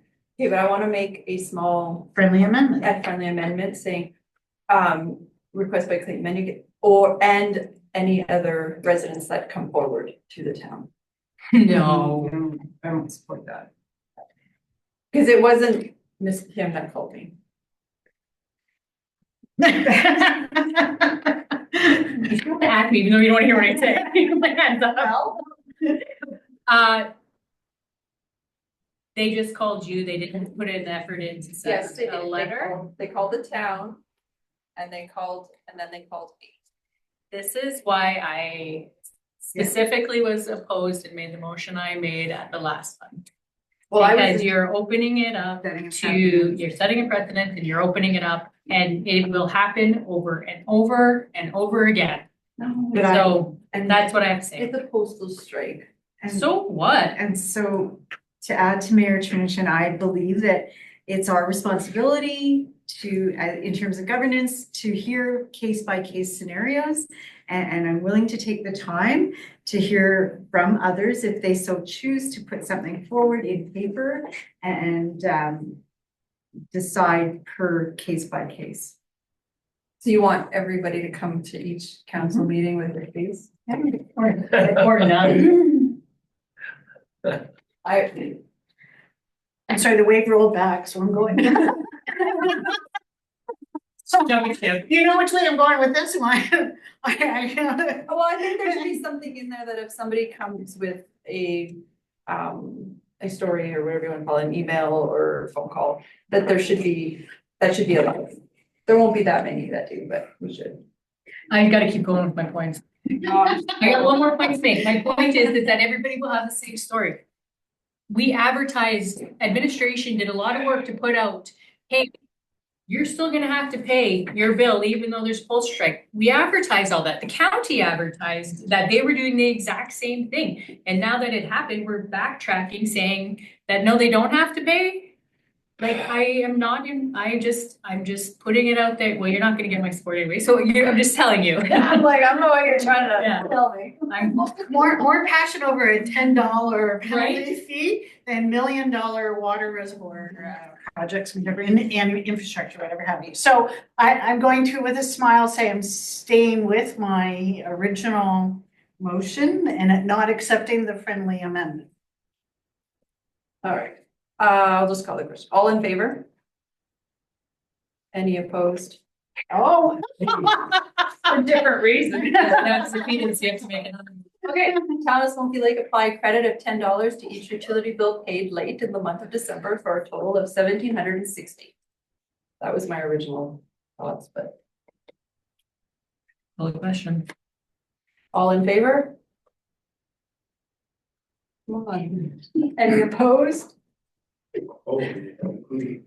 Can you please not comment Yes, I from the gallery? Come on, you know better.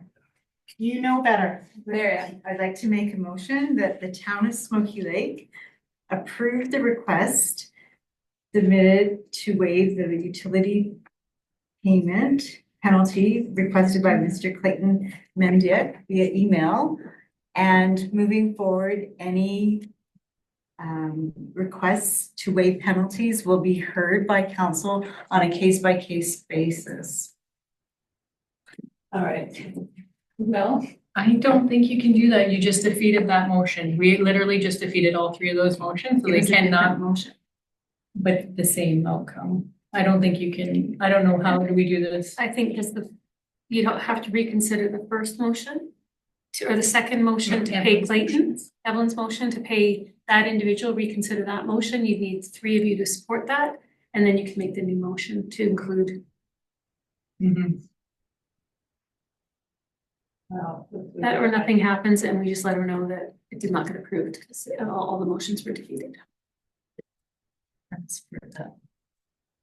Two motion is to revisit Evelyn's motion, to approve the request to waive the penalty. No, To Just leave it? defeat all the motions. I withdraw the motion I just made.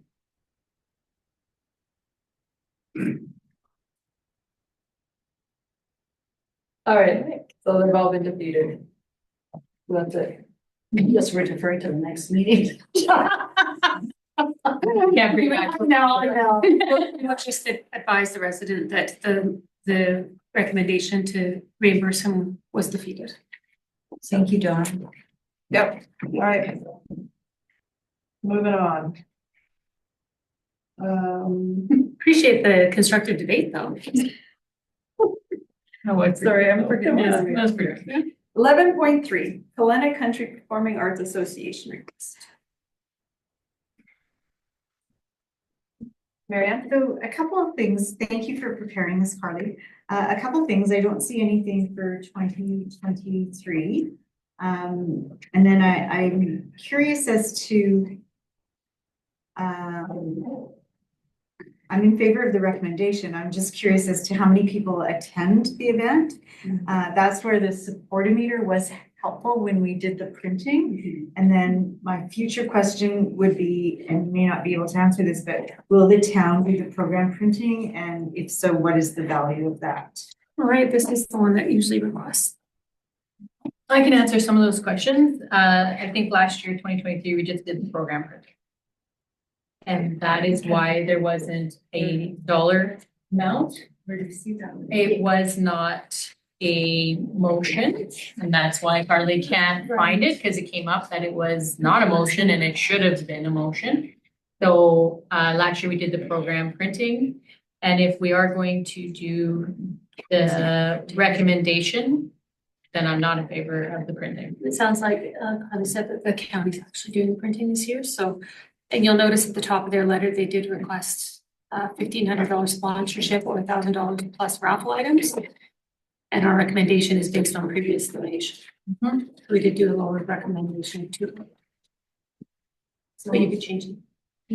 I'll go ahead and move that the town of Smoky Lake provide a monetary donation for the Helena Country Performing Arts Association 2025 Festival on March 1st and 2nd, 2025 in Smoky Lake, Alberta, in the amount of $200 to be funded from the interim 2025 operating budget entitled Grants to Individuals, Organizations, in reference to the letter from the Helena Country Performing Arts Association board members received January 17th, 2025.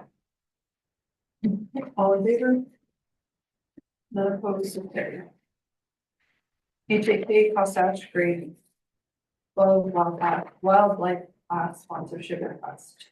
Mel? Just a quick, before we go ahead, I just think that maybe this should be the same recommendation as the previous one. Maybe the $200. It's not my motion, but I think we were following from previous then, right? we are, but I know that there will be a lot of asks coming in. So my suggestion would be to do the $200 like we did for Helena. Sponsorship. Lowering the amount? Yeah. You know, I was gonna come here today and say that we should increase the amount because my heart is not as cold. I can add to that I know that the school archery group, they are going to Africa this year. They're one of the top archery. How do I know that? They're already fundraising. They've been hit up for, so I know I am gonna say that, I'm assuming they're gonna be coming to the town as well. There's gonna be quite a few asks coming in and I just think that to make it fair and balanced, that was what my suggestion was. I would support what Councillor Morton said and the extra $100. There's the spaghetti supper on the February 20th. On council attend, that's $100 right there. Right, so I'm gonna move, if you don't mind, I'm gonna move that the town of Smoky Lake approve to sponsor the grade 12 wildlife at the H.A. Kostash School in Smoky Lake in the amount of $200 for the fly-in fishing trip to Lake Namur, and be allocated from the 2025 interim operating budget grants to individuals and organizations in reference to the letter from the wildlife class, grade 12, received January 17th, 2025.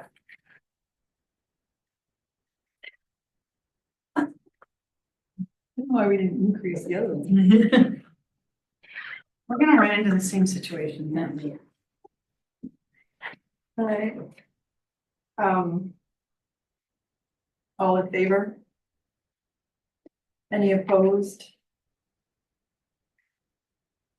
Can we? This is what's gonna happen. Yeah. This is bad. You can make a different one. This is what's gonna happen, 2 to 2. This is what's Yeah, I'd like because I actually would prefer to have just left it the way that it was. With the $300 amount. I know. Whoa, all right, I will. Okay, here we go. This is fun. The town of Smoky Lake approved to sponsor the grade 12 wildlife class at HAK School in Smoky Lake in the amount of $300 for the fly-in fishing trip to Namur Lake and be allocated from the 2025 interim operating budget grants to individuals and organizations in reference to the letter from the grade 12 wildlife class received January 17th, 2025. All in favor? Thank you. Any opposed? No. Carried. And 12.1, of course. Sorry, 11.5 is the tower update. Oh, right, yeah, it's right here. 12.1A. Yeah. Got it. I know this has been a long one. I know there's been a lot of back and forth over the last, I think, 2 years since this started. Federal approvals take a long time, so they have done some over that period of time, like some ground testing and whatnot. So they are proceeding this February. So I wanted to update council first, and then I will notify the curling club that the work's going to happen. It won't interfere with another curling club, because they'll be accessing from the other road, West Railway, is it East Railway? East, yeah. East Railway, not West Road. West Railway? West Railway. Yeah, okay, yeah, West Railway. So it's planned to start in February, so one of the reasons I was bugging them for the last several months is I wanted to know if we should keep this in the budget, because we've had it in the budget the last couple of years, not nothing. So now that it's moving forward, and this was just to update, of course, the new ownership, but everything transfers over with the agreement. I think they knew this was coming, so it was written that way intentionally. So that will be going forward. And I think we should also do some social media posts in February once we know exactly when it's starting, to make sure that the town knows this was approved by council, this is what's happening. So be ready to hear about it, but we're there. So we knew that was going to happen when it was approved. Media release. Media release, there you go. We don't have a template. Marianne. So, and thank you, Dawn, for the update. So you're telling us that the federal approval has gone through, and what was the date on that? Because I'm reading that. I don't need to get the approval, they do. So we don't Oh, okay. get, we approved it and then it's their job to make sure they get approved federally. Because based on the letter from Rogers, they're saying on the recent agreement, so yeah. For the record, I did not get this letter in August. I got this letter last week when I added it to the agenda. I didn't know what you were talking about when you referenced the August letter. I didn't know what you were talking. I just received this email last week, so. That's why I looked at the date and I went, August I was wondering what you were 2024. why are we talking looking about. at it now?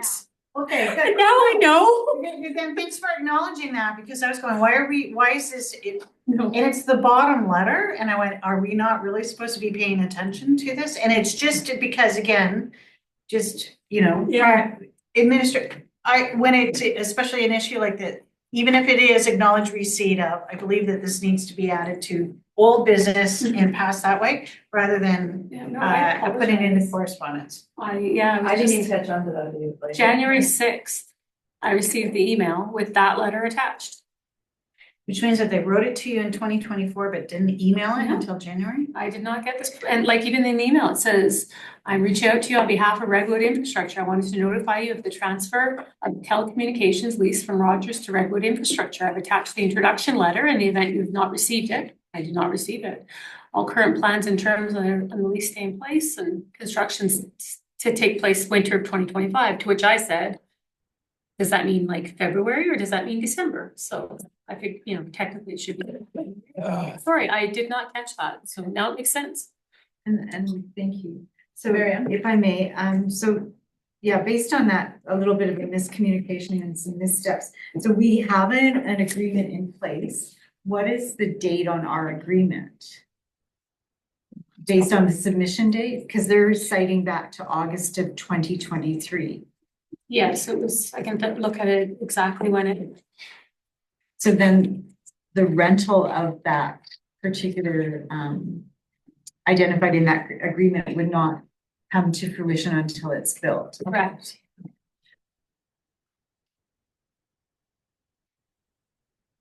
Evan? And then because we were talking about budget, because this is where it's also come in, so as soon as we sign the agreement, aren't they supposed to start paying us? Like, why, or did the agreement say only when it was built that they start paying rent? Like, I'm surprised, why haven't we received funds up until now?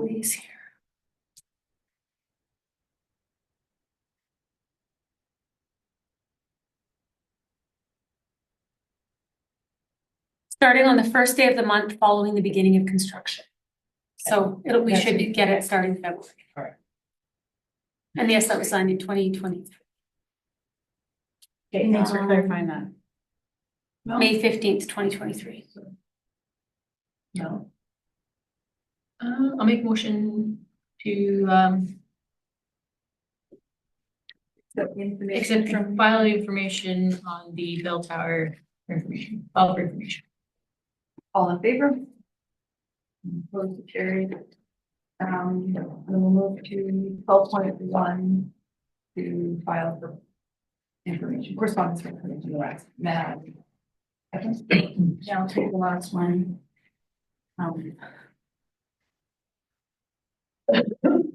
I move that the town of Smoky Lake file information, the correspondence item, Federation of Alberta Gas Co-ops Limited gas rates with the result.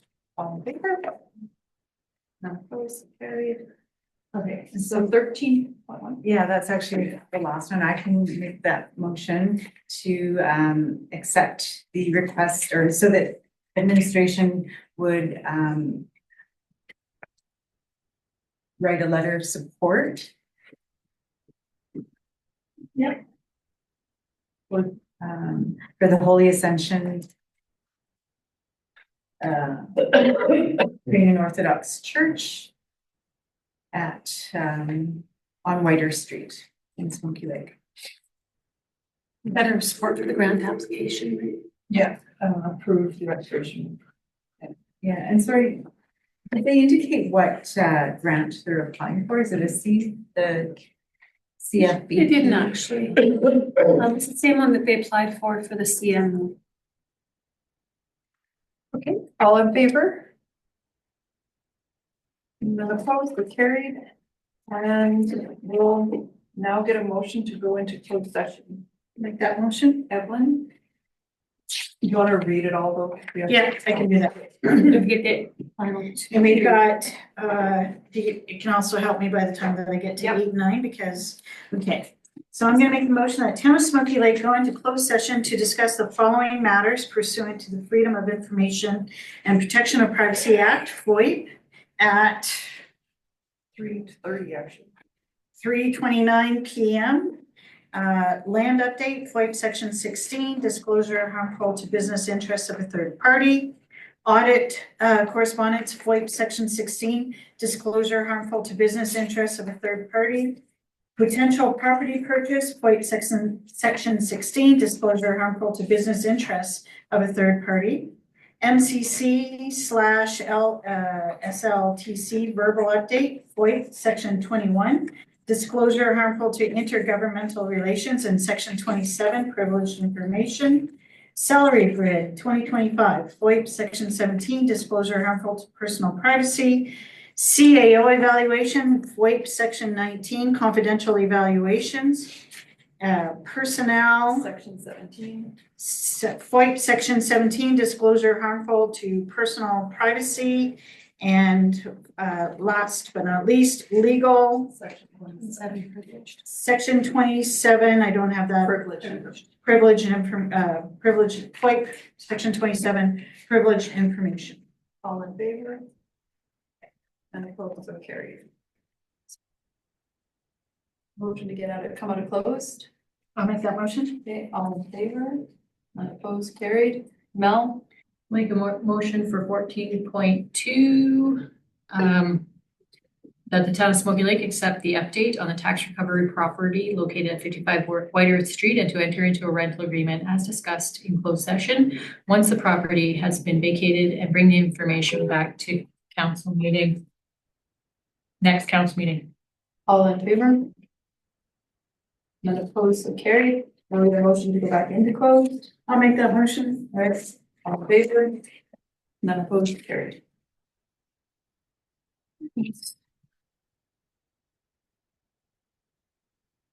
So this one was a letter to council